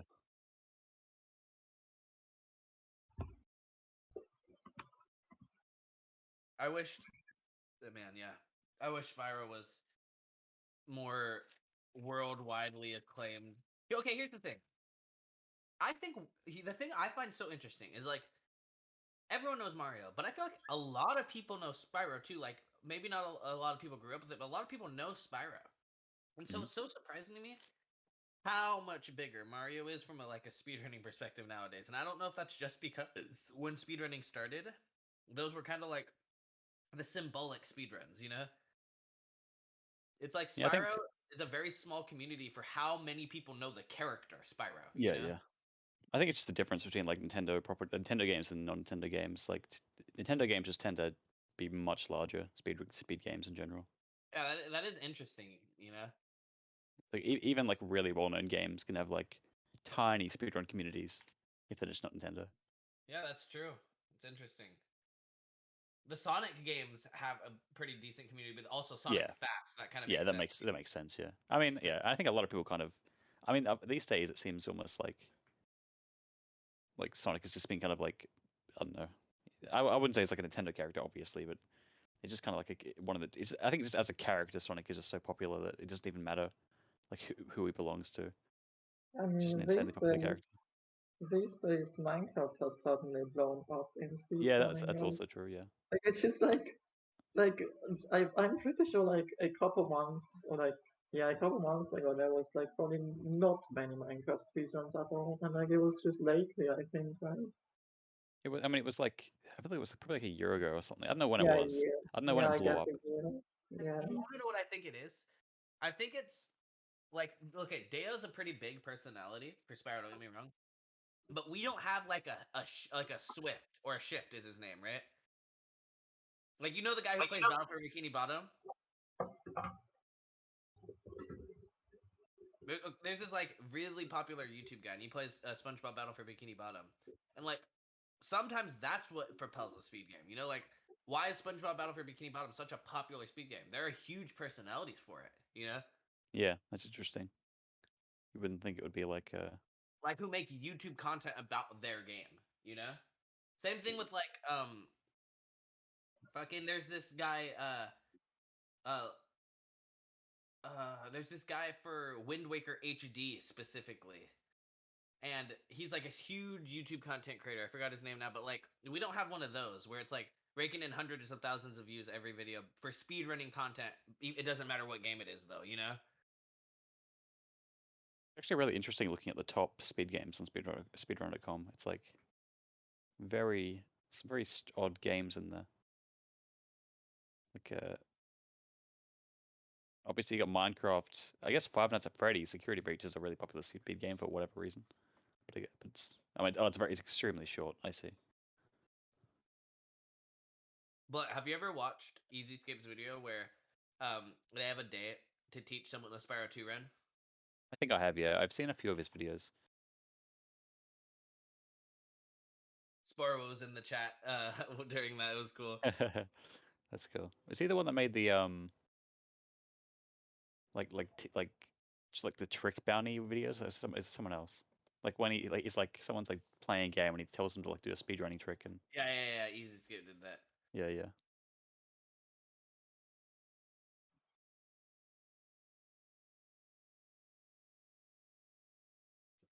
It's funny he started out as a RuneScape streamer, which makes sense considering his name. Doing old school RuneScape videos.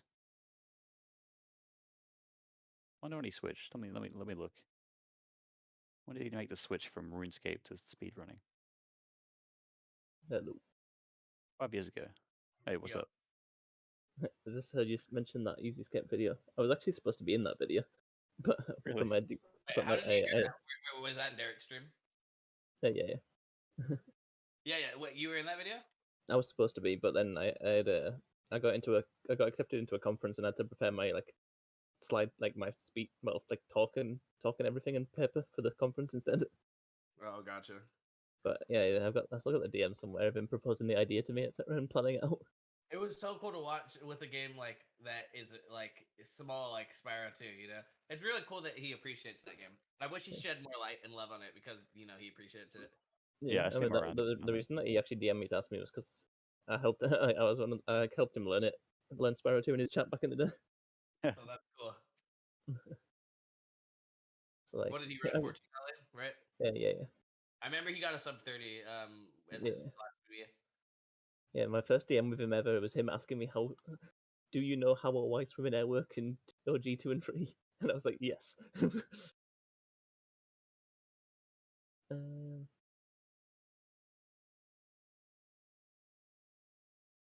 then he talked to me a bit about SRT. I'm trying to find the DM about this video.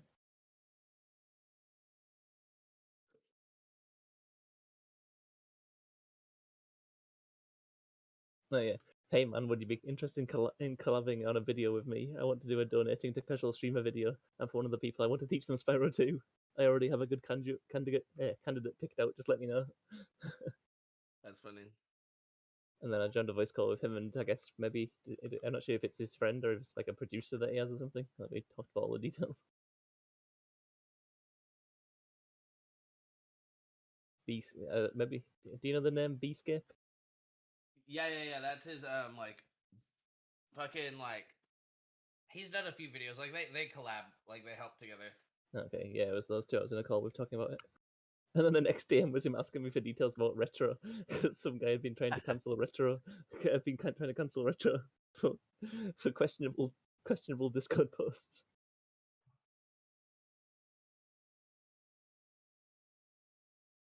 It's really interesting looking at the most active speed games on speedrun.com.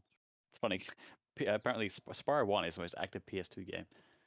That doesn't really surprise me too much. Yeah, Spyro's always been up there. Spyro and CTR have always been up there. Yeah, The ones it's just funny because it's like the most active PlayStation 2 game. Oh yeah, I see what you mean. PlayStation 1 game, but it's also the most active PlayStation 1 game as well. It makes sense. Is PS2 speedrunning even big?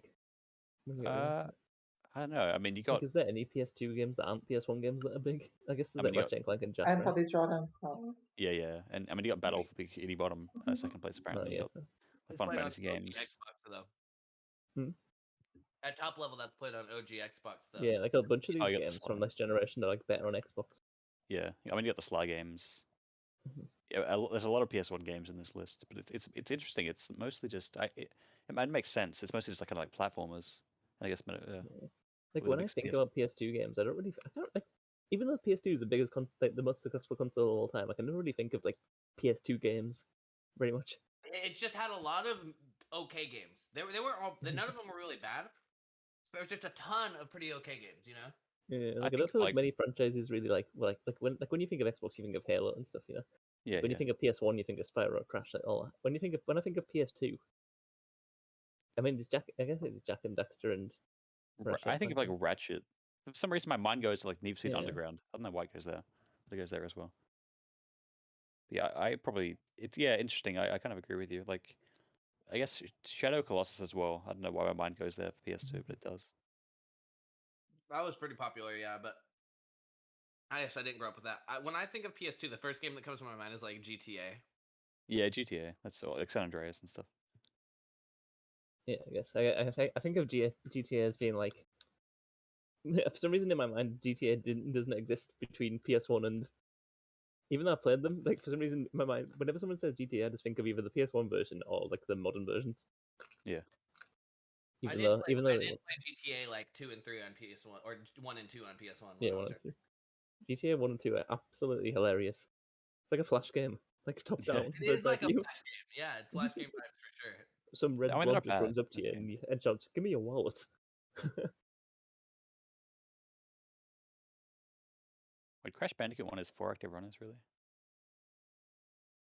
According to SLC. It always, I guess, it always surprised me like how small these some of these games are. But it really should just an active player is small. Yeah, I guess. I don't really know how they determine that. I mean, Spyro 2 is 15. Spyro 1 is 47. Spyro 3 does not have 17 active players right now. Let's have a look. What counts is as it like active runs player? in like the past year or what? Might be. Like PBs, but if you think about it, it's PBs in the last year. Oh, it's not runs. Because obviously speedrun.com doesn't know if you've been playing the game if you haven't PB'd. Mm-hmm. Yeah, I don't know. In my mind, I always imagine these games having more players, but I guess speedrunning is very niche. I guess still, it just has a lot of. I think events like GDQ they make it seem like speedrunning is like this massive fucking huge thing, but it's like it really isn't. Like there aren't the runners themselves. There aren't many of them. No, people just love watching it, but it kind of gives the impression that it's like a lot larger than it is. Yeah, it's just like two big events a year. Yeah, like that actually pop it up. I mean, there's a lot of viewers that you got to bear in mind that like there's so many people that like kind of talk about these things, talk about speedrunning that actually don't actually do any runs like me. Yeah, I mean, I was like me for the last year. Yeah, I mean, I was like that for like years and years and years, and then I just finally just decided to do it. Like my last PB is like a year. Submitted PB is like a year ago.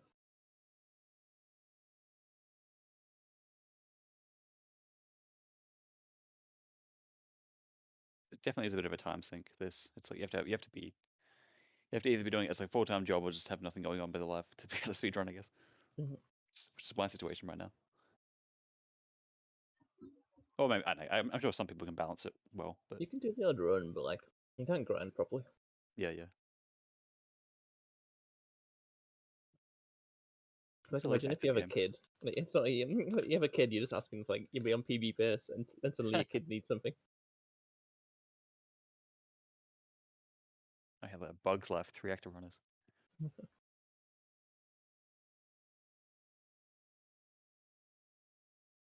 You've got all the Disney. Have any other approaches to try to find these object spawning values, Nguyen?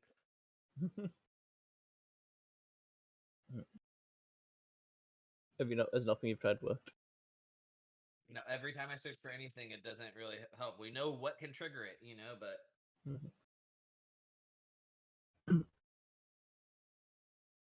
yeah, I mean, the problem is the main way I can think of fixing it is like is more like doing like the Sparks trick rather than finding the function. Because but we'd have to respawn Sparks, remember? Which we would have to find out how object works to do anyways. The question is, is there another way that doesn't involve Sparks? Does Sparks need to be respawned for his health actually? Does it actually work as like a health bar, or can he still function without being respawned? Well, Spyro will have health, but Sparks won't pick up gems. Oh, yeah, okay, never mind. Doesn't That makes exist. sense. It's not just the health problem; it's that Sparks is part of practice. You know. Yeah, I didn't even consider that. Yeah. I wonder if we can if we can figure out a way to respawn Sparks. I guess that would solve that. I was gonna make some shitty joke and be like, "Yeah, Spyro 2 players don't really consider." Can you just like spawn a butterfly on you? But I guess that would. I don't know if that'd work. Wait, what? We don't have to spawn. If we figured out how to spawn, we could do it without this trick. Oh yeah, true. If we figured out how he spawned, we could figure out how he despawns, which would fix things too. Yeah. You know. Yeah. But I'm wondering if there's like a game where, like rather than like a memory address where, well, direct memory address where, I'm wondering if there's like we can figure out like some kind of game where Game way, like to a make way something. in game to bring him back. Like only Butterfly being next to him. No, I like, mean, the obvious one is death, right? Like dying, but that adds a delay to loading, which is annoying. right. That's the like worst case scenario. That's like a because that's definitely a solution, right? Where you'd like the save state would kill you first, and then set everything up. Right. I kind of want to see if Town Square breaks when you do that. Yeah, That'd be a good way to test if that's a unique problem with cycles, that is true. Because remember, that's a whole different bag of worms.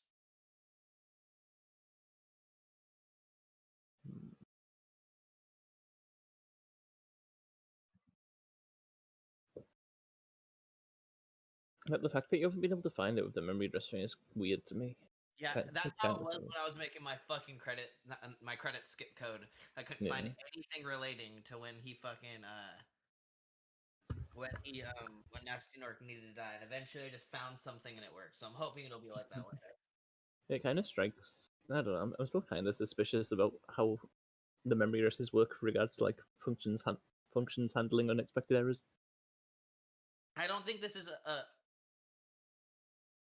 I think it is related somehow. I really do. I think it is related, right? But like, I think everything's in RAM, even if the functions are ready like on timers or whatever. Like it's still in the RAM, But like, I feel like it's really what we really need to understand here is like what's actually happening, right? Like surely surely this deloader or this despawner has some kind of setup where it's despawning an object, and and we need to know what happens, what it's programmed to do if the object that it's about to despawn is no longer there when it tries to call its deloading. The thing is, we don't even know what deloading means in this instance, right? Like, for all we know, they just teleport it away. Well, I guess it must be deeper than that, actually, if it's got this. I think it has something to do with the buffer of things that can be loaded or deloaded, Mm-hmm. I think it's like a buffer. Because that value we found constantly changes when things are coming in and out of view for loading and deloading. Mm-hmm. I think this whole problem is all because the fucking developers were good at saving RAM. Yeah, and probably. loading things in and out of RAM. I can believe that.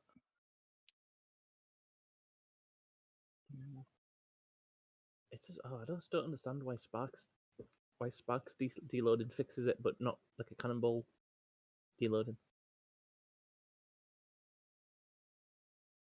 Because that doesn't make sense, right? Yeah, I don't know. Like the fact that other things like Sparks deloading seems to be a special event compared to the other ones. We can't get a cannonball to deload because the cannonballs won't load if we're in that broken state. Oh yeah, we can't load anything else, right? Yeah, you're right. But Sparks is already loaded. Yeah, Sparks is already loaded, so he can be deloaded. Okay, so look, this is fine. I'm gonna die. Load the state. Is this broken? I can't see. Oh. Okay, so yeah. So the deal is, it's weird that gems are. It's weird. You don't think it's weird that gems are different? Because picking up a gem. Check this out. Die. Load. Oh, that's not bad at all. That gives me that. Well, no. I'm not saying it's not bad. Town Square is not crashing, which makes me lead to believe that this would fix every issue. I don't want to get too excited now. Okay. But Town Square just straight up crashes every time, right? Yeah. Like this is I know it's not instant, but this is close. It's closer than I thought. I thought the death was going to be way longer. Okay, I loaded state during the death. That's why it crashed there. I held press literally during the death. Yeah. Like, look, Town Square crashes without. Okay, maybe. So do you think? So you? I was going to say, do you agree that something's despawning that we just don't know about? Spawning or despawning and crashing the game. Also, it's bothering me how many Discord notifications you have unread. Yeah, dude, I've literally have memories of being like 13 and having my friends be like, "Bro, why don't you clear your Skype notifications?" I've never cared. I like to check. I'm in like 40 something servers and I check them all every day, multiple times a day. I'm not in too many. I have like a friend channel and then the Spyro speedrunning Discord and then just like a bunch of like related Spyro speedrunning Discords, and that's pretty much it. I'm a shitload for a bunch of hobbies, and whatnot. I'm just a compulsive Discord checker. I never used to be. so- For the longest time I'd said one, but Mhm. I've kind of branched out a little bit recently. So yeah, my impression is that this is actually a pretty nice solution already. Like, I know it's not instant save states, but it's pretty close to instant.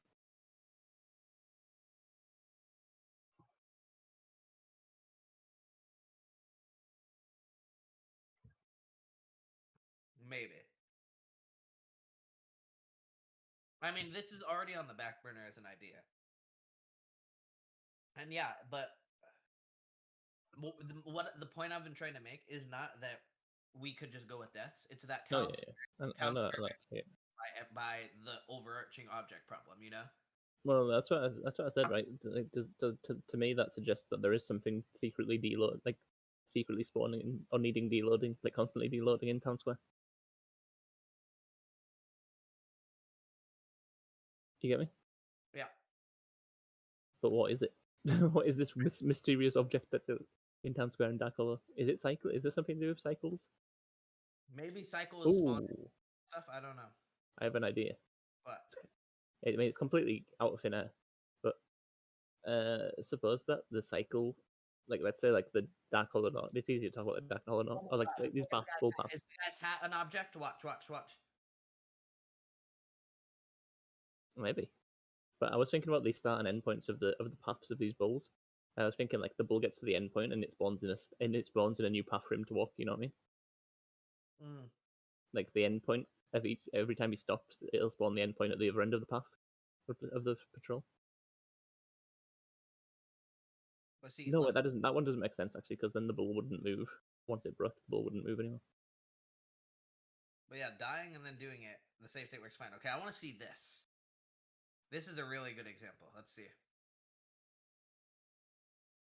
Okay, but see from there, because it was mid-cycle, that guy's over to the left. That doesn't look right.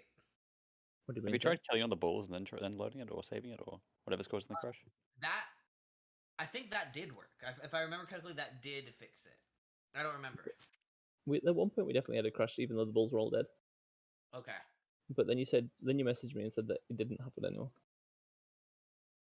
So then you thought it might be the fan chest, but then I don't know. I'm gonna go back to Tom Square. So why did it crash there, you reckon?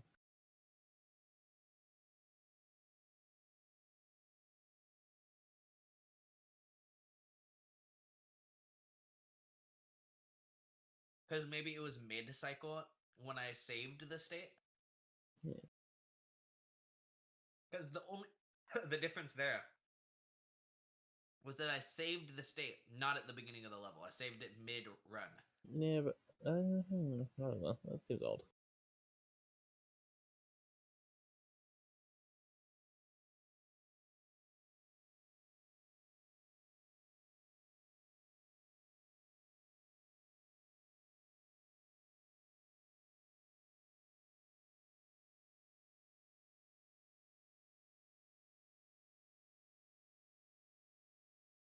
Wait, which order have you put this in? Are you dying and then loading, or loading and then dying? I'm doing manual. I'm manually dying, and then I'm loading. I'm loading right after, Mhm. like manually.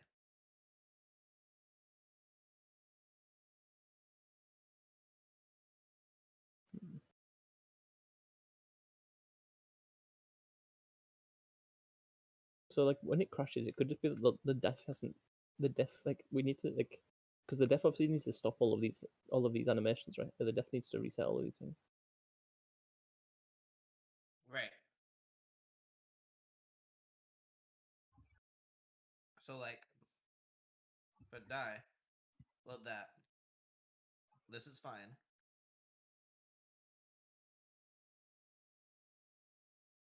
I'll also kill this.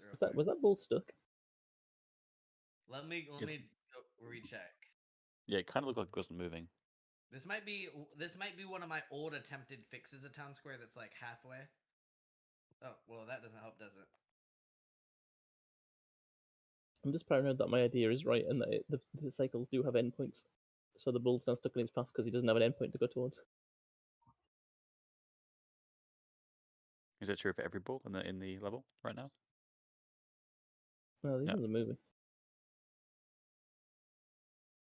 Why only that bull then? I'm not sure. Oh, that one's stuck as well. Look down there. Yeah. Maybe they have Maybe these are the ones that were actually in range of the save state. The other cycles probably don't have. Yeah, the other cycles probably don't work when you're all the way down there. Yeah. Which would imply, right? Like, watch, when I save state here, that's probably why it crashes. I save state right here. Mhm. I die. I load this. That didn't crash this time. Oh yeah, now But- it did. Yeah, So I think cycles might still be a separate issue. I agree, but I'd like to know the reason. I think I could easily believe that there is a constantly changing, like an updating endpoint, where it's like there's two endpoint objects at each end of the cycle.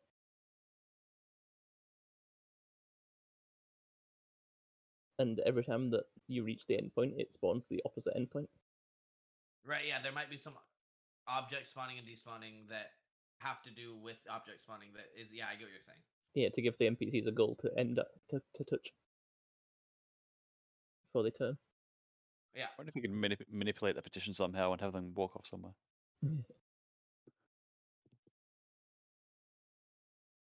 I did that with Hunter. I don't know if you guys were around back in the day when I was messing around with all this memory address stuff. But No. once I found a memory address and then when I changed it, it rotated Hunter in Summer Forest. And I Really? rotated him, and he just gave me the orb straight away without any of the platforming. Huh. So it seemed like, I mean, the most likely thing, right, was that address was actually the stage of the challenge you were at. Mhm.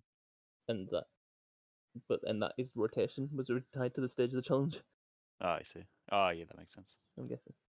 But That's you the, could that's do the all end kinds of game dumb for... shit, like, because like obviously his body was still in the wrong place, so you'd like talk to him if you put him into the wrong stage, and then he'd run off like through a wall and fall through the map.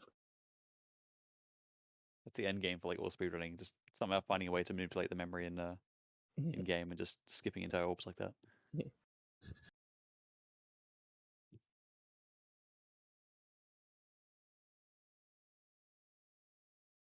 But yeah, this is weird.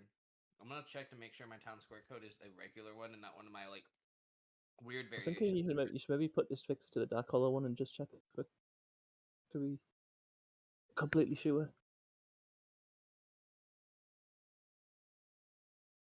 Yeah, this is a regular Town Square code, but I'll try it in Dark Hollow.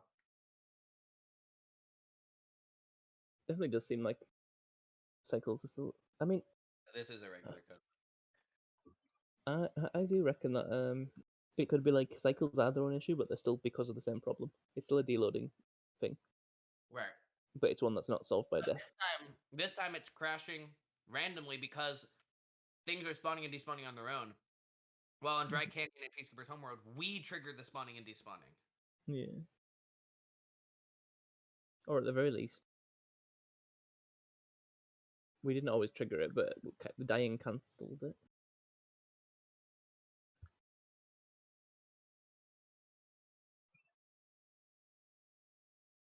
Have you tested every single level in the game? Not yet, no. Okay. We're collecting data about like the levels with and without cycles. That's why we went to Peacekeepers, because a lot of them don't have cycles. Have you tried why Nexus was crashing. Have you tried the flight levels? No. Haven't touched those yet. Because they, I mean, I'd imagine the cycles and those, you know, like planes in Wildflight and stuff, right? I don't even want to think about flight levels right I mean, probably, to be fair, you're probably not going to be saving states and flight levels. I mean, hopefully. You might. I mean, yeah, maybe. But I mean, you probably just do full run throughs of flight levels. yeah, that's what I'm thinking. But it's still worth having them, like for a complete. Yeah. I'll try it for sure, but it won't be the biggest deal in the world if it's weird. I mean, I expect them to crash because it's possible that maybe the cycles work differently in flight levels, but if it is like a cycle-based issue, then It'd be a fucking blessing if it just works. yeah.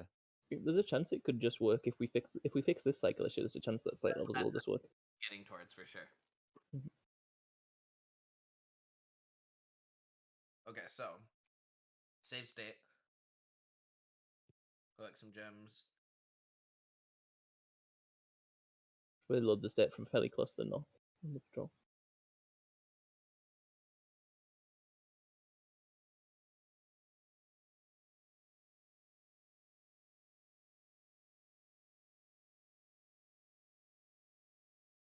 Oh wait, I can see you there. Go around the corner so he's patrolling, and then save. Oh, I was gonna say, save state while while one of them's walking in view of you. Right. All right. So this one seems fine. Yeah, just hide around the corner and watch him walk, and while he's walking, just load state. That's what that chest is. Yeah. Okay, it's load. Yeah, and then. No wait, I didn't. No wait, not save. I meant load. Wait, what do you mean? So exit and re-enter. Hold on, give me a second. Wait, are you doing it with respawn now? Hold Yeah, on. I'm trying to do a respawn for safety. This is working weirdly.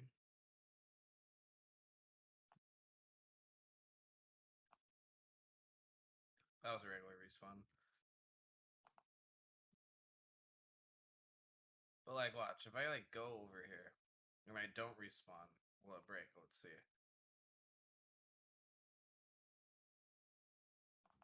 Right now it's not. Usually this causes a crash, right? Like in Town Wait, Square. no, the save state. The save state's not our save state. The save state where it crashed used to be your save state at the start, and then your load state when you had this knock walking. So you'd have your save state from back there at the start. Yeah.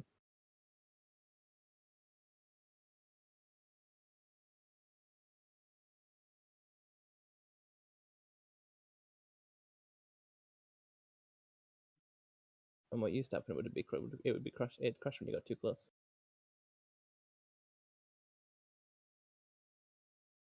Is he still moving? Check if he's still moving.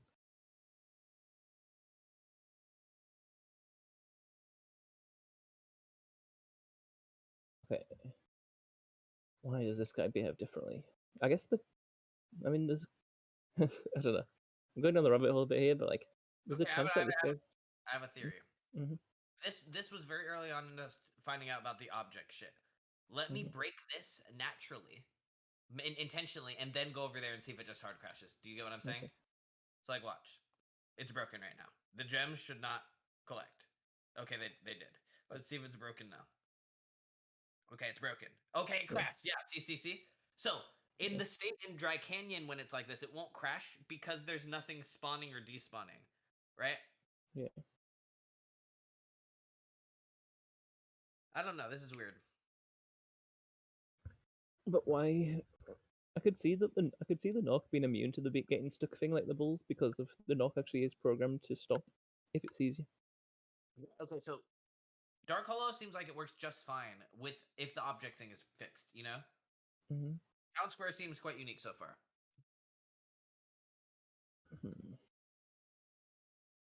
There look like there's way more. It'd be good to it'd be good to actually do have an updated version of the Dark Hollow one so we could actually verify that. Yeah, let's collect more data about Dark Hollow. Just so we can verify that the knock does behave differently to the bulls. What about the Turkish in The cactuses do stay burnt. The cactuses do stay burnt. Okay. Cactuses? Now what about the Turkish in Lofty Castle? They'll be probably exactly the same as these guys. The wrong word. We haven't gotten there yet. But I should expect them to behave the exact same. It's just things on cycles. What if you try to load a state during Turkey elevator? Yeah, I'm not sure about because they got off cycle, right?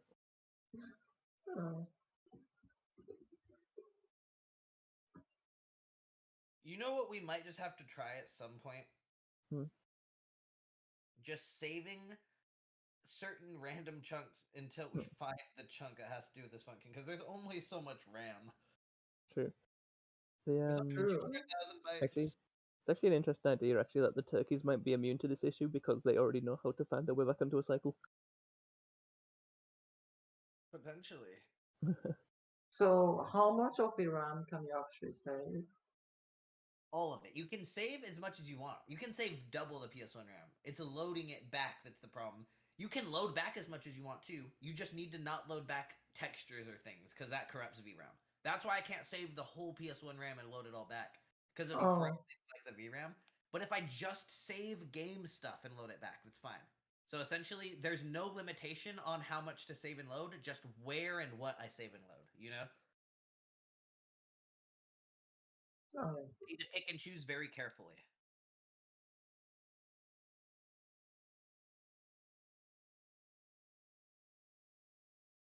So what's this that Well, you're how loading does now? an emulator do that then? Like, then just like emulate what an emulator does. Like, okay, that was a weird sentence, but like, The way yeah. that emulate, yeah, that's like emulated is just emulating how the VRAM works and stuff, right?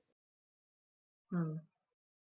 So I'm pretty sure it has like a concrete separation between those things, whereas we don't know that like if we could just take the exact everything that's dealt with by VRAM and exclude it, that might work, but we can't do that easily. So is this an updated version of the code that works? No, this is just the same exact. You know, code at that some is the, point, Dark Hollow code. Mhm. Except I'm waiting for the objects to despawn because we didn't focus on that hard back then. at, You know? at some point we are gonna test Spyro on PS2. Yeah, I'm just waiting for objects to despawn and everything's working fine now. You know what I mean? Like the Mm. objects, the 2 and the 1 and the 5. But that doesn't line up with the theory, because surely there should be hidden cycle things which aren't.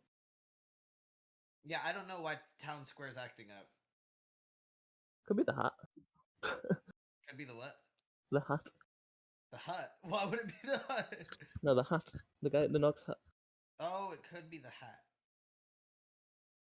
I'm gonna go check in a second, actually. Kill that guy and see if the level works afterwards. I'm also gonna go do this.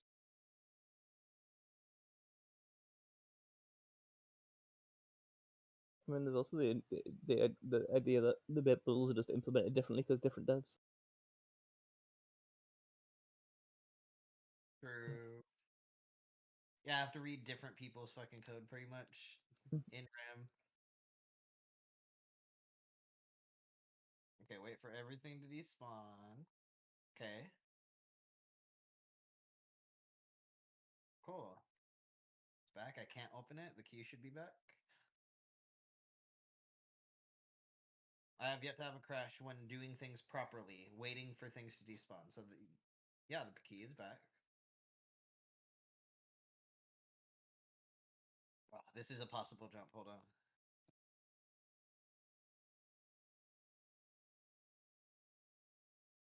Come on.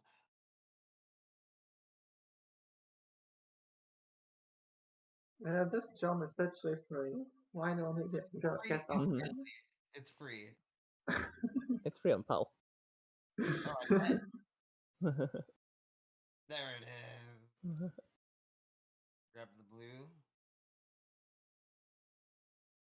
Isn't there what? Is it like actually technically faster to do the route in there that like SRT also does? It's just like kind of not as viable. I don't Like know what where you SRT just does. go down fast and then like jump up to the dragon from the key. Oh yeah, I do that. Oh, Or I did it at one point when I was messing around with this level.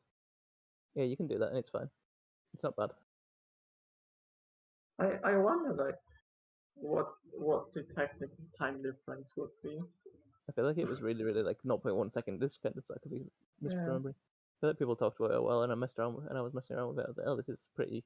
Okay. Like I felt like good runners would actually be able to do it. I've only done it like as a recovery, like when I just bonked on that thing and then just fell down. I was like, oh yeah, I can just go the other way.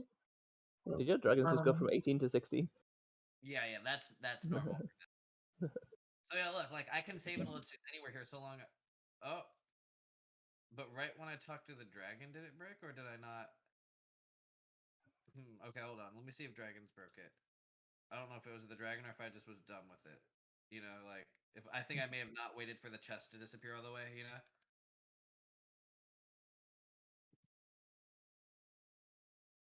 Did I break this?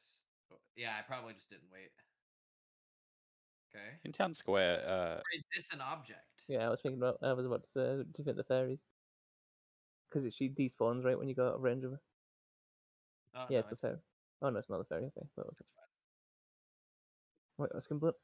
Let's do it a few times. sorry, I was wondering if the issue maybe with Town Square was because when you load into the are you saving a state like directly as soon as you come into the level in Town Square? I've done it a few ways. When it was at the beginning of the level. Oh, hold on, my dog's asking to potty. I'll be right back. It's always very inconvenient timing.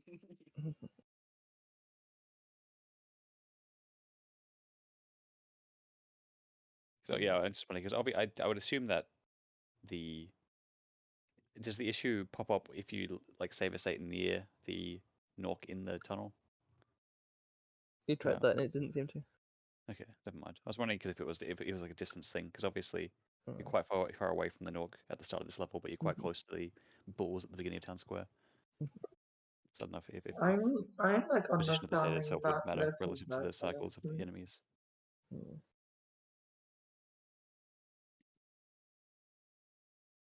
I have no idea anymore what is like exactly going on with all the objects. I don't know.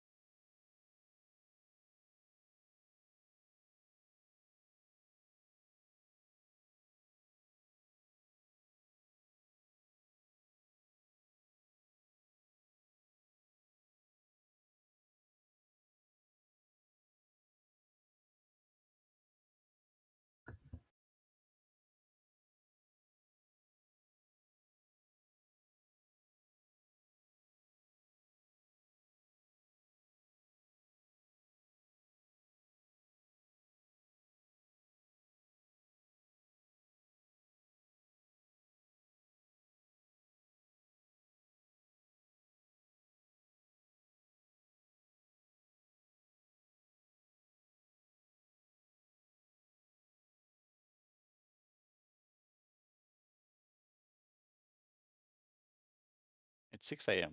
Should probably go to bed. But you could just stay awake all day. Who knows? Okay. What were you saying about Town Square? Oh, I was just saying. Yeah, like I was just saying if the issue it's probably not relevant, but because in Town Square, like the bulls are quite close when you save the state at the beginning of the level, while the Nork in the tunnel is quite far away. I wasn't sure if that was relevant or not, but it probably doesn't matter.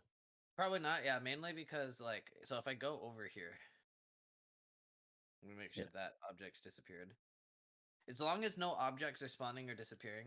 Oh well, actually they're dead. So let's go over here. But like, what if you really try that thing, like where you just like copy like See, I can various load their cycle. parts of Their the cycle's RAM? part of their data. You know. Yeah. What if you save as his reaching is one of his endpoints of his as he's kind of turning around? Yeah, never mind.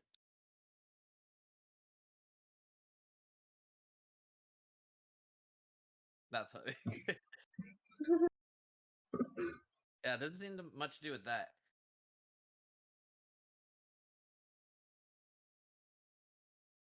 Like you could really like try to like copy like different parts of your RAM and like try to like fix things that way. Maybe. I don't know.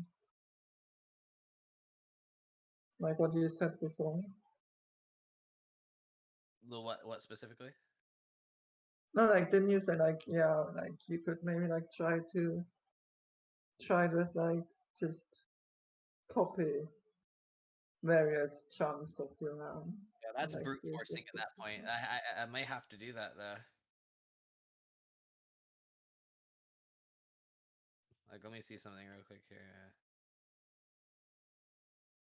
Okay, I want to see. Can I leave a gem object out? Oh wait. What broke this one? Probably the gem. Yeah, it's okay. Like, if I do this, hold on, I collected that one. I wanted to know if the fairy zap counts as an object. You know, if you load state mid fairy zap, or do they even zap you in this game? No, they don't. Oh. Okay, so like, there's a blue gem. If I load state, yeah, now it's broken because there's an object, you know, not ready to be despawned. Where's that blue gem need to go? You know? Mm-hmm. Fuck. But we fixed that already. I thought. No, because that's an object that needs to be despawned. This is part of that problem. Oh, I thought we'd fixed the gem one. No, this is part of With that a different overriding. build. Not with Dark Hollow, but with a different build. A different level. I thought we did that in Artisans.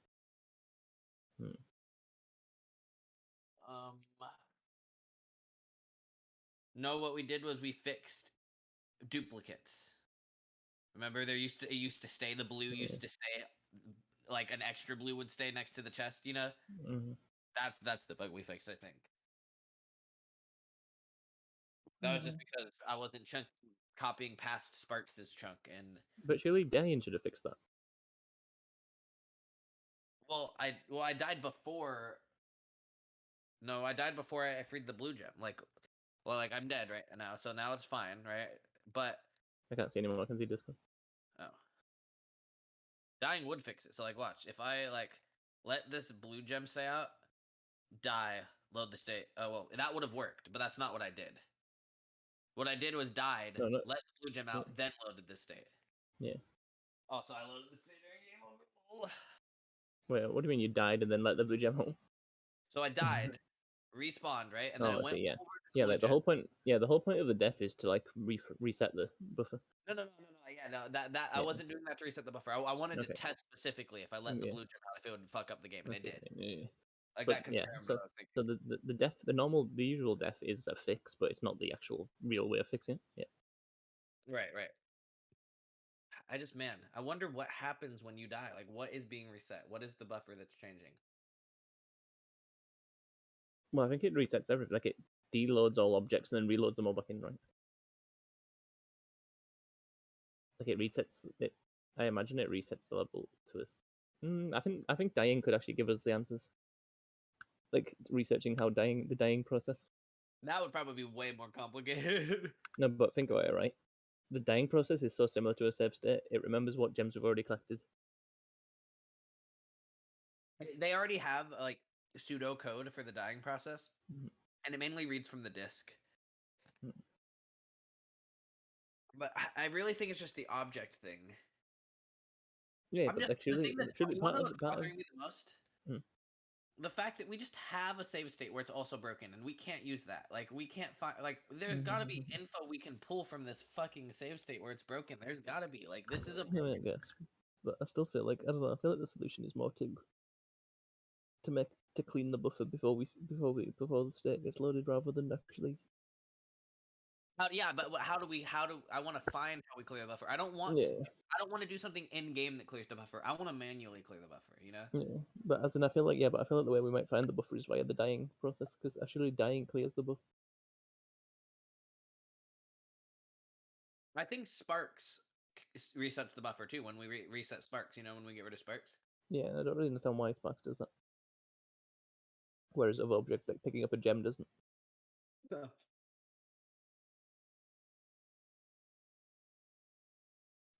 You want to know why? I think I might be wrong, but I think because the gem is turning into the number object. I don't think it's going. But then what is the number? But then the number object doesn't reset either. The number object never gets to appear. I see what you mean. Yeah. So the gem tries to turn into some. No, that doesn't really make sense to me though, right? Because then the number object should appear if the gem's just turning into it instead of spawning. Maybe, yeah.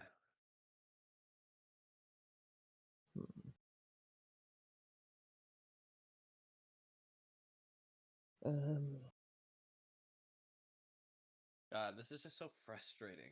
The problem with this state that we're in right now, right? Like, as in, like, in terms of analyzing it, is that it's not like a. Like, technically, there's nothing really special about it. Like, we're still in a fairly normal. The exact state that we're in when stuff gets messed up. Yeah. That's what is so huge about it to me, is it's the exact state we're in. This is exactly what it's like when the save states mess up on console. And if we could figure out what causes this, we could solve what causes the crashes, because this state causes the crashes. Yeah, but I just feel like the buffer's clearly still functional. How so? Like because Sparks can deload. The deloader clearly still works. To some extent, yeah. But wait, I've got an idea. Huh. Kind of. You don't need a new state though. Can you get into the state while Sparksless? Yeah, but hold on, give me a second and I Oh will. wait, that's not gonna. Okay, What's your idea though? you need to do something very, very specific here, and it's gonna be awkward. You need to get into the state while Sparksless and while there's a butterfly alive on the screen, and while a butterfly is alive on the map. Why? What do you want to do? I want to try and see if Sparks can turn into a butterfly while we're in this state. As in, like, we can go from 0 Sparks to green Sparks in this state.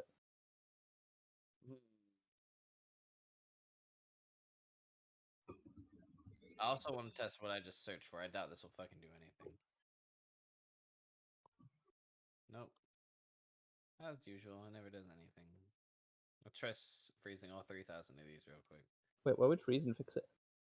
With all these tests. I'm freezing from a working state to a non-working state. Oh, That's okay. freezing is the equivalent of transferring. You know what I mean? Yeah, sort of, but bear in mind that like that doesn't actually. I don't know if that's actually gonna be the. It's still not. I'm still not convinced it's gonna be a good test if it's frozen, right? Because like. That's how I got into this. Freezing is how I always test my codes. It's that freezing from one state to another is like transferring. You know what I mean? Yes, but bear in mind that some of these things might need to move dynamically to actually do the deloading. Like you might be freezing it to what the initial state, which is good, but then it can't move and progress through its function. Yeah, sometimes that's an issue. But Game Shark codes would also halt that process, even if it's like less time. You're technically freezing it for a frame or two, you know? Yeah. It's similar enough for testing in BizHuck, because I would actually love a feature where I can just like poke for one frame this blank many addresses, you know, but there is none. Yeah, I'm just thinking that when you're testing it with the freezing, it's like we're freezing so many things. Like for all I know, we're simultaneously keeping it in a good state but freezing the actual loading.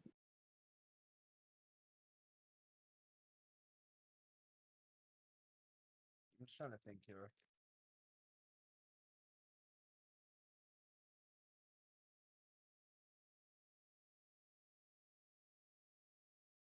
I think the Sparks test is quite a good test to do. So if Sparks can or can't turn into a butterfly, what would that tell you? So if we can go from 0 Sparks to green Sparks in this state, then that tells me that the loader is still working, at least for Sparks. That the loader is at least capable of being functional in that state. Okay, let's see something real quick. I think there's a very easy way to force this.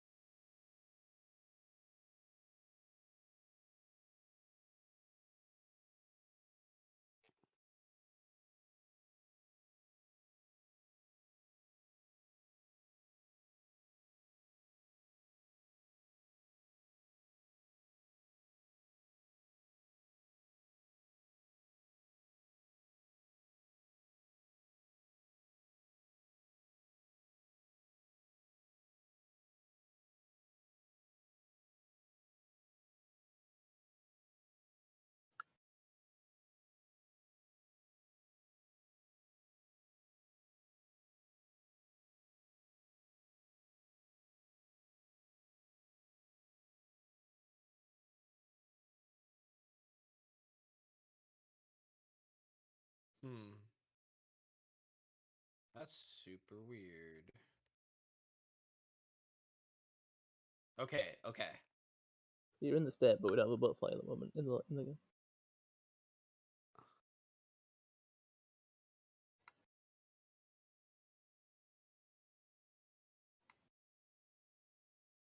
So yeah, one of the. Wait, Sparks what? just appeared without the butterfly. I thought that didn't work. Oh no, wait. Okay. That time he didn't.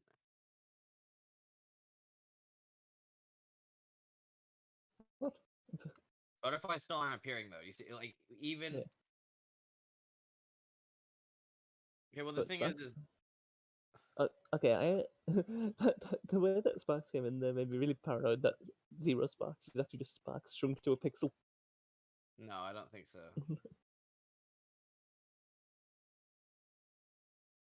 I mean, clearly, if not, then Sparks can clearly load in. Did getting Sparks fix? No, getting Sparks doesn't fix the set. Well, okay, so here's the thing. So here's what I'm doing to brute force being in this state. Here's the value we found that breaks it, right? Freezing that, setting Sparks to 0 real quick. Playing for a few frames, and then unfreezing these, okay? So it worked for a second. Did you see that? But now watch. That's what happened last time, but now watch. Wait, now can these guys not deload? The enemies? Wait, now it's just working. Are the enemies still there? No, okay. I felt like the body stood there for ages. Hold on, wait.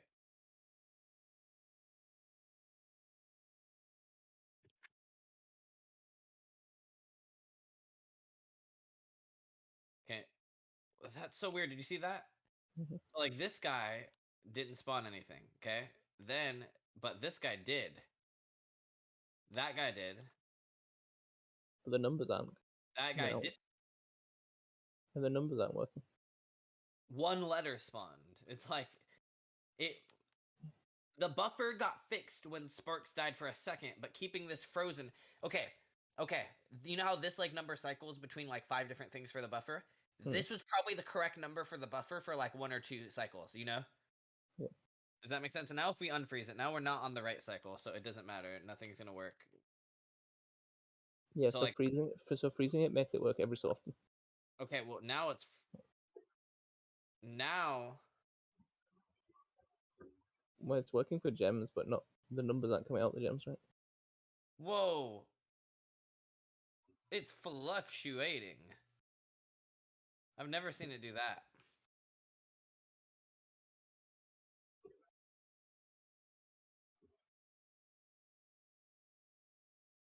That's interesting.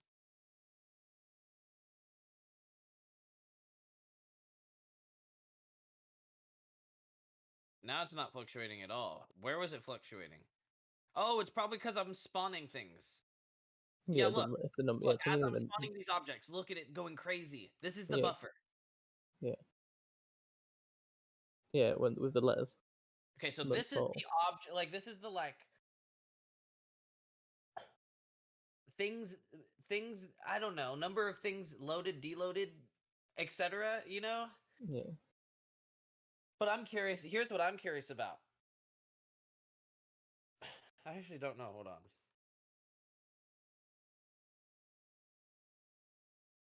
As I move back over here, look at it going crazy. So what are we trying currently? Are we excluding this address or including this address? We're including it. But when excluding it, it doesn't fix anything. Yeah. I don't understand why including it should be good. Yeah.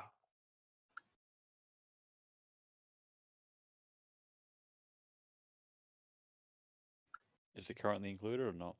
It is included right now. It's really close to the level data. Like, to give you an idea, 17C is where the level data starts. This is at 17F. I always include like 7,000 to 8,000 bytes, so it's well within that. What happens if you just set it to 0? No, just plug it to 0.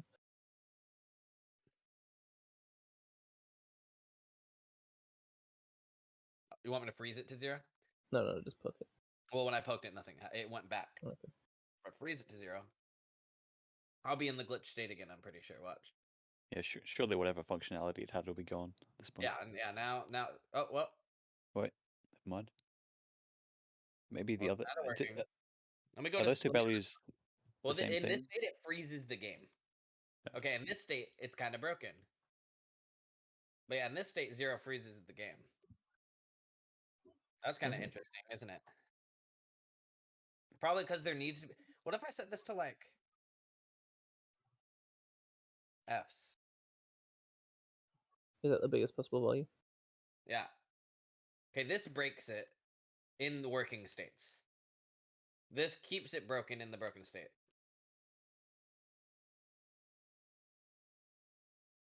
It's not buffer size. I don't think.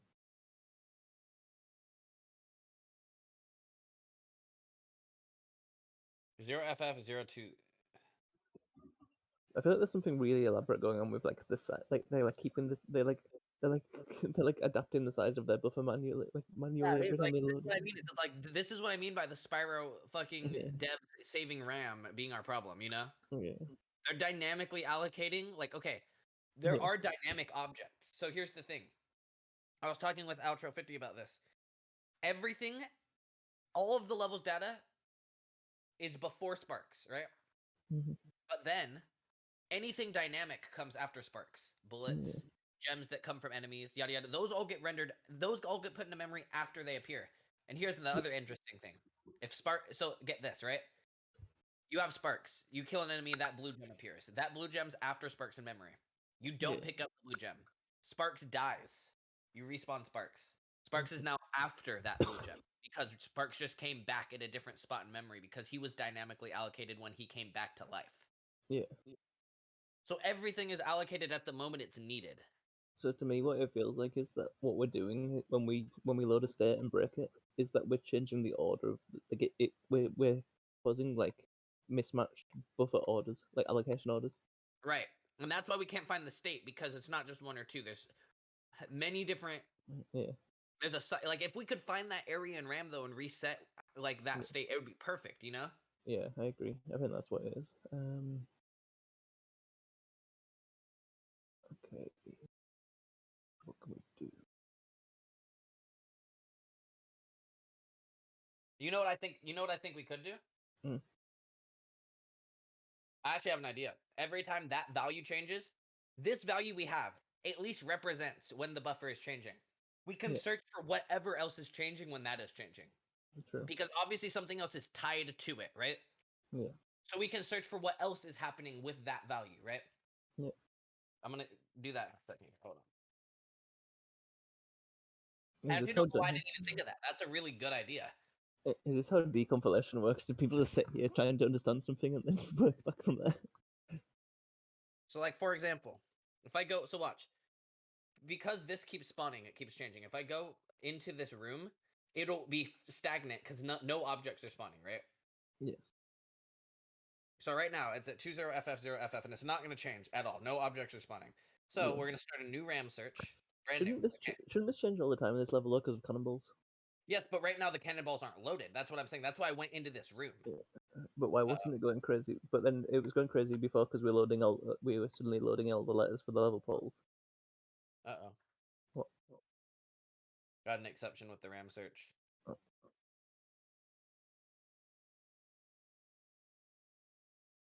Hold on, I have to be right back real quick.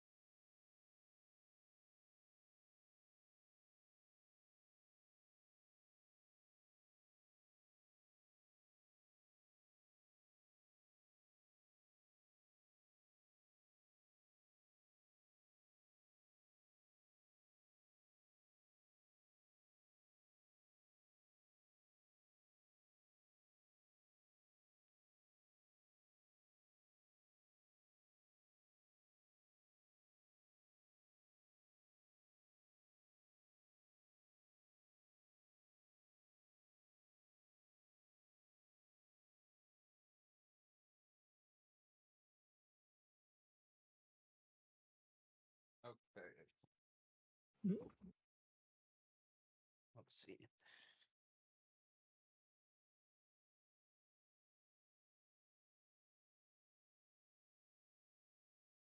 So here's what I'm gonna do. God, I can't fucking see anything.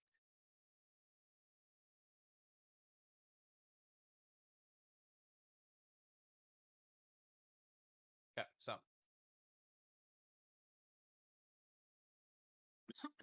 Oh, that's right, it crashed.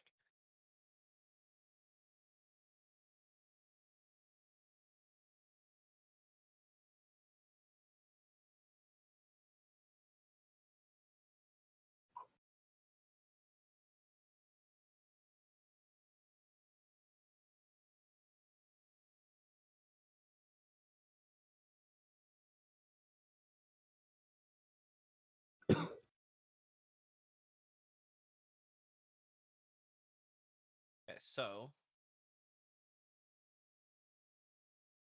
I don't think I saved the RAM watch again either. No, I didn't. 17F150. Wait, 17F150. 17F150. Thank God I remembered again.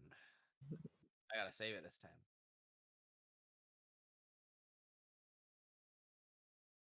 Yes.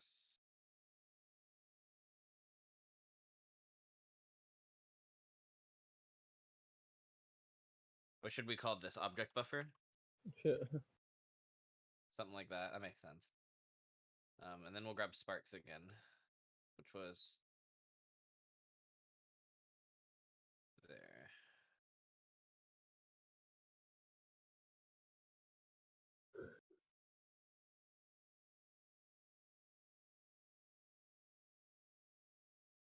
Okay, so this is not changing right now. This is gonna stay the same because no objects are spawning. So we're gonna pull up the RAM search.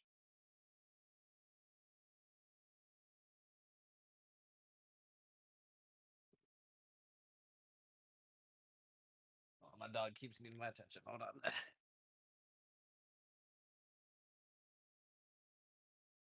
Anyway, it's way too late here, so I should go to bed. That's it. See ya.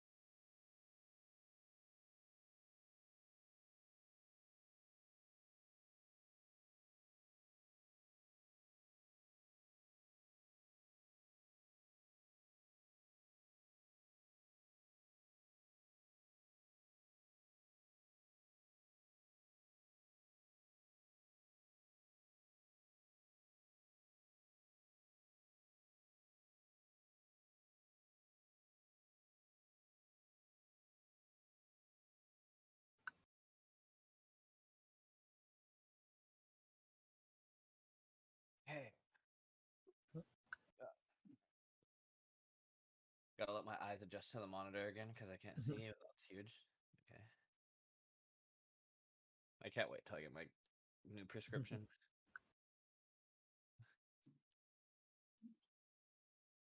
Okay, so new equal to.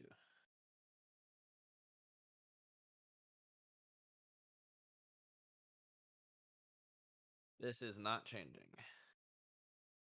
Perfect. I don't know why there's not a number there. This is a broken RAM watch.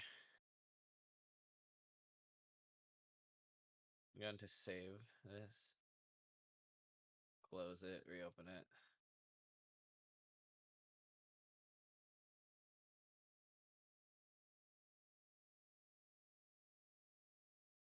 Weird.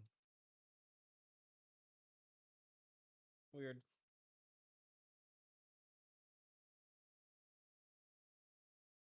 That makes perfect sense. Classic column not expanded all the way. Well, now XD.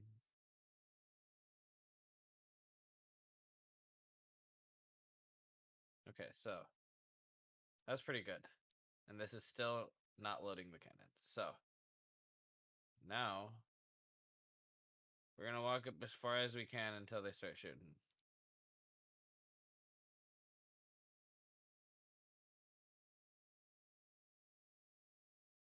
Are they really still not loaded right now? Oh wow, look at that. What am I looking at? Okay, now it's loaded, so not equal to. Okay. I have actually a lot of hope with these. Okay, so hold on. So theoretically, if I freeze all of these, and then I go over here, it should be, well. Let me do this. Unfreeze them now. Okay, so I'm in this state. Perfect. That's good. Mhm. So we found values relating to it. But here's the big question. I'm not freezing this one. Look at that. Mhm. Oh wait, maybe I was because I just unfroze it. Hold on. So here's the big question, right? So I want to freeze all of these values, right? But I don't want to freeze the one we already know about, right? Yeah. Does that make sense? Because we want to find other values Yes. relating to it. So frame advance a few frames. Crashed immediately. It should, right? Because it can't load anything new if you've locked the whole buffer. But it was fine a second ago. Hold on. I want to unfreeze some of these. I want to unfreeze the flickering ones. I don't know. I don't know where to start.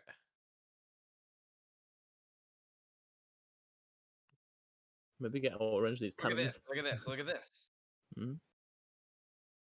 So what's the deal here? Sorry. 2. Yep. 3 once that loads. What, the cannonball? Yes. Okay. Let me spawn the gem. 3. Hold on. 4. This is the number of objects spawned. Okay. This is the buffer size.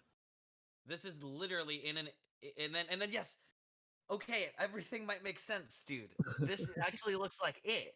I'm not I mean, gonna this get my isn't no. This isn't the only one. There's more than this, but this is just the buffer size. This is But this the is old- this is something. This is the block right here. Okay, so here's the Yeah, block. this is the block. Yeah, I agree with that. Is this block already included? Can we literally just take this block? And It's just clone? close to Spyro's data, but what is this stuff? I don't know, but I think the easiest thing to test is to take it all and try and save it, make it Oh, part of dude, the save it's state. right after dragon names. Like, Okay, here's what I'm gonna do. I think you should try and make this part of the save state, right? Surely. Just this, just right off the bat, just this. You know. Is this all? Is this the whole block? Well, this is where above this is text, which is crazy, right? So obviously Yeah. this is game mechanic stuff. I think it would make sense that that's close to stuff like this. You know what I mean? Early on. Well, it needs to be close. It wants to be. It will be close to text, right? Because text is something that gets loaded in this game. And then here's the thing: at the end is moving things. I don't know if I should include stuff like this. Well, it all ends here. I don't know. Well, let's try a few things. Let's just try the small block first. You know. Was this the block that it gave you, or is this just something that you've guessed it might be good? Well, this was the first thing in the RAM search we found that was like an integer value relating to the amount of objects on screen. So that's and the reason I'm excited is because 75, anywhere between 70 and 80,000 is super essential stuff I found. Text, Spyro's position, the camera, like super critical things happen to live here. And I have to poke around here carefully because if I save the wrong thing, the game will crash. You know what I mean? But the So like, it's like important things are here, but I need to. This is the needle in the haystack area. I need to, be careful with. Yeah, that number is clearly buffer size. of like lists of things that it intends to delete eventually. Right. That might make sense why it's like, wait, there's 4. You know, hold on a minute. You know, so I'm just gonna do this. Okay, I'm excited.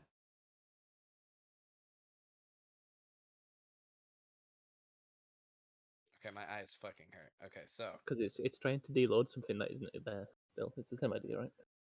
right.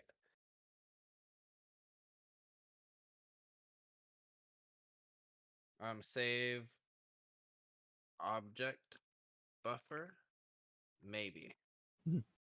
I couldn't put question mark, so put this.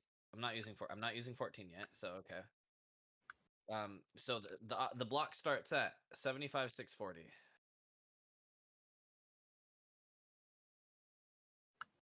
And then we'll save that there. Perfect. And we'll the size is 4, 8, 16, 20.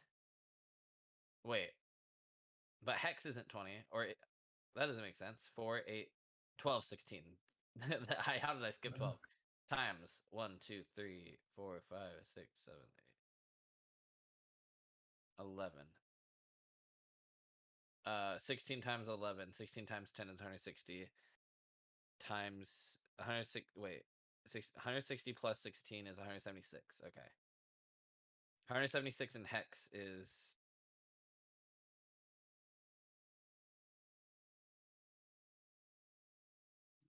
B0. Isn't low level fun? I mean, we're solving mysteries slowly but surely. But like that bullshit I just had to do to convert all this, you know what I Oh, mean? yeah. Not that I Oh, right, yeah. shouldn't have to do.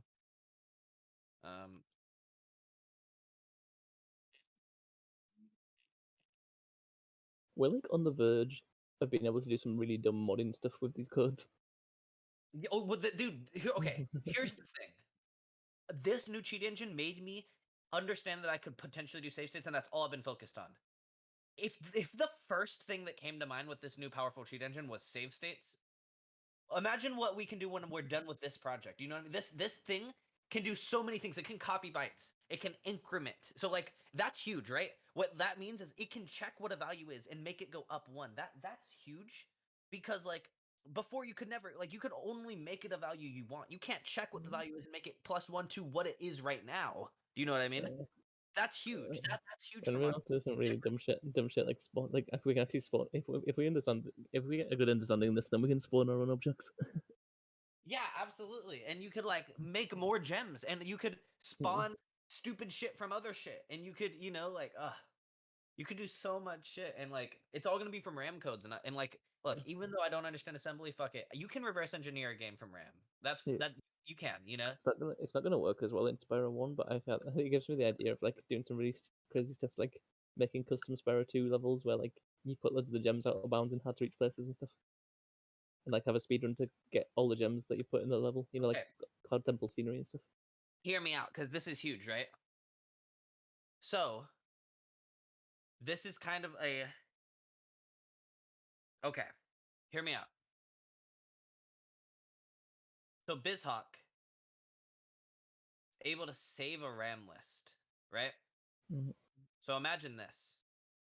Imagine I make a program that sifts through that RAM list and converts all of the addresses in a specific RAM list to be in this code's format, to where it copies the bytes and data in there, to where I can in Spyro Edit move every gem around, because you can move gems around in Spyro Edit, right? Yeah.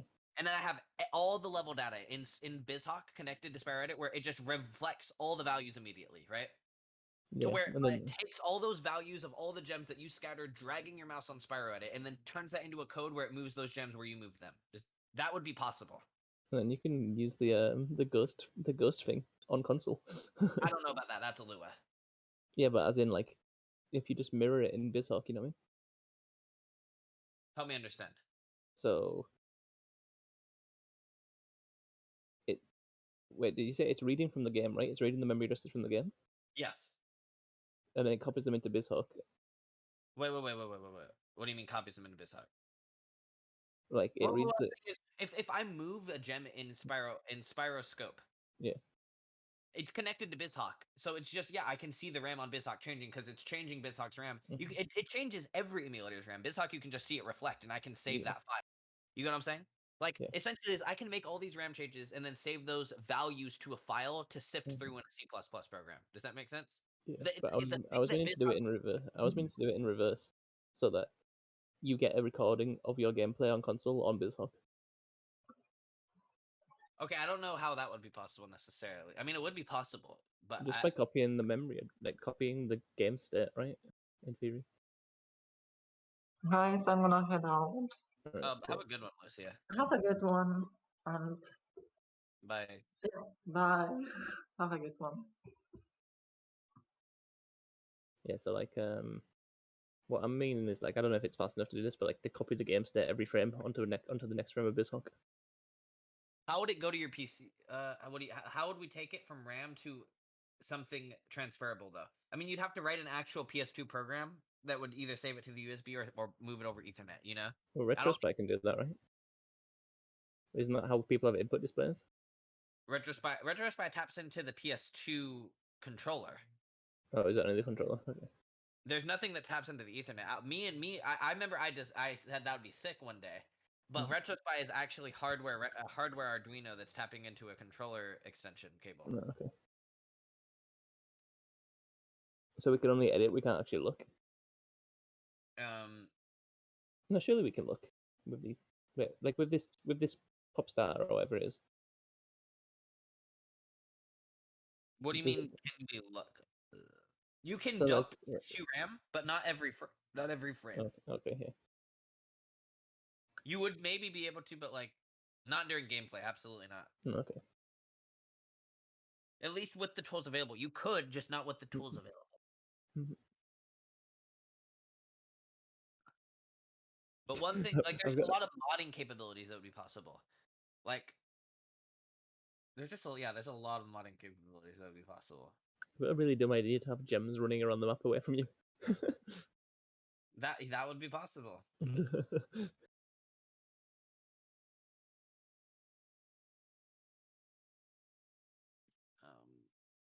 Let me see here.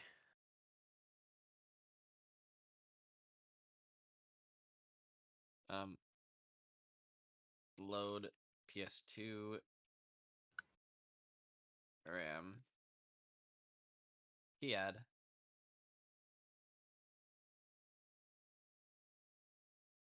Into object buffer bugger. Maybe. I'm kind of excited about this. I'm not gonna lie. This is kind of hopeful because it obviously is tied to all this, you know? It's definitely a step somewhere.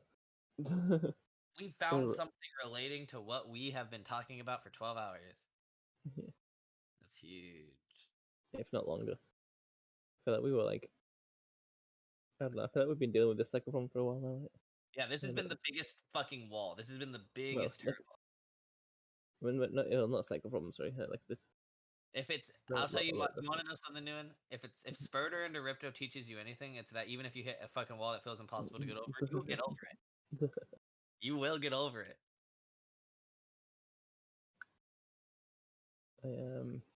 That's what happens when two SIRs get in a call. You know, there was 3 a minute ago. That's true. The That's power's always what happens to me. decreased. True. That's what always happens to me. My girlfriend always laughs at me for hyperfixation.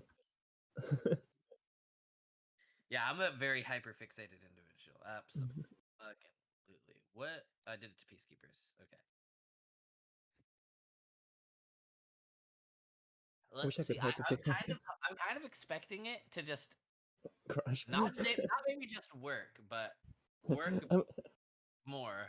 I'm expecting it to crash. I'm not gonna lie. Really? I don't know. Maybe. Yeah, I feel like it's too good to be true that we've got everything perfectly. Like we've got the exact right amount of buffer of this. I feel like the buffer's delicate. Live in areas in Yeah. chunks. You know.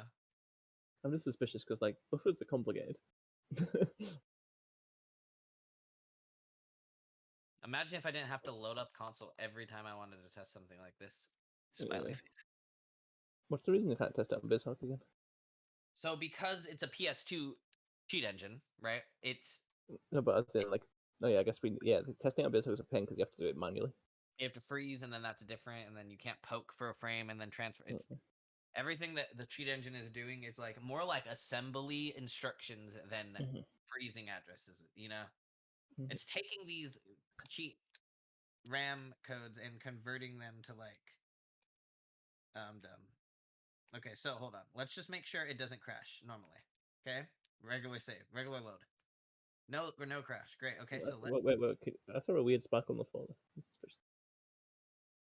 I'm gonna No, do right. the normal thing. Okay. This always works. So everything up to what we have tested is working fine. Now we're gonna really push it. Okay, we're gonna do what made it crash last time. We're gonna save it here. Okay, it's still fucked.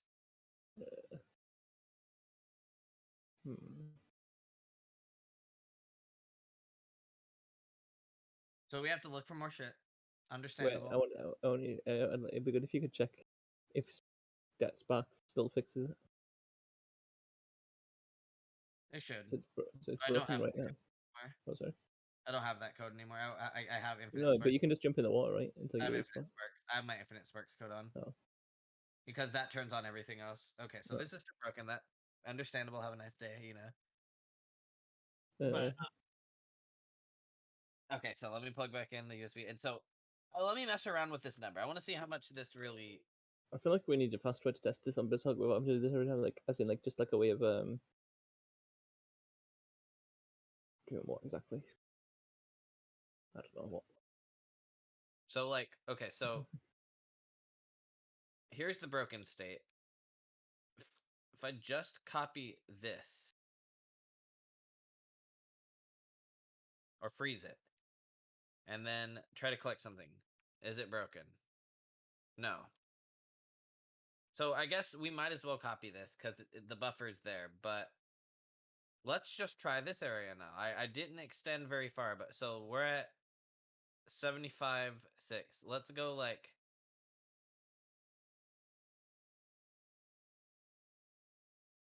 I don't know, 77, 2000, That's kind of conservative, believe it or not. So let's go to the broken state, freeze it. Oh, let's unfreeze all first, then freeze. That's an instant freeze. That makes sense. An instant crash, you mean? Yeah, instant crash. Yeah, that's the thing, is things are very volatile over here. The problem is we don't actually know if that's too much or too little. If you think about it, because if you imagine a situation where you're only copying half of the buffer, that would still crash. You'd think it would crash anyways if you only froze half the buffer.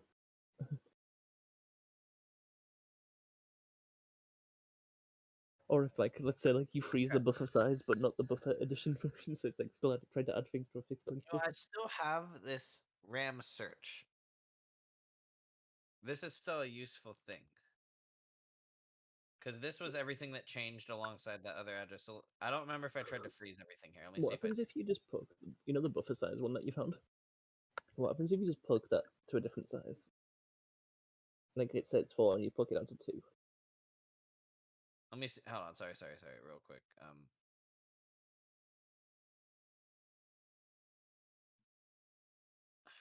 I know this is going to be broken, but I also know why. That's the thing.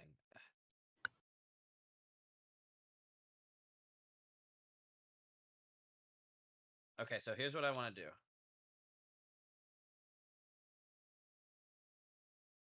Okay, so here's what I'm going to do. This is going to be very important to the test, I think. I'm going to freeze all of these, but in these addresses, I know for a fact is going to be this.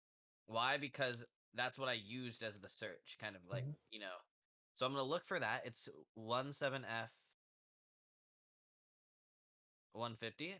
There it is. I'm going to remove that. You know what I'm saying? So that way we can test. Okay, I'm freezing everything but the thing we used to search. Mm-hmm. We're getting an instant crash, but that's okay for one reason. We can get it to not because it depends on the state. I waited longer and it worked. Now it probably will. No, this one doesn't work either. Hold on. I will get it. Just wait.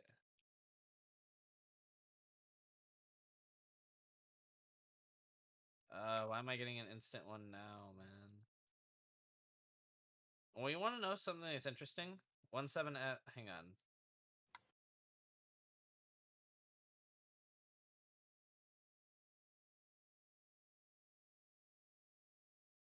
Let me just try this.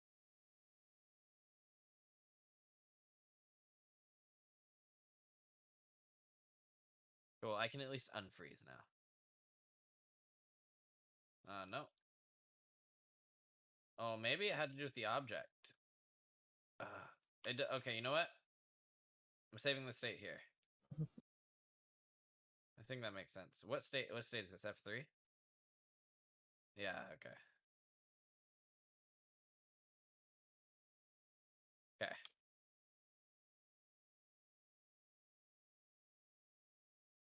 Yeah, it is the object. Wait, say it, That's sorry? connected to the object. This is drawing lines to objects. That's super Oh. weird. What do Whatever. you mean by drawing lines to objects? Okay, hold on. Let me see something real quick. Okay, so that's not broken.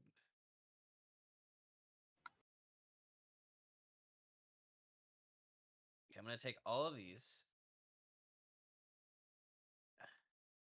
Go back to here. Find that one address, 17F150. Freeze all of these. That's not what I want. Go to this state. Freezes immediately, of course. Let me just start excluding some things, I guess. Like, I don't know what these things back here are, to be honest. Yeah, let's exclude those. What does the number set on? Like the integer that's like the number of objects. What does that set on naturally? Does it set on 1? Like when you're, let's say you're away from everything else. Does it set on 1 for sparks or? Hold on, I'm sorry. Let me do this real quick. Unfreeze address. 17F150. Okay, that's unfrozen. Okay, that's at least playable. I can play it for a few frames, unfreeze all, but I have to specifically select the ones I already have again, so I can mess with them. Okay.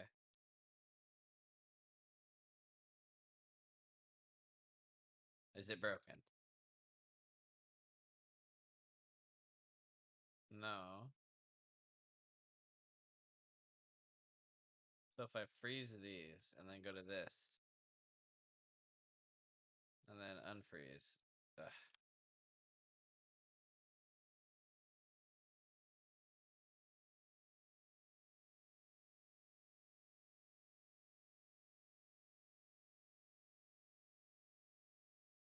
Oh. Okay, cool. I'm getting the same glitch without this. That's huge. Now we need to isolate another variable that does this, you know?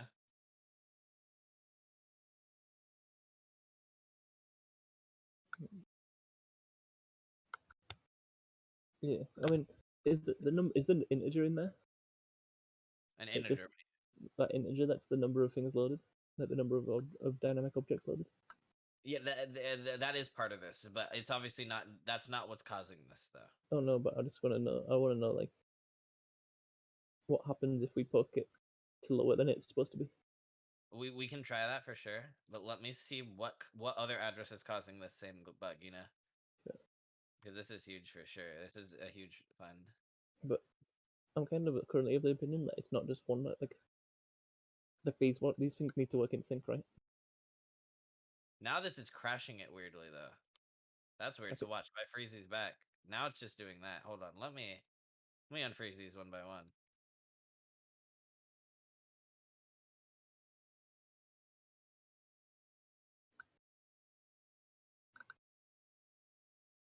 This is fun. Let's try that. Try that. Try that.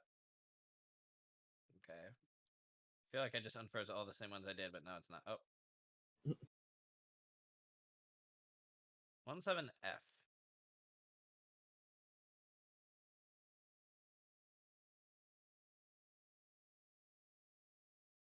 Or 17E?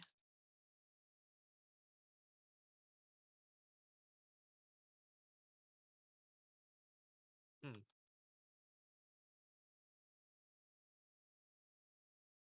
Very peculiar. Now it's just freezing outright. I feel like it's because you get like because you're only free like let's say you're freezing half the buffer, then the buffer suddenly becomes like out of sync with itself, right? Like you've got disagree your buffer's your buffer no longer agrees with itself.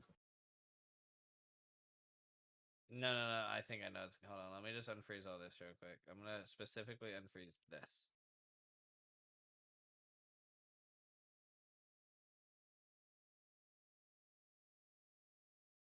I'm just gonna get a drink. Back in a second.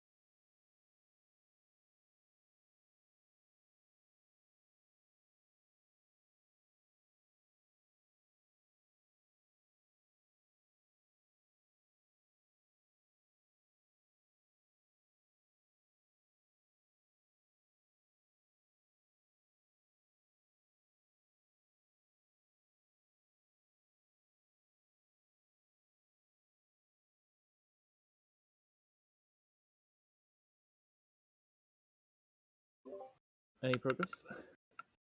So this is like everything that's related to like this main address, which is the one that we found. It's like, so look at this. Everything changes pretty much when hang on, let me do this real quick. So pretty much everything changes when a counter happens, right?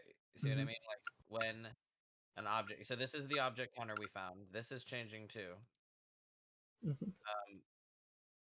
Not sure what this is referring to. This is the original value we found way back when. That Mhm. is the like original counter. And then there's this, which also seems to be like a counter, but it's like in reverse, like 1, 2. I think Mhm. this is like maybe amount to despawn potentially. Yeah. But why does it go to 2 once it's in? I don't know. What But the does thing, it do? if I freeze it, it still works. Gems work. So this thing, this counter, I'm really curious about this counter.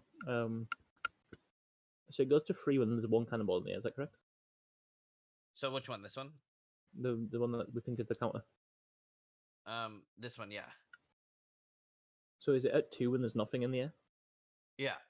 Well, no, yeah, and then there's 3 when it's in the air. So one of these things is sparks. What's the other one? Me? Mhm. Or maybe no, maybe it's the 2 enemies. Or the I don't know, but like watch, if I do this, Mhm. there's 3 and now there's 4, you know? Yeah. 1, So 2, now if you 3, 4. poke this down to 2, what happens?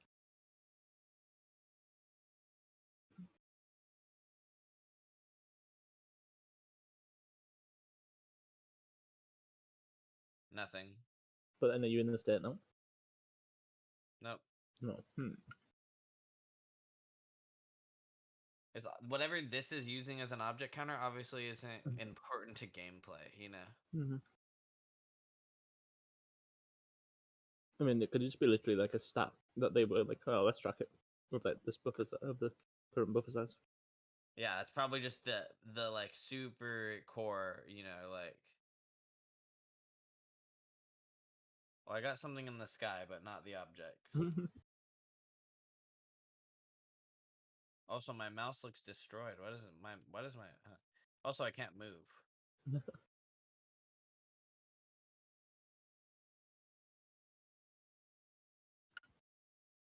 There's obviously a lot of core Spyro data in this area, you know. This is very core game data. This is why it's very volatile. This is the pick and choose area. Very surprised this area that I chose didn't crash, to be honest. But also it makes sense. This is not moving. This is the area we saved that we thought might relate to like objects, you know. This in general seems fine. Did that not work because I was on top of him? Yeah, okay. So yeah, this whole area is not volatile. I'm glad I just saved this area. What does the buffer go up to when one of these levels is on screen? When one of these what? What does the value go up to, like when you're looking at one of the levels?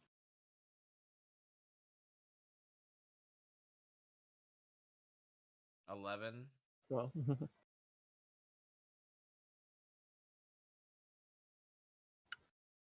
So from what we know, every projectile, like projectiles, sparks, gems that spawn from enemies, and letters are all loadable objects.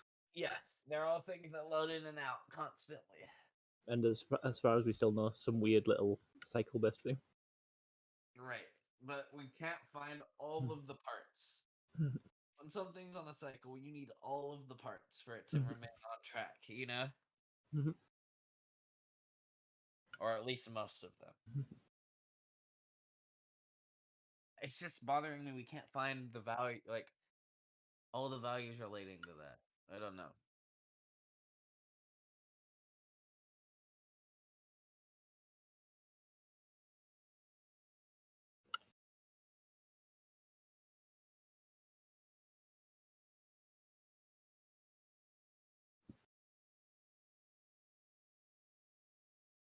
Like, all we need to know, theoretically, is what is writing to this value? You know? Yeah.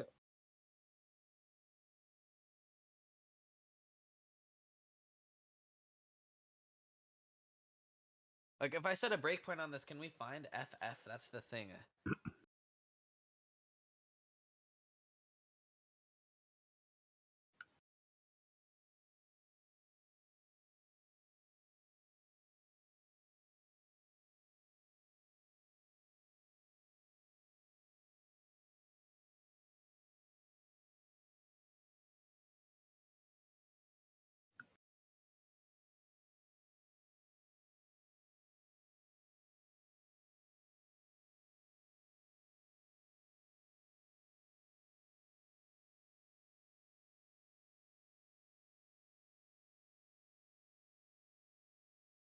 What is this?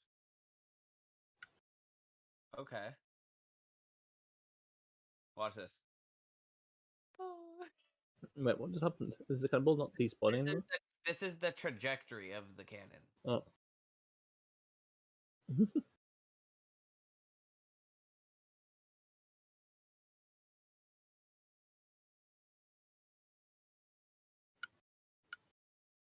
Hang on, I have a feeling. No, I don't know what this is then.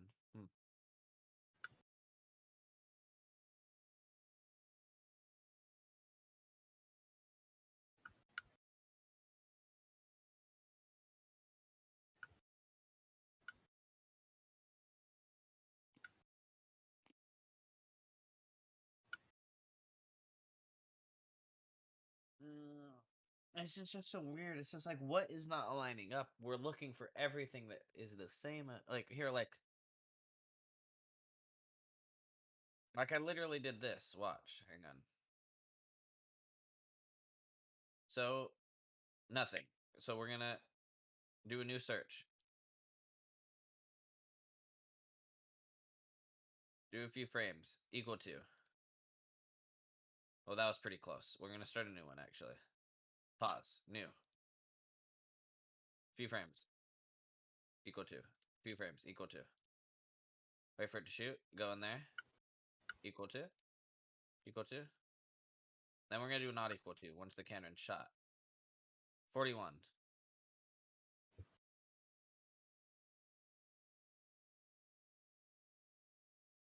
These are new addresses.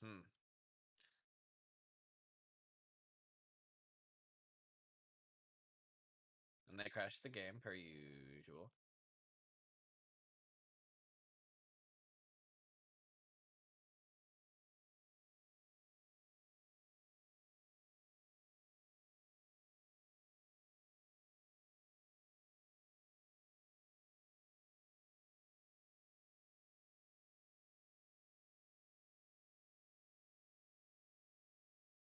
What the fuck are these? These look like junk.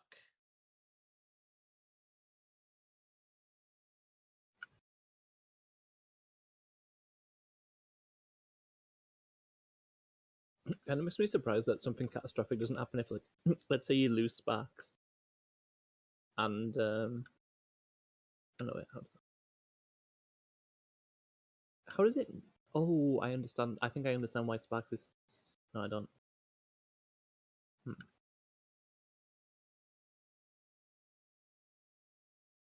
was gonna say I was gonna say I think I understand why sparks dying just fixes it is because sparks, no matter where he is in the buffer, needs to be accessed.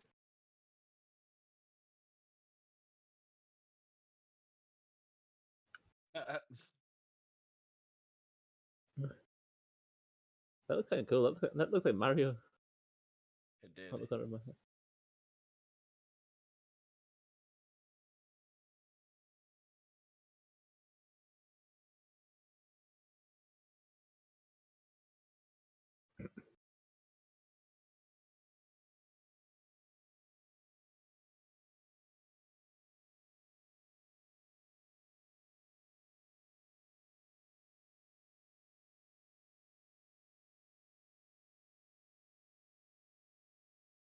Okay, but do I have that one value in there? 17F150? I do. Let me unfreeze this one.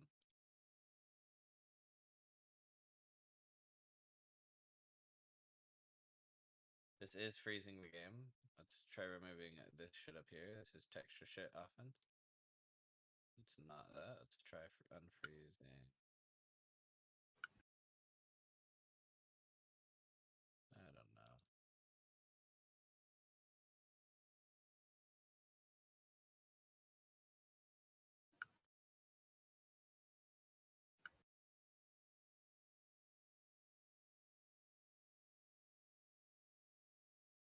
Interesting.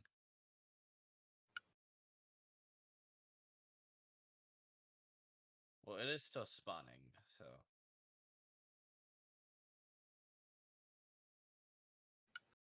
Unfreeze all real quick. I'm gonna do. Gonna try saving from here backwards.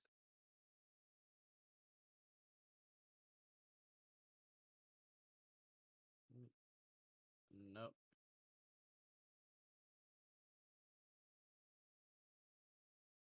Nope.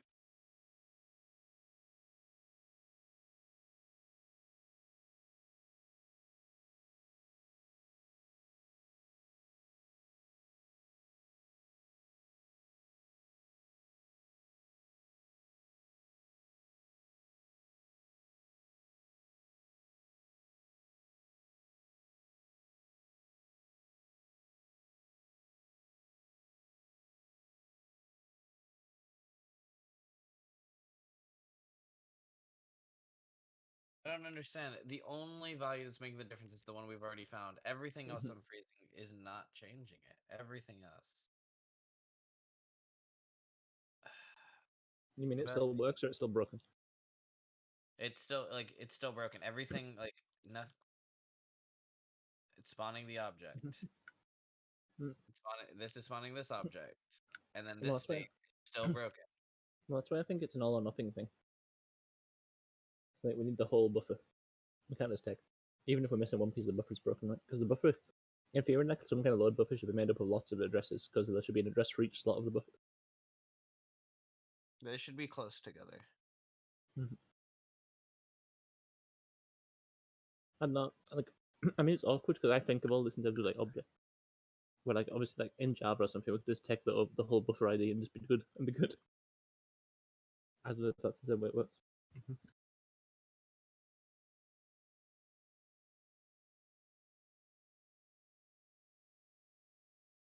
Hold on a minute. This is kind of interesting to know.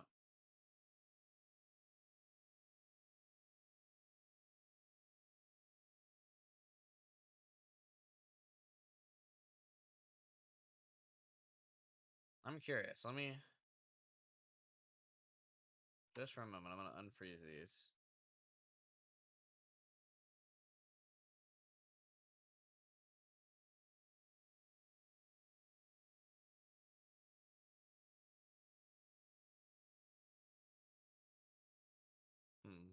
Okay.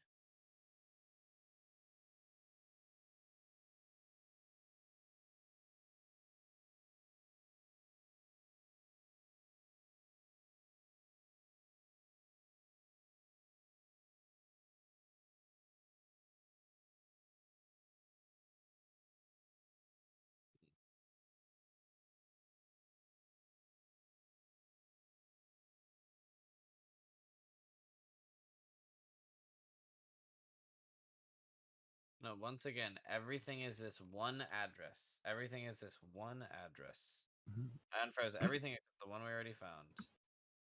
What do you mean by the one we already found? We The need a one name for these things. I don't even know what to describe it. It's like the one that has F's in it that it's shifting back and forth. That when we're in a broken state and we freeze it, and when we go to a working state, it's now broken, and vice versa. If we're in a Okay, so working, the original like flag we found basically. yeah. So like if we Mhm. like freeze this and then go to this state, it should work. No, it didn't. Yeah. I think it's the fourth one actually, because there's like 5 different values. If I freeze it here, no, now it's broken because there's a missing object. I just want to understand this fucking value, bro. Well, as far as I thought, what we realized before was that no particular value means it's broken. It seems to rotate Yeah, because like when you froze it, yeah, it was when it's It out was of working on rotation. certain things. When it's out Yeah. of rotation, it's broken. Yeah, and freezing it meant it worked every like so often. Yeah, when you happen to freeze it in the right part of the cycle. Exactly. It makes me wonder if that's a scanner. Like if that's like a while loop in like an index of a while loop, and the while loop's just eternally going through the buffer, like scanning through the buffer, looping around the buffer, looking to checking if each object in the buffer is supposed to be deloaded now or not. I see. But I don't know why being out of sync would break it.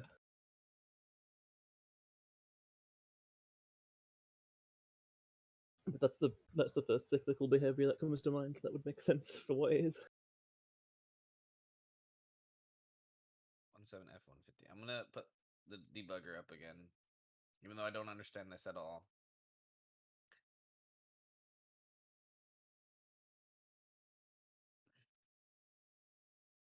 Part of me is wanted to just go in the like modding Discord VC and see if anyone pops in. I remember the other thing that happened. I don't know if it was that Unicorn guy or someone else.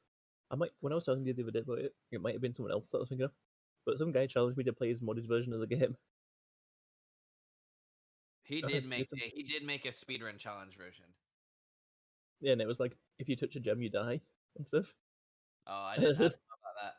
It was like if you touch a gem, you die, and there was a certain number of conditions. And he was like, "I don't think you'll be able to do this," and I just like waltzed through it because 80% with no gem. I just did edit sparks. I mean, just sparks like gem, 0 gem 80%. Yeah, at some point we should go on the fucking modding Discord VC if fucking we can't figure this out. Maybe people will hop in. Who knows? I don't want them to get credit. All the Why? help would be appreciated. Hey, anyone who can help. Yeah, exactly. Okay, so I think it depends who join. I feel like if you just join a voice call, like the least useful person will join. yeah, sometimes that is the case. I feel that's so. the way it goes usually with joining voice calls in a public server. But here's the problem. The thing that's useful about this breakpoint condition thing is this will breakpoint when it writes. Mhm. So boom, right when the cannon was about to shoot. We need to find. So here's the thing. It's about to add FF to this address. I don't understand MIPS at all, but we need to find a register that's holding FF. Okay, volume 1. Where is V1? Where does V1 take place?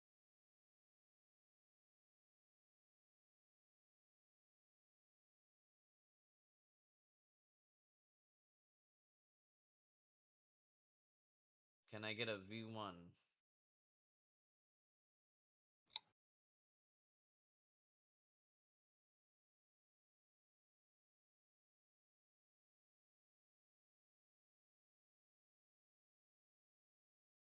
There's some V1s down here.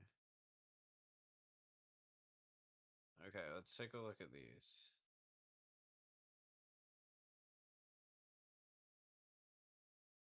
Louis.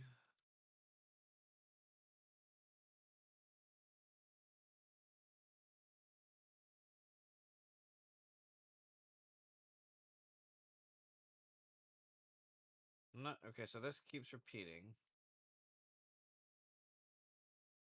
FF could mean a lot of. This is what broke right here. SLT, what is that? Let me look up SLT. If I could understand this, I feel like I could understand so many more things. You know, there's no good, easy to understand resources for this shit. Set on less than. So again, this is a set on less than. So what is it? So there's some function that is being called when something is less than something.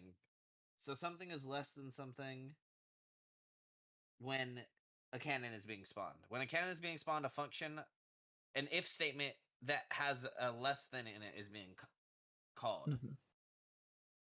1, 2, 3. So if two is less than 3, then 1 is equal to 1. So if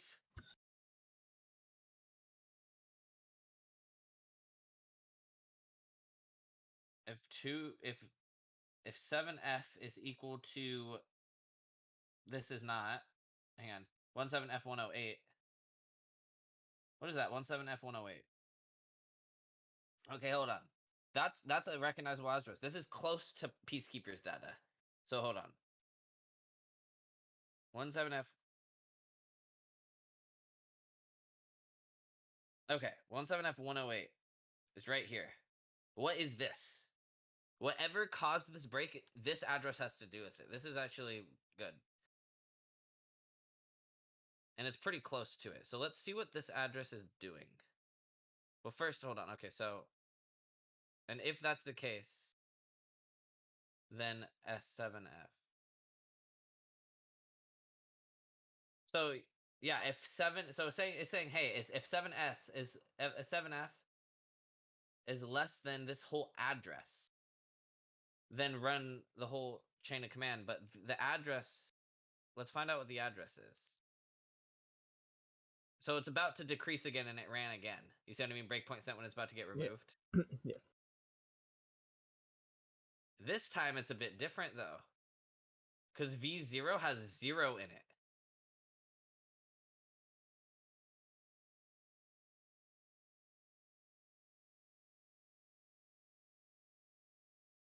And this time it has 7F in it, and this has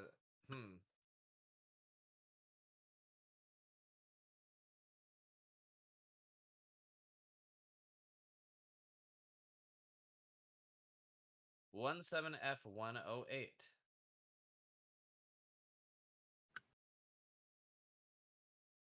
Okay, so yeah, I'm gonna. I like how your question has clearly stumped the modding Discord because no one's replied to it. Yeah, I kind of feel bad. I just drop walls sometimes. I don't. I think it's funny to expose that we're doing big brain stuff to them.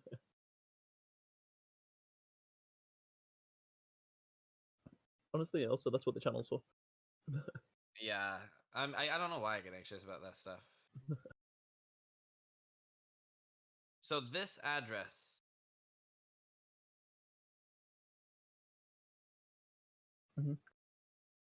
So this is calling another address. If it has an 8 at the beginning like this, it's a pointer. Yeah. So this is pointing to 181.810. Let's go there. This is what reverse engineering is. Where does this lead?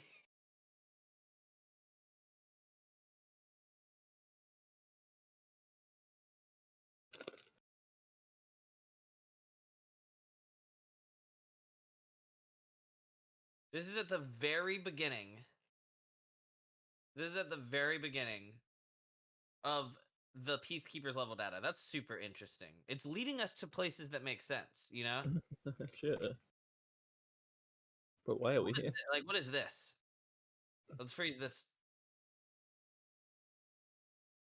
This is the angle or whatever of the cannon ball. Yeah, it's just So, playing but what is ball. this though? So I find it's kind of cool that, like, to see that, like, I mean, I guess it makes sense, right? That the cannonball despawn and then remember the location that's, but we haven't. This doesn't change the spawn point of the new cannonball. what is this?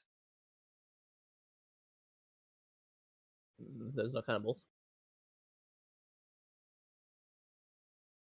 Whoa.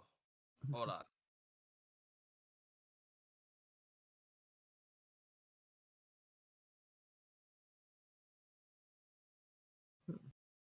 Is it supposed to be broken? No, this is breaking gems. And cannonballs. There's no cannonballs either.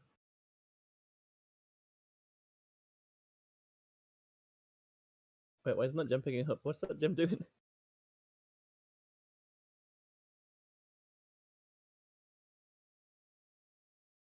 This has something to do with objects. So we're am I saving this chunk of data? I have to be.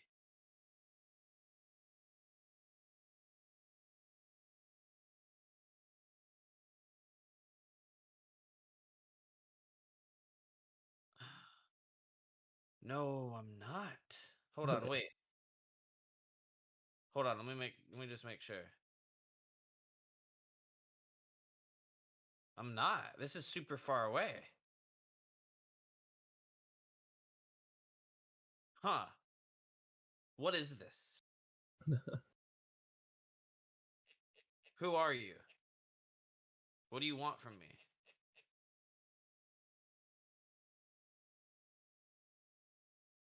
I'm gonna scroll down until there's all zeros, because this might be more data. Because this is obviously affecting objects, you know? Mm-hmm.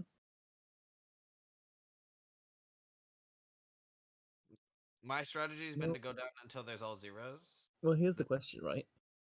Before we your save states not remembering the cannon angle. No, they were. But isn't that in this bit of data? I don't know.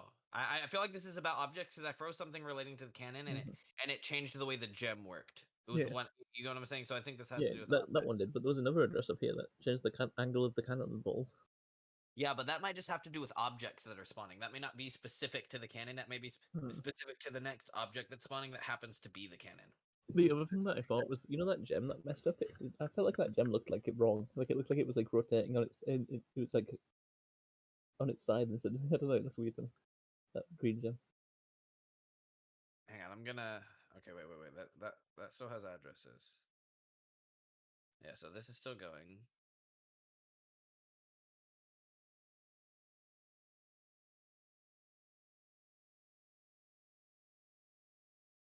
Okay, this is exciting. I have a feeling this is gonna help. Let me just see something right off the bat. I'm gonna unfreeze all. I'm gonna load this. I'm gonna freeze this. That doesn't fix the save state. But it's breaking this object. You wouldn't expect it to fix it though, just from freezing and unfreezing, right? Yeah, this is the problem with this approach. Is like I can't test this in BizHawk, you know? Yeah. But as long as it doesn't crash, then it's definitely something we should save. I feel like we should be saving as much as we can that doesn't crash the game. Yeah. Like whenever we find something that This'll doesn't help. crash, This'll just help, throw it in. right? You know? Yeah. Whenever we find something that doesn't crash, just throw it in there. Right.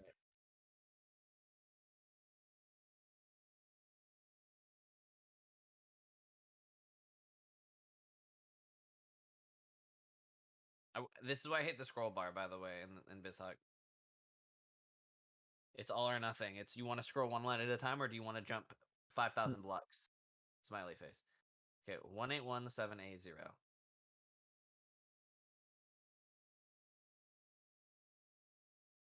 That's a pretty big block. That's a lot of data. Not that that's bad. I'm just saying that's a lot that was missing, you know? Yeah.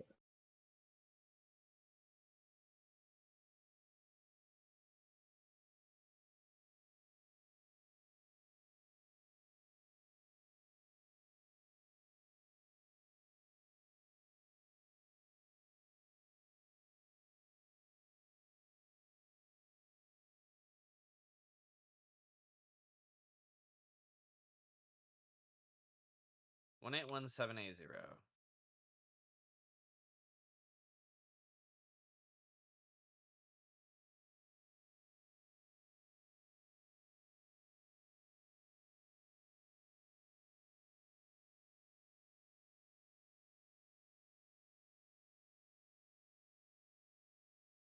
Save new data.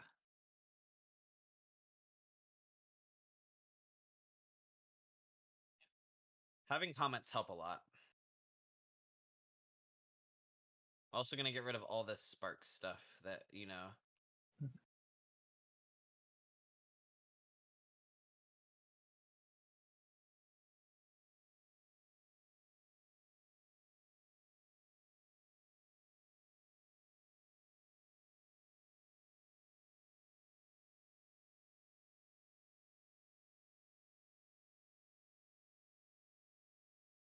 I have some hopes about this.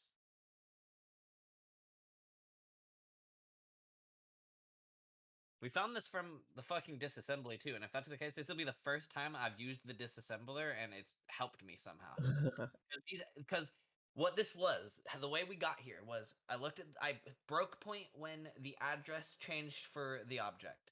Then that function that was a less than function had an address that pointed to another address.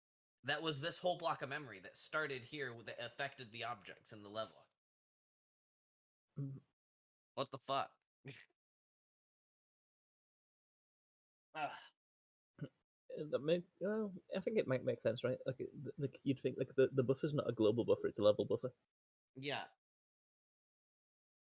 So that means this might be kind of level specific, but it's okay. I'll know where to look. Yeah. Kinda. Well, Hopefully, you just find that address for every level and then just follow it back, right?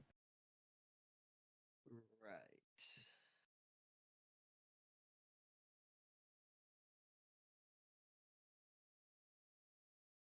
If this works. Smiley face.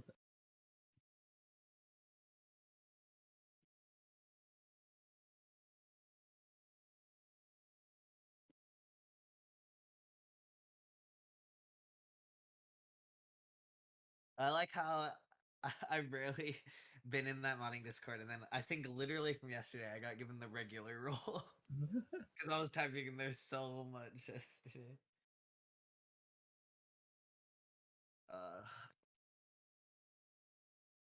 Feels like we made some progress. This is such a big wall.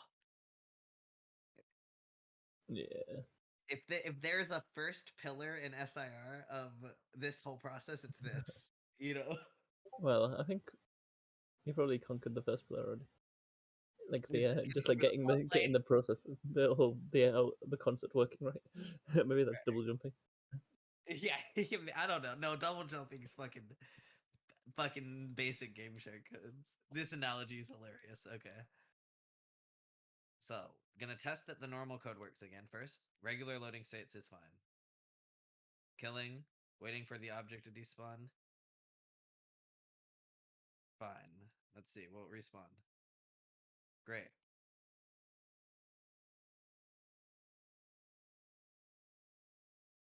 No, it's still broken.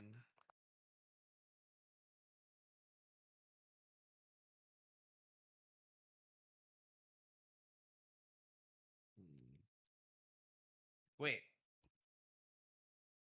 Did I make a typo? I did make a typo, but that sucks because that means it still may not work, but I have to change this typo real quick. This is a typo I make all the time, every time. This is the first thing I check if something I just tested didn't work, and it's always something I forget. Because I'm just recopying the data from where I saved it, I'm copying the save Game Shark code and flipping the bytes, right? And because of that, I forget to change it to R3. That's my typo I make all the time. I'm changing this 2 to 4. That's the difference between L3 and R3. Great. Might as well change the comment too. Something tells me this will be important. That's why I was so like, why didn't this do anything? I feel like this is a big chunk to load back in, you know? And we know it. Do we know it doesn't crash because of BizHook? No, because it didn't load back in yet. We essentially didn't do No, any. but as in doesn't. But as in does BizHook? Didn't the freezing on BizHook tell us it wouldn't crash? Yeah, but that's a different situation. I guess, but I feel like if there's one thing that BizHook might tell us is whether or not freezing things, like messing with it, crashes it. Well, the problem is that the reason I'm not believing that is because the difference here is we're not resetting the buffer to what it should be. What I was doing was loading 3 different save states and peacekeepers with different buffers frozen. They're not relevant to one another. Does that make sense? Yeah. I'm not also freezing the level data. I'm only freezing that because I can't also freeze the level data. It's not mimicking what it's only doing what that portion of it, which would make perfect sense that it's breaking. It would make perfect sense that it would work with the Game Shark code because it's also saving everything else that's relevant to what we're trying to fix. Does that make sense? Yeah. That's why BizHawk's becoming a problem because we don't have the code. We can't test the code. I haven't actually tested to see if PopStarter works with PCSX2, but again, I don't know how to mimic a USB drive in PCSX. Yeah. I don't know where I'd begin to do that. And every forum post I've read about this, it's like, why the fuck would you want to emulate a PS1 on a PS2? Lol. Like special weird niche cases like this, bro, where I'm trying to make a PopStar specific cheat. Please help me out. I'm crying. We in the club crying. What if this fixes the wall too? I doubt it, but maybe. Yeah, actually, this could be. It could be. Because This it's could a be whole new level there. chunk of data that was 2,000 bytes long, and it's relating to peacekeepers. So I don't know.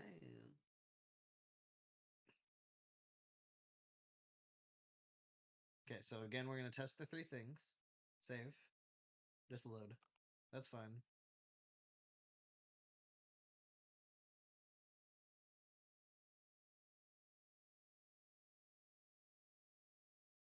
That's fine.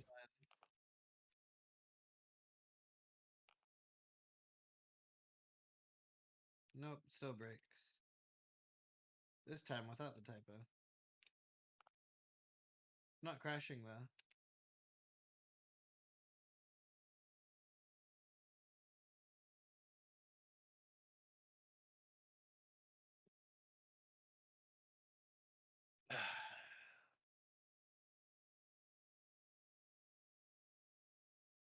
Back to the drawing board. It did not work at all. Yeah, it didn't change anything. Well, but we saved it and it didn't crash, right? Yeah. So we keep it in. We've got more Yeah. stuff. We have less Yeah. stuff to. We have less stuff. It's a little bit surely we will save all the memory addresses.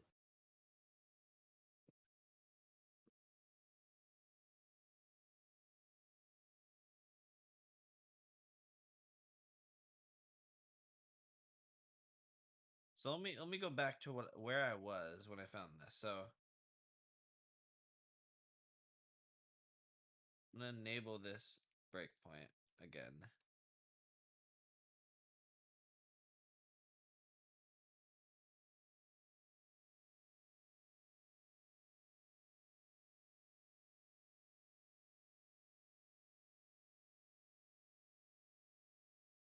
Dude, can emulation begin again, please? I would fucking.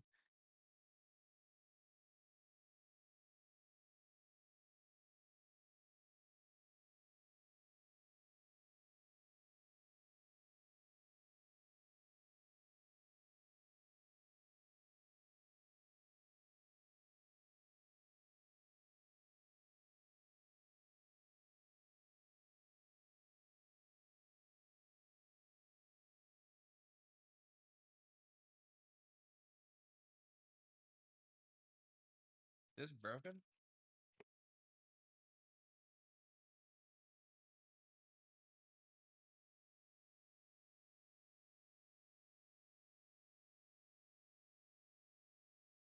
I'm refreshing the debugger. I should broke it.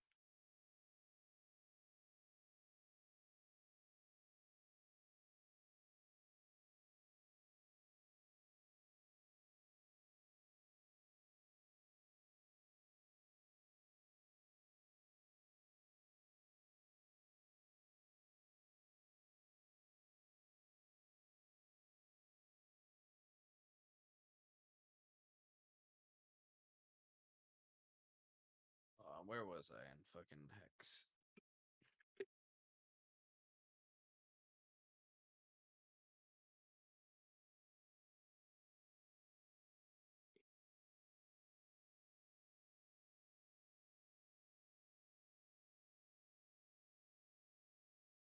Hold on a minute.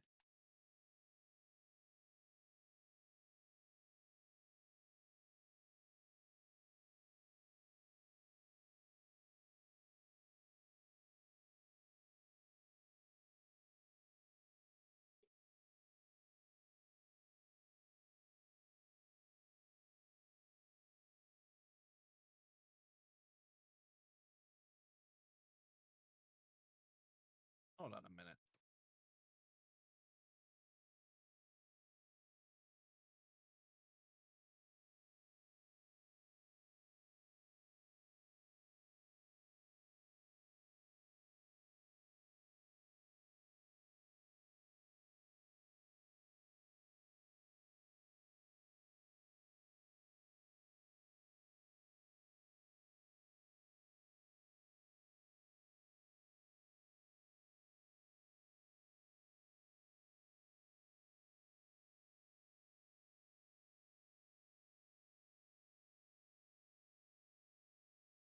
Hmm.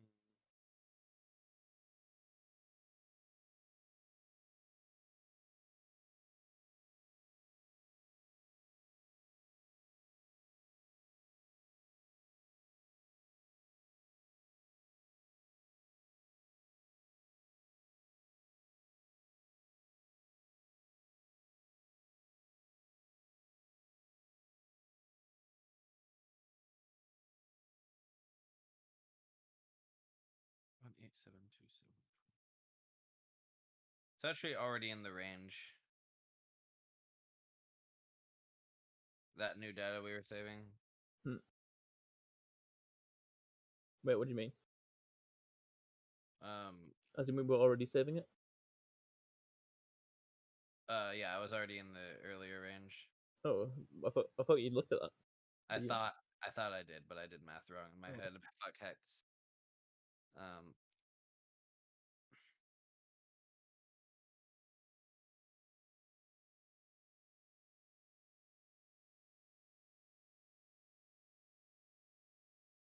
So we know there's an address in the Brexit. It seems like there's lots of addresses that cause this problem. Like there's lots of addresses that you can change that seem to cause the same problem. Potentially. I haven't tried. I don't know. This sucks.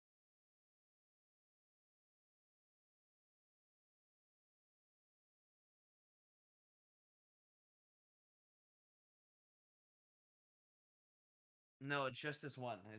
From everything else I've seen, this is the one that causes the problem, but something else is relating to it, you know? Hmm. That isn't being saved. I'm just gonna try this real quick. It's just a Hail Mary again, but at some point, that's all you got left.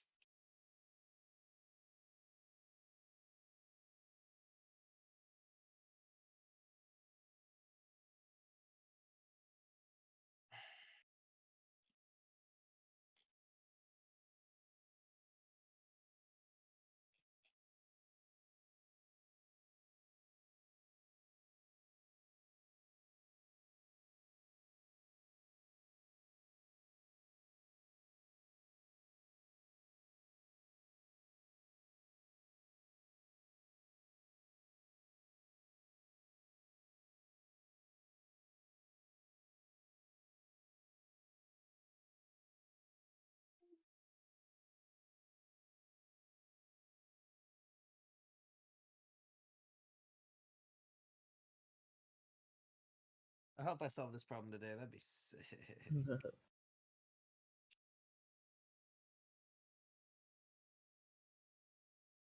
Been working on this problem for it feels like over a day now. I feel like For I sure. literally have not. It doesn't feel that way. It literally has been. I think. Yeah. God. Really, what you need to do shit like this is just dedication. You know. Yeah.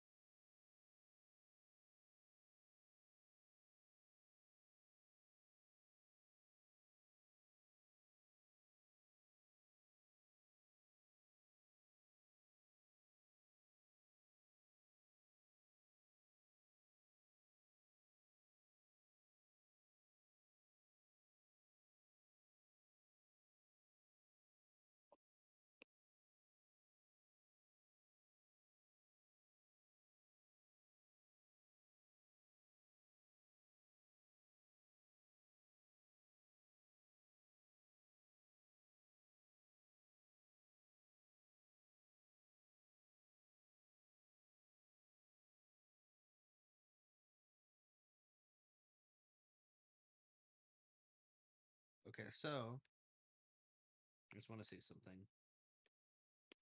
Yeah, that crashed. That makes sense.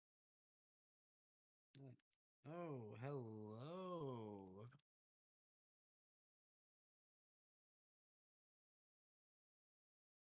I just basically expended the range a lot. That's it. Out of hope, you know? Yeah.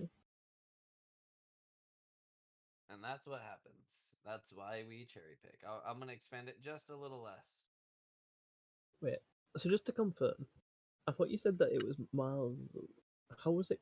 How was that Peacekeepers level data included in the range? Was it like in the middle or was it? Well, It was at the very. It was pretty close to the end. And that data ended at 183. The data I had ended at 187. no. Okay. Pretty close. Pretty close. Pretty close.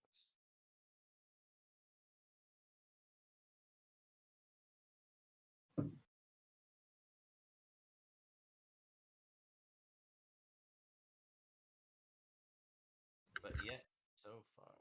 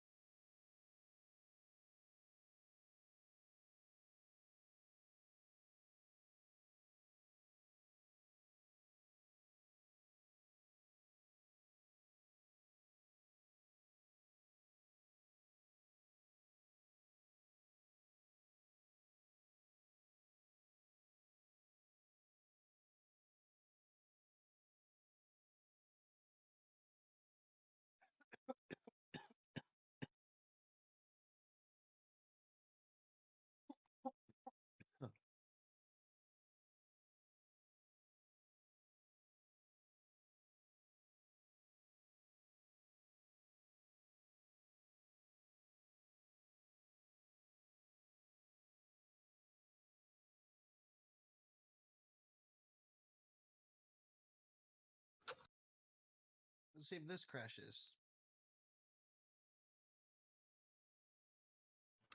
Yep.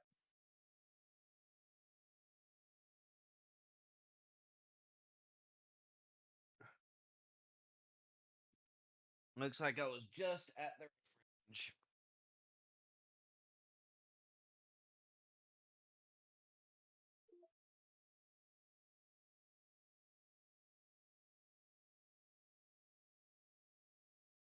That's funny. That's funny.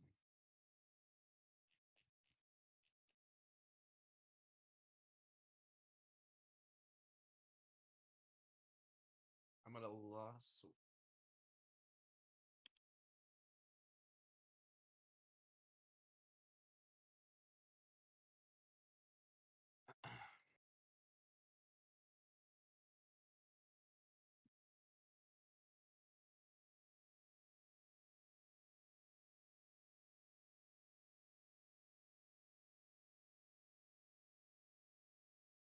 I just need to figure out what makes that fucking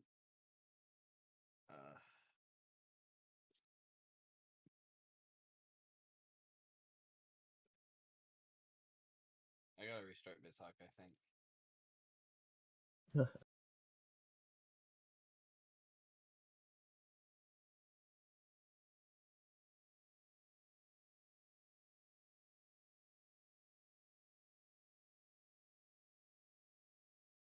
Dude, isn't what? What's happening? I just restarted the program.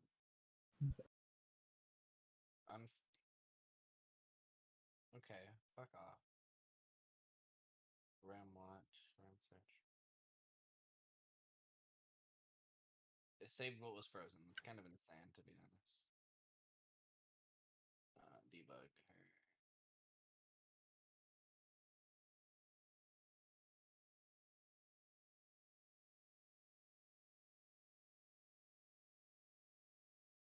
Right.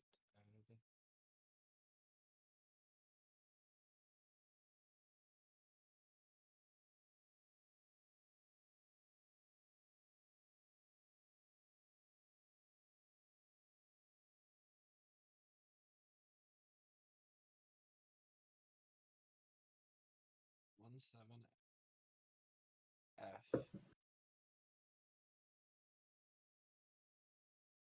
108. This is the same thing. So 17F 108. Bro, what are you doing? What is this? What did I open? Get fuck you, Windows. So yeah, this is the address. This is the pointer. This points to that place we were just at.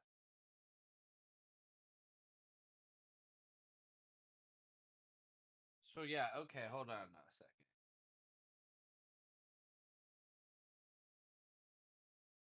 These are all pointers. A few of these are pointers. So this is actually where the level data begins. I know this pointer. This is where the data begins. So what's this one?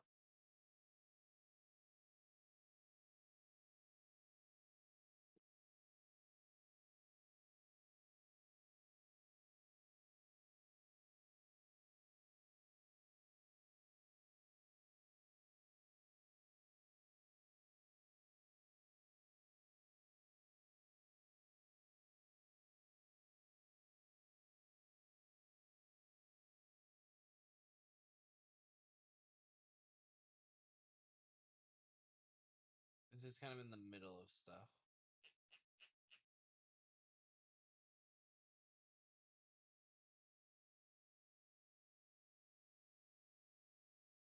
I wonder if this is any object data. That's what I mainly am curious about. I'm going to scroll down until there's nothing.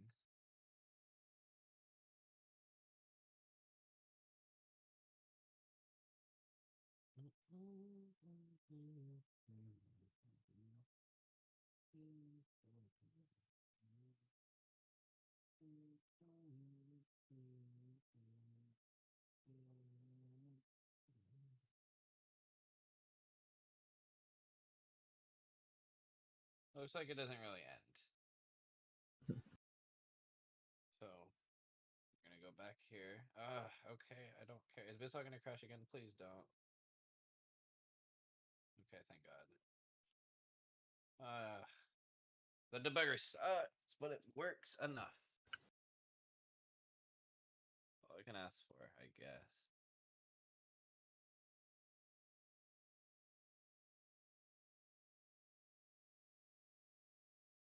Ram launch.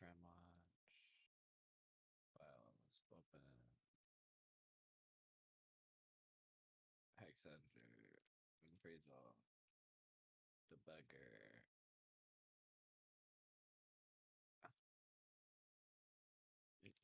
That one. Great.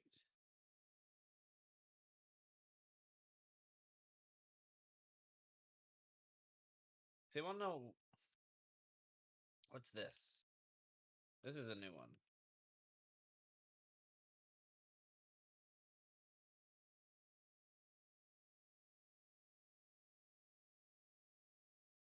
This is pointing to that same address.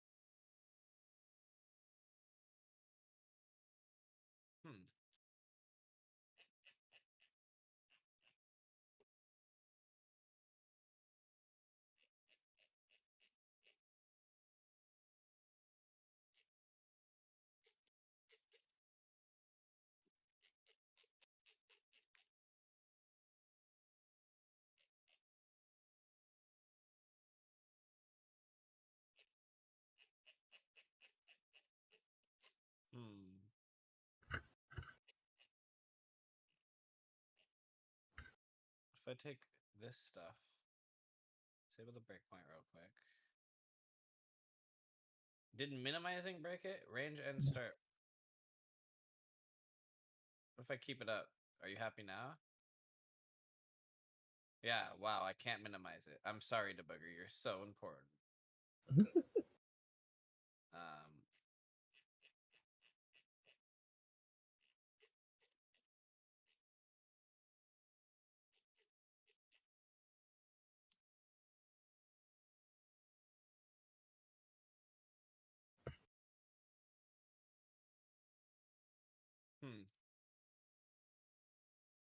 See, this is the area I was pointing to, but a lot of the stuff is constantly moving.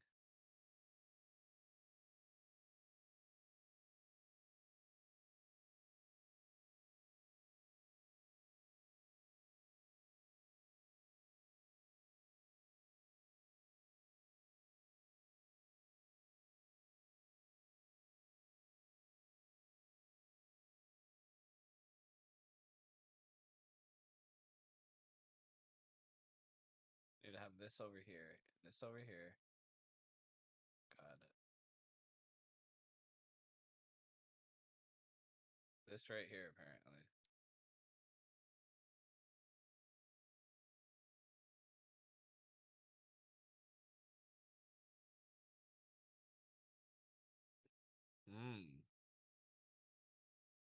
Very interesting.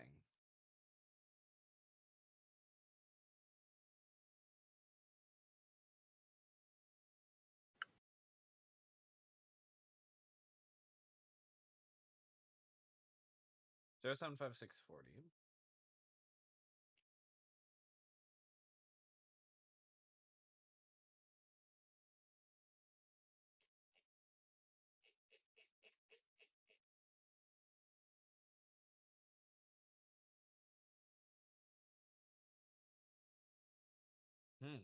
There might be. You remember this block we found a minute ago? The object buffer that contained like 2, 3, 4, whatever. Yes. As in, yeah. It might be there might be stuff further than near there that needs to be reset than we thought. And I'm freezing things on BizHawk, but that is crashing the game, and that's what made me not include more. But freezing's different. And so No, it's here's true the because thing. it means Look at that. this. Do you see this address? You see how this is a pointer, right? This is pointing to a different address every time the cannon spawns and despawns, implying this is the pointer to where to spawn a new object. Yeah. Because like freezing, it's bad, right? Because it stops anything new from spawning.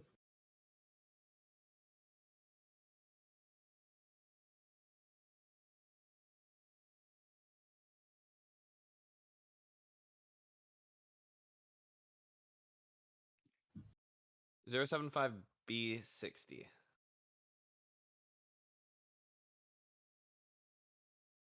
Let me try this.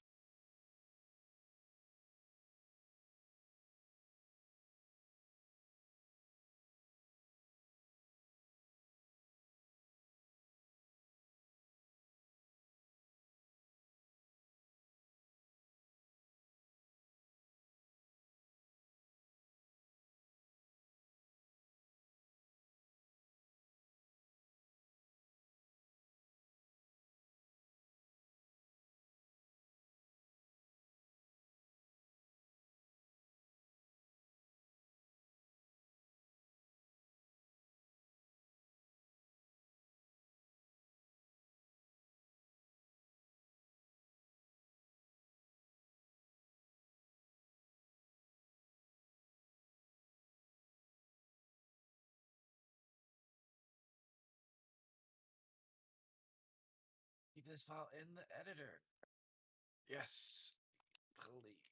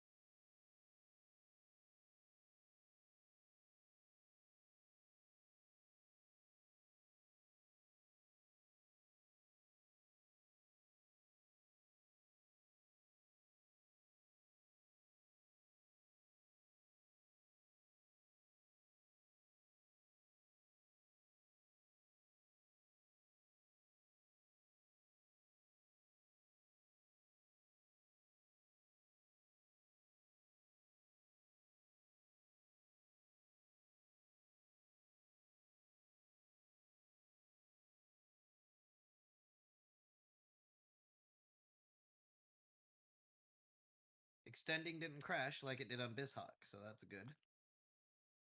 Because it's not freezing, so that makes sense. So let's try doing the weird state.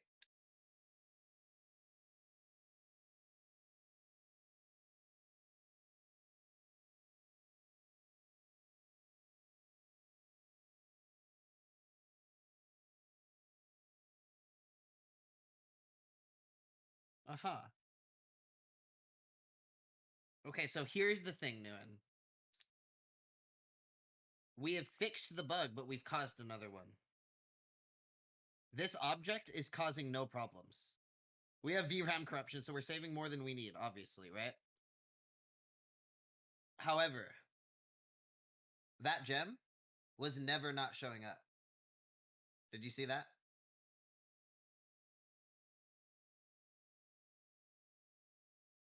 You picking up what I'm putting down?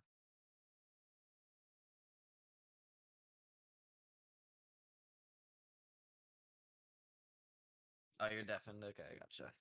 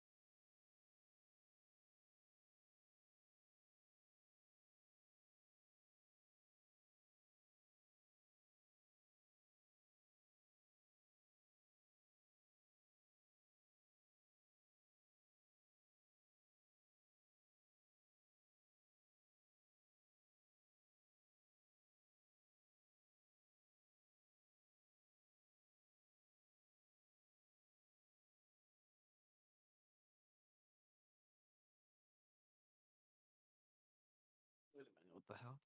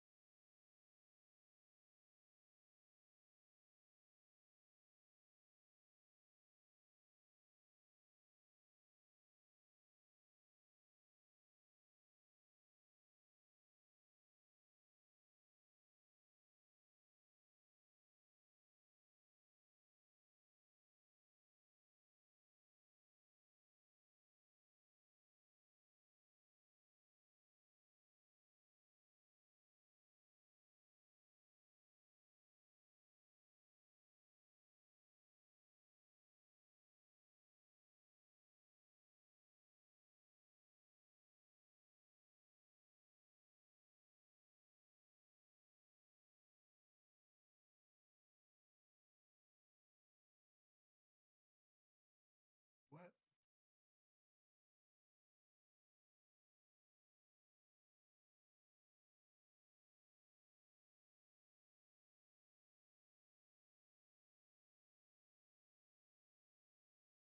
Okay, that's fair.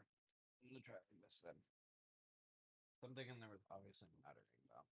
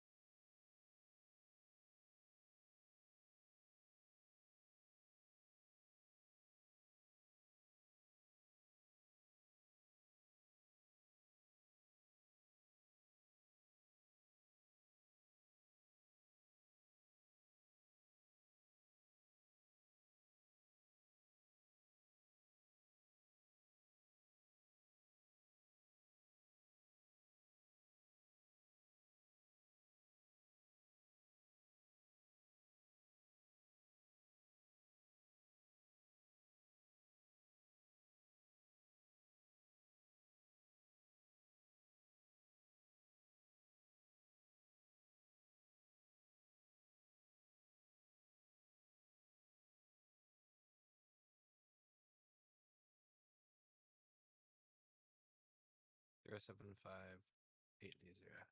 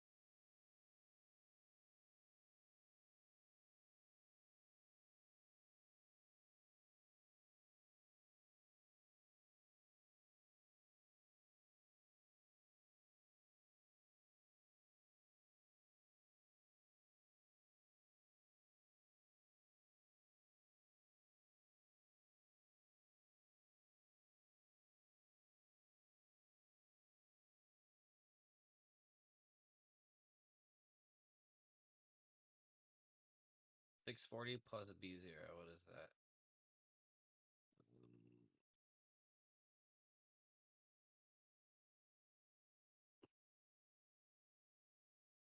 6F0. Hello. Yo, I've Did made you some get? pretty good progress. Oh. What? Just find more addresses or anything? Yes. So,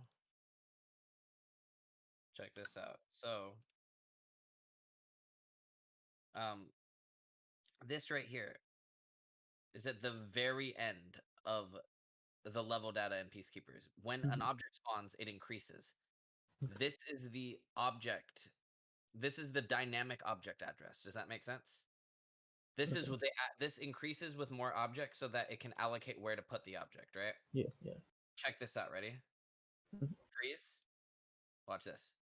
Glitched. You see that? What Check do you this mean? out. Oh, I see. Yeah, I see. Okay.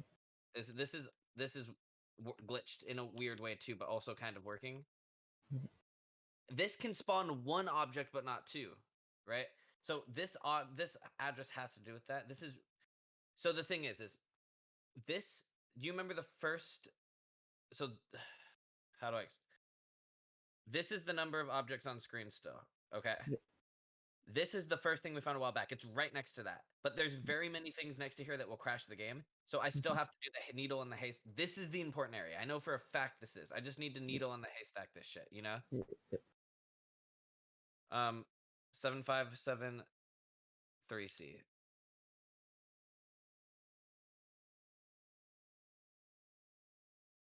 And I didn't mention this to you earlier, but I copied hella addresses from this block earlier to where I tried to make it remove the object and it was working. The save state was working perfectly. But then I got VRAM corruption, which meant I had too many addresses, you know? So yeah, the so like thing is, in this the problem was solved though. Do you know what I mean? it makes sense, So I right? found Because the range. it makes sense because like in this loading area, there's going to be some like there's lots of different aspects of loading, right?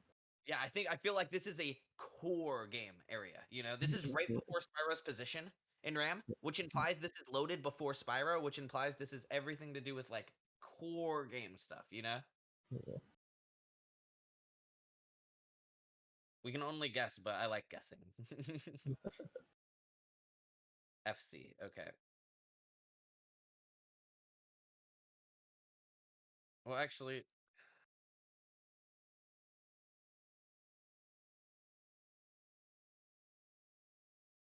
let's go one further. 7574C minus. Yeah, that's what I expected.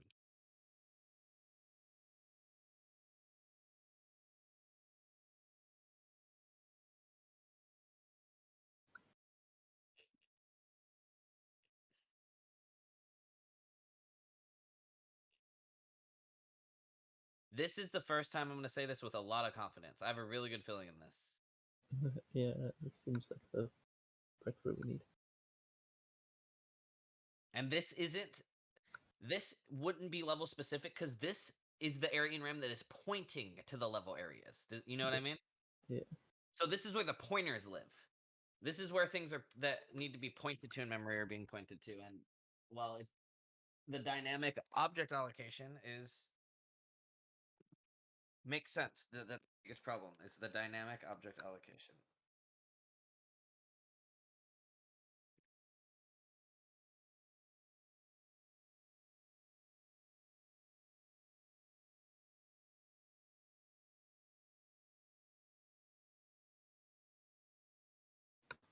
And then I'm going to add this to the other codes. If this works.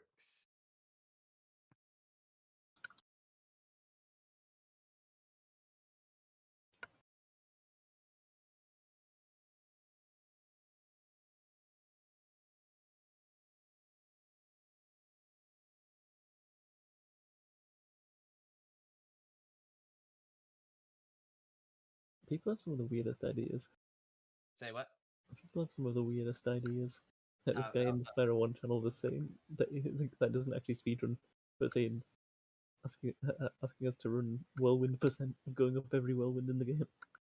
Yeah, people love coming up with arbitrary ideas. I mean, it makes sense. It's like, oh wait, there's vortex. There's what about whirlwinds? You know, it's like when you first learn about miscellaneous categories, the first thing your brain's gonna do is be like, oh, what other ones could there be? You know? That is not my instinct. Like, I feel like Vortex was not made that way though. Like Vortex was made with a distinct goal in mind of making a category that was like that was You can understand how somebody would reverse engineer it from that point in their mind, where it's like, ooh. Okay, so this isn't crashing. That's good.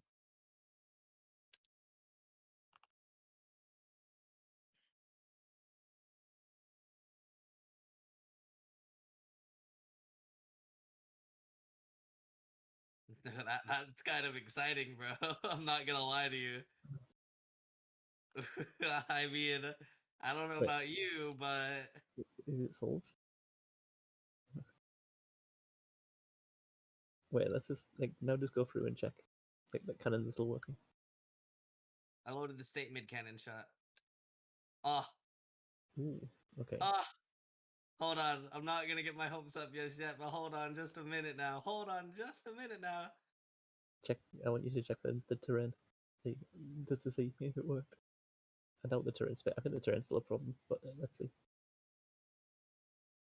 You know what I mean? You know what the biggest problem is? My fucking DualShock, bro. You see these pivots?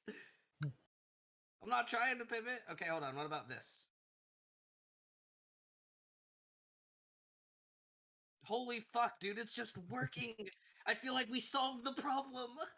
I think we did it, dude. I agree, but use the cannon on the night flight entrance. I'm going to, but I just want to make sure that this main problem is done, you know?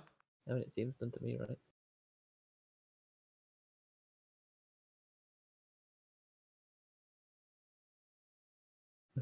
Good work. This is Dude, this is a save state, you know? Yep. This is a fully functional save state other than the wall. Okay, I'll go to the wall. I'm just, oh my, yes, we solved the object spot. It makes sense. It's a pointer. So the problem was 2 pointers in data that point to where the dynamic memory needs to be allocated at that given time, and if that mismatches with the actual level data, it's like, wait, where am I even supposed to spawn shit? I can't spawn shit, you know? Yeah, that makes perfect sense, right? Like so the buffer size was kind of relevant because we were like trying to overwrite or underwrite. Okay, so no, this is still a thing. Okay, This well, is obviously somewhere else. but that's completely fine. Like Yeah, that's fine. We fixed a bug. That we had a feeling that wasn't going to be a part of it. But this was much more game breaking. Oh yeah, absolutely. That I feel like that's just a portion we have yet to copy. You know what I mean? Yeah. That's just somewhere we have yet to finish. Yeah, this doesn't strike me as a fundamental. It's more that we answer the level terrain, but like level terrain is probably something we Mid explosion that crashed back in the day. because the debris is particles. Yeah, so right, the dynamic allocation was being changed there. Like, okay, we need to dynamically allocate RAM for all these particles, and then I load state. It's like, whoa, we're going back to like dynamically allocate way less, you know? Yeah, exactly. But now it's literally changing the allocation with it. Like, I actually had an interesting idea. What happens if you load state out of a text box? hold on, are the gems spawning out of this? I just want to make sure. Yeah. Wow. Wow. Yeah, can you talk to the Blueness, but then like not, and then load state? Like, don't finish talking to him. You know, just be in the text box. Haha, I knew it. I can get that. I have that RAM address. Yeah. That was just something I figured that would be a problem. Well, not The bug problem. is fixed though, dude. The big bug is fixed. Yeah, this is an excellent breakthrough. This is that really hard thing. This was the wall. This is the fucking second pillar. Like, I'm just loading it over and over again, and it's fine, you know? Like, there is no situation that is breaking it. Yeah, we don't even need the def now either, do we? No. Yeah, I have found the pointer that is like, okay, we were not stuck in a function loop. The pointer was not being reset. The function was trying to reference a pointer that was not correct. Yeah, we weren't. The problem was that the game wasn't. Yeah. This might be due to the balloonist. It might be, or did you interrupt a def can you, like, if you interrupt your death, does that do it? Like if you're mid dying and then you load state? Hold on, real quick. Because that's how zombie works if you think about it. No, I did. No, I But didn't. it could definitely. Real quick. Okay, hold on. There's a few things I want to do now. I'm exponentially happy right now. Yeah, you did a sick job while I was away. Yeah, I don't know. You were AFK. I don't know. Like if you stopped, but I kept alt tabbing. You were like deaf, and I was like, oh shit, dude, he's gonna come back and it's gonna be working. Oh, it's working. Like I can just. Okay, we got test town square. You need to actually update the code for Town Square, right? Yeah, I'm gonna add it to every single one. Yeah.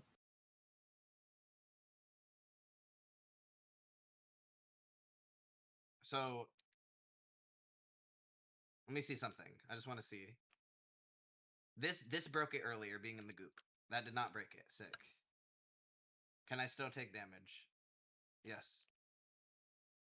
Can you check the blue list again just to see if that is what zombies? Let's see something. Can I load those objects back in? Yes, this didn't work. Okay, so now the dynamic objects will load back in perfectly fine because their pointers are also being loaded back in. You see what I mean? Yeah. Like, even if I load state right here, like, watch. You see what I mean? The pointer for that object exists, therefore it can exist, you know? Yeah. Anyways, would you want me to check the balloonist? One more time just to see if that's what zombie does.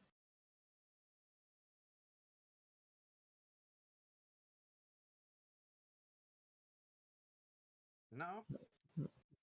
Wonder what zombie does. Oh, wait. But this time I didn't go down to peacekeepers. I just clicked stay here. Hold on. That's true. Yeah. Oh, yeah. Oh, that makes complete sense because that's what No, it's still. Oh. I knew you were talking about that with Tuco. Yeah. Because that's level disassociation, right? Yeah. But I just obviously did something weird. But we're fine right now. So. Oh, dude, it's just working. Like I'm just running and save stating and loading and just no crashes and bliss. This is the peak of like being a programmer right here. You know. Yeah. This is here, and then the misery as soon as you realize that cycles still don't work. We'll see. I don't even. I mean, I'll be ready to tackle it. This is rejuvenated everything. Okay, so these two are super important. I'm gonna laugh if this has fixed cycles because this means that there's so much less work to do. Like, what's even broken other than cycles and terrain? So let me just quickly. I'm gonna label town square because I want to be able to read it. You know. If L3. Having a capital I for if is weird.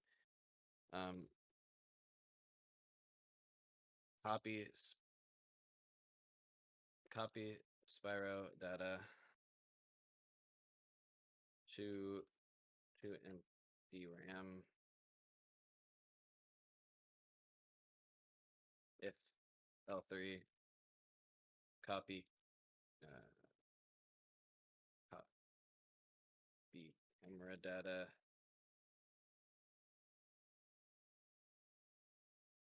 empty RAM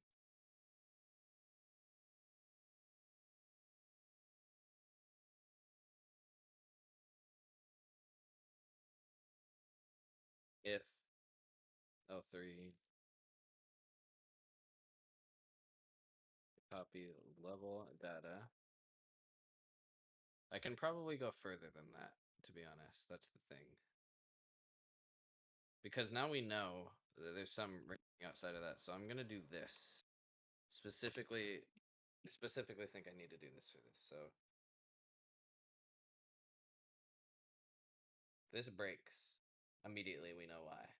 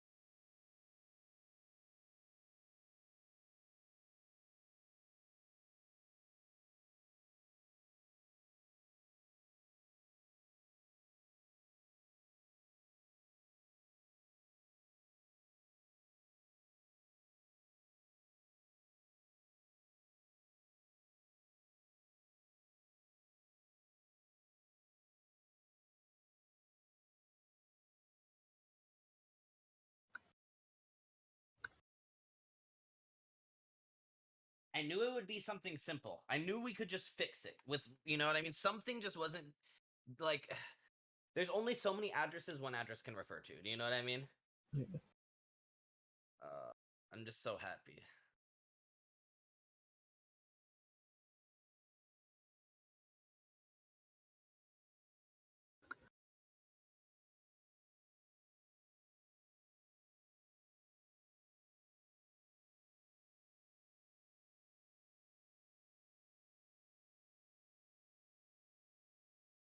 I just want to see something real quick. I want to go to town square and see if this value changes. I just want to see, you know what I mean? I don't have a town square save state. I can get to town square quite fast. I know I can just test the code.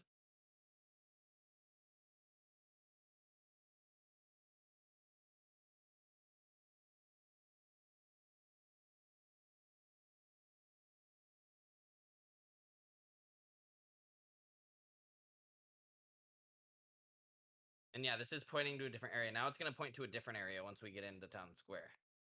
This is going to change the moment we get into town square. Because where it needs to dynamically allocate RAM is going to be different. Yep.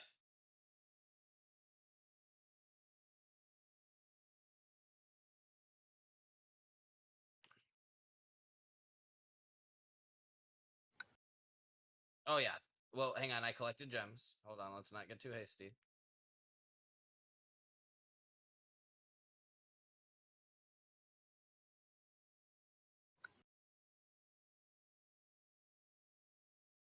The value's not changing. I'm going to test it, but that would imply that this is unrelated to cycles. You know what I mean? Wait, is it crashing? Did you say sorry? No, well, no. So I'm looking at Oh, the yeah, that's values we're freezing on BizHawk.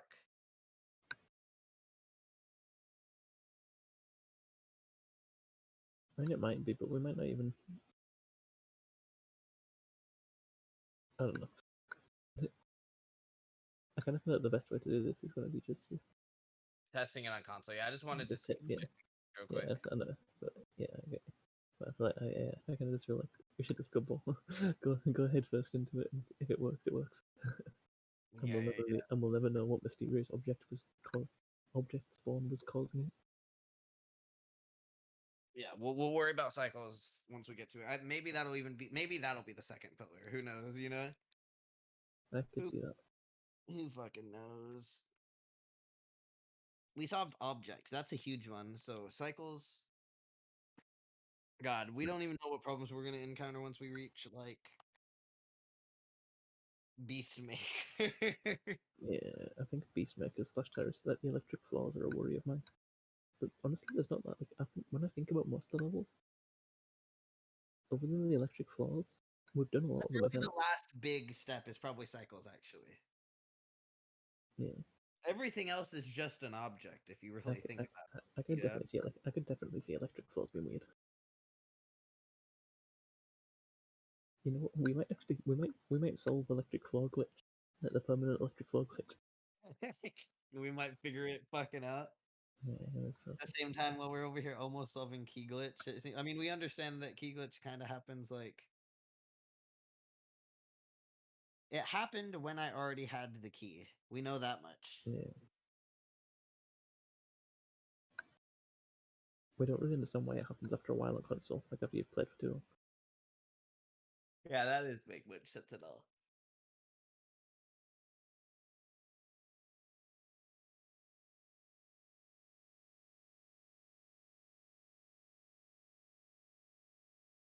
I'm not extremely hopeful, but let's see.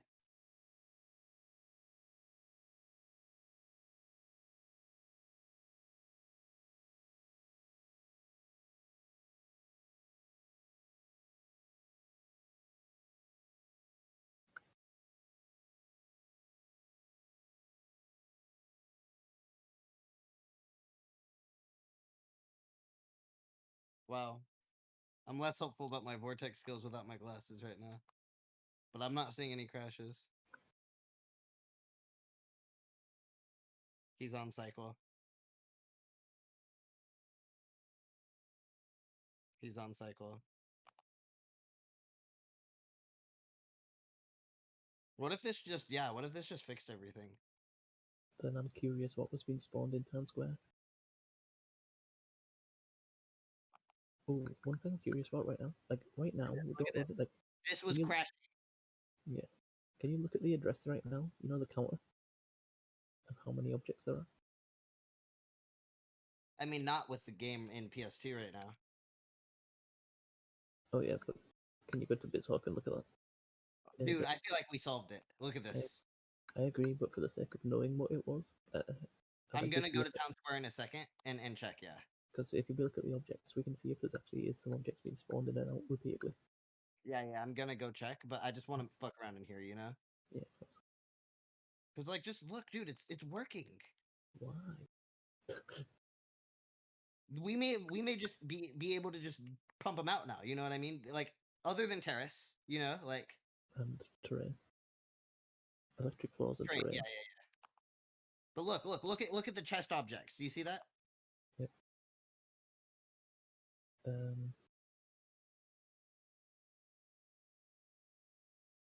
I'm trying to think of other mechanics in the game that could slow us down. There really isn't many. There was a moment yesterday I thought I wasn't gonna solve this. I mean, part of me felt like we might have to wait. Like, not wait, but as in, like, we might have to get saved by the modding community. We might need to what? Be saved by the modding community by some, like, But no, Frankfield. we really didn't. We just figured it out ourselves. I mean, to be fair, we're asking a very specific question for a very specific niche use case, but still, you know. I think it's funny how we were very much on the right lines. Because I feel like it's been like hours ago we were talking about buffer size, and it turned out that was the exact problem. Yeah, a lot of our theories have been correct, you know. Yeah. Honestly, like just getting onto like even just figuring out that it was object spawns was impressive. When you think Look at about it. that! Look at that! Do you see that? The despawn. Do you see the despawn just working? The butterflies are exactly the same. The feathers do it. But yeah, like if you think about it, like even like figuring out that it was objects despawning was quite impressive. Like that it was loading state while an object was queued up to be despawned. It's not crashing. I just can't. I mean, Yeah. this is just Eureka. Like, Okay, so that means we've solved a lot of levels. Right? What was the deal with the toasty head? I want to see something. I doubt this, but let's see. I saved state during the dragon. That was weird. What happens? Okay, well, it didn't break, but it didn't work. What the hell?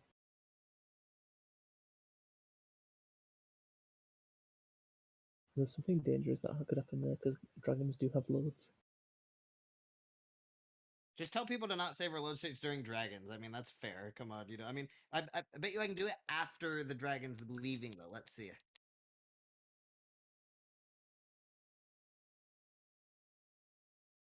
Yeah, Yeah, except the dragon's not there at all. I mean, okay, well, that's a very small flaw. I That's think purely. we have the majority of prerequisite addresses. Do you know what I mean? Yeah, like there's some nice stuff. Like it'd be nice to get that dragon working correctly, but like that's very niche. Like, it's not needed for a working build.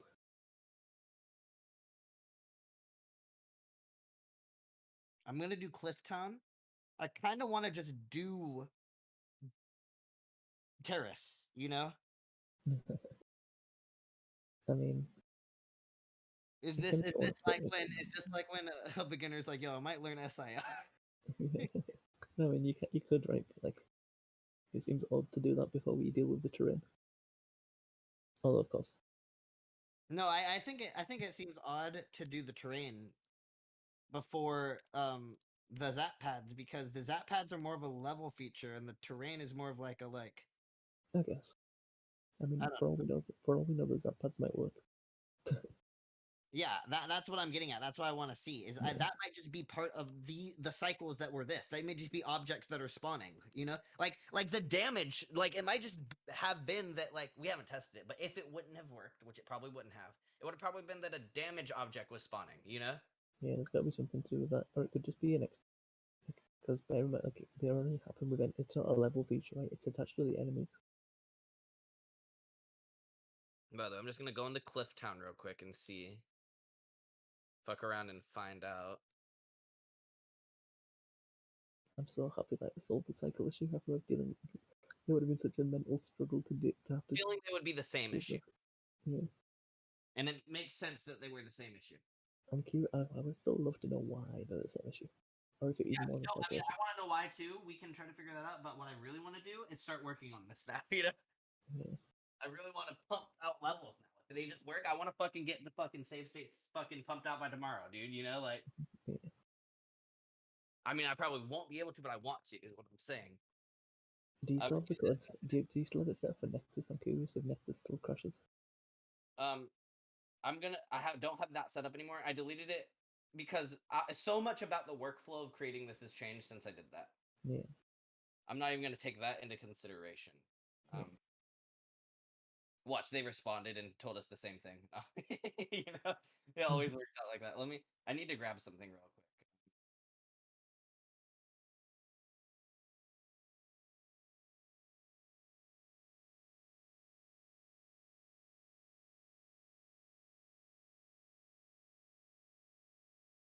$828.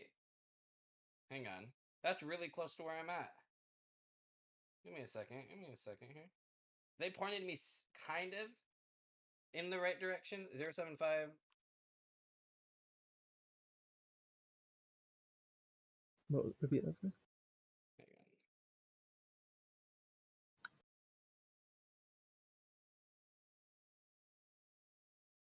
That makes sense. Right there. That makes sense.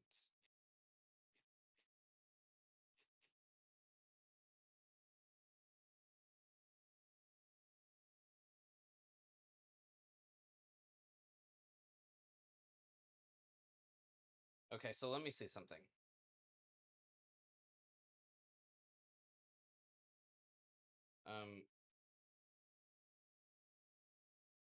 We're in Clifftown.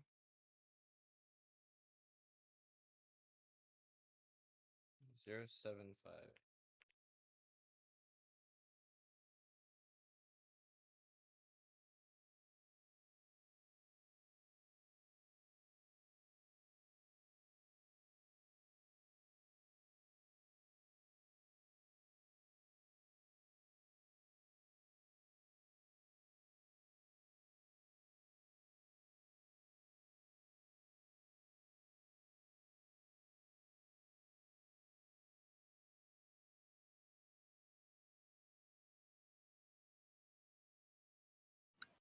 Does this end soon?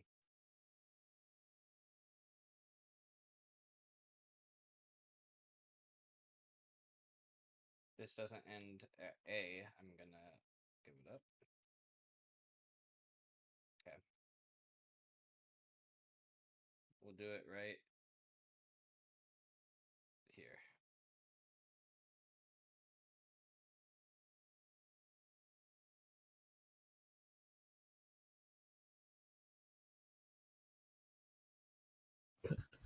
I just clicked on the introduction channel. So, hello, I'm here because I've known Laura for a long time. I wanted to be here for her recent PB. And we're letting anyone who's bloody Spyro server. Say that again about Laura? Someone said in the introduction channel that they've joined the server because they want to be here because they've known Laura for a long time and wanted to be here for her recent PB. Oh, that's cool. Personal cheerleader.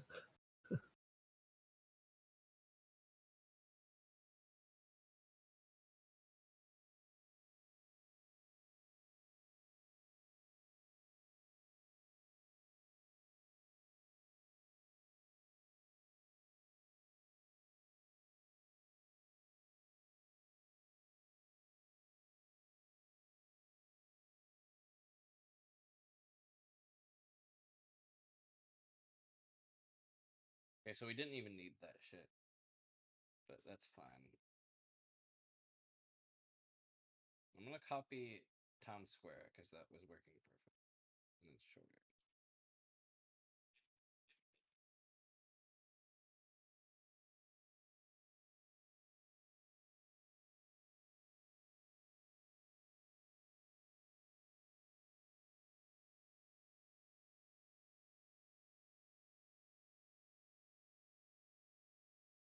16C 560.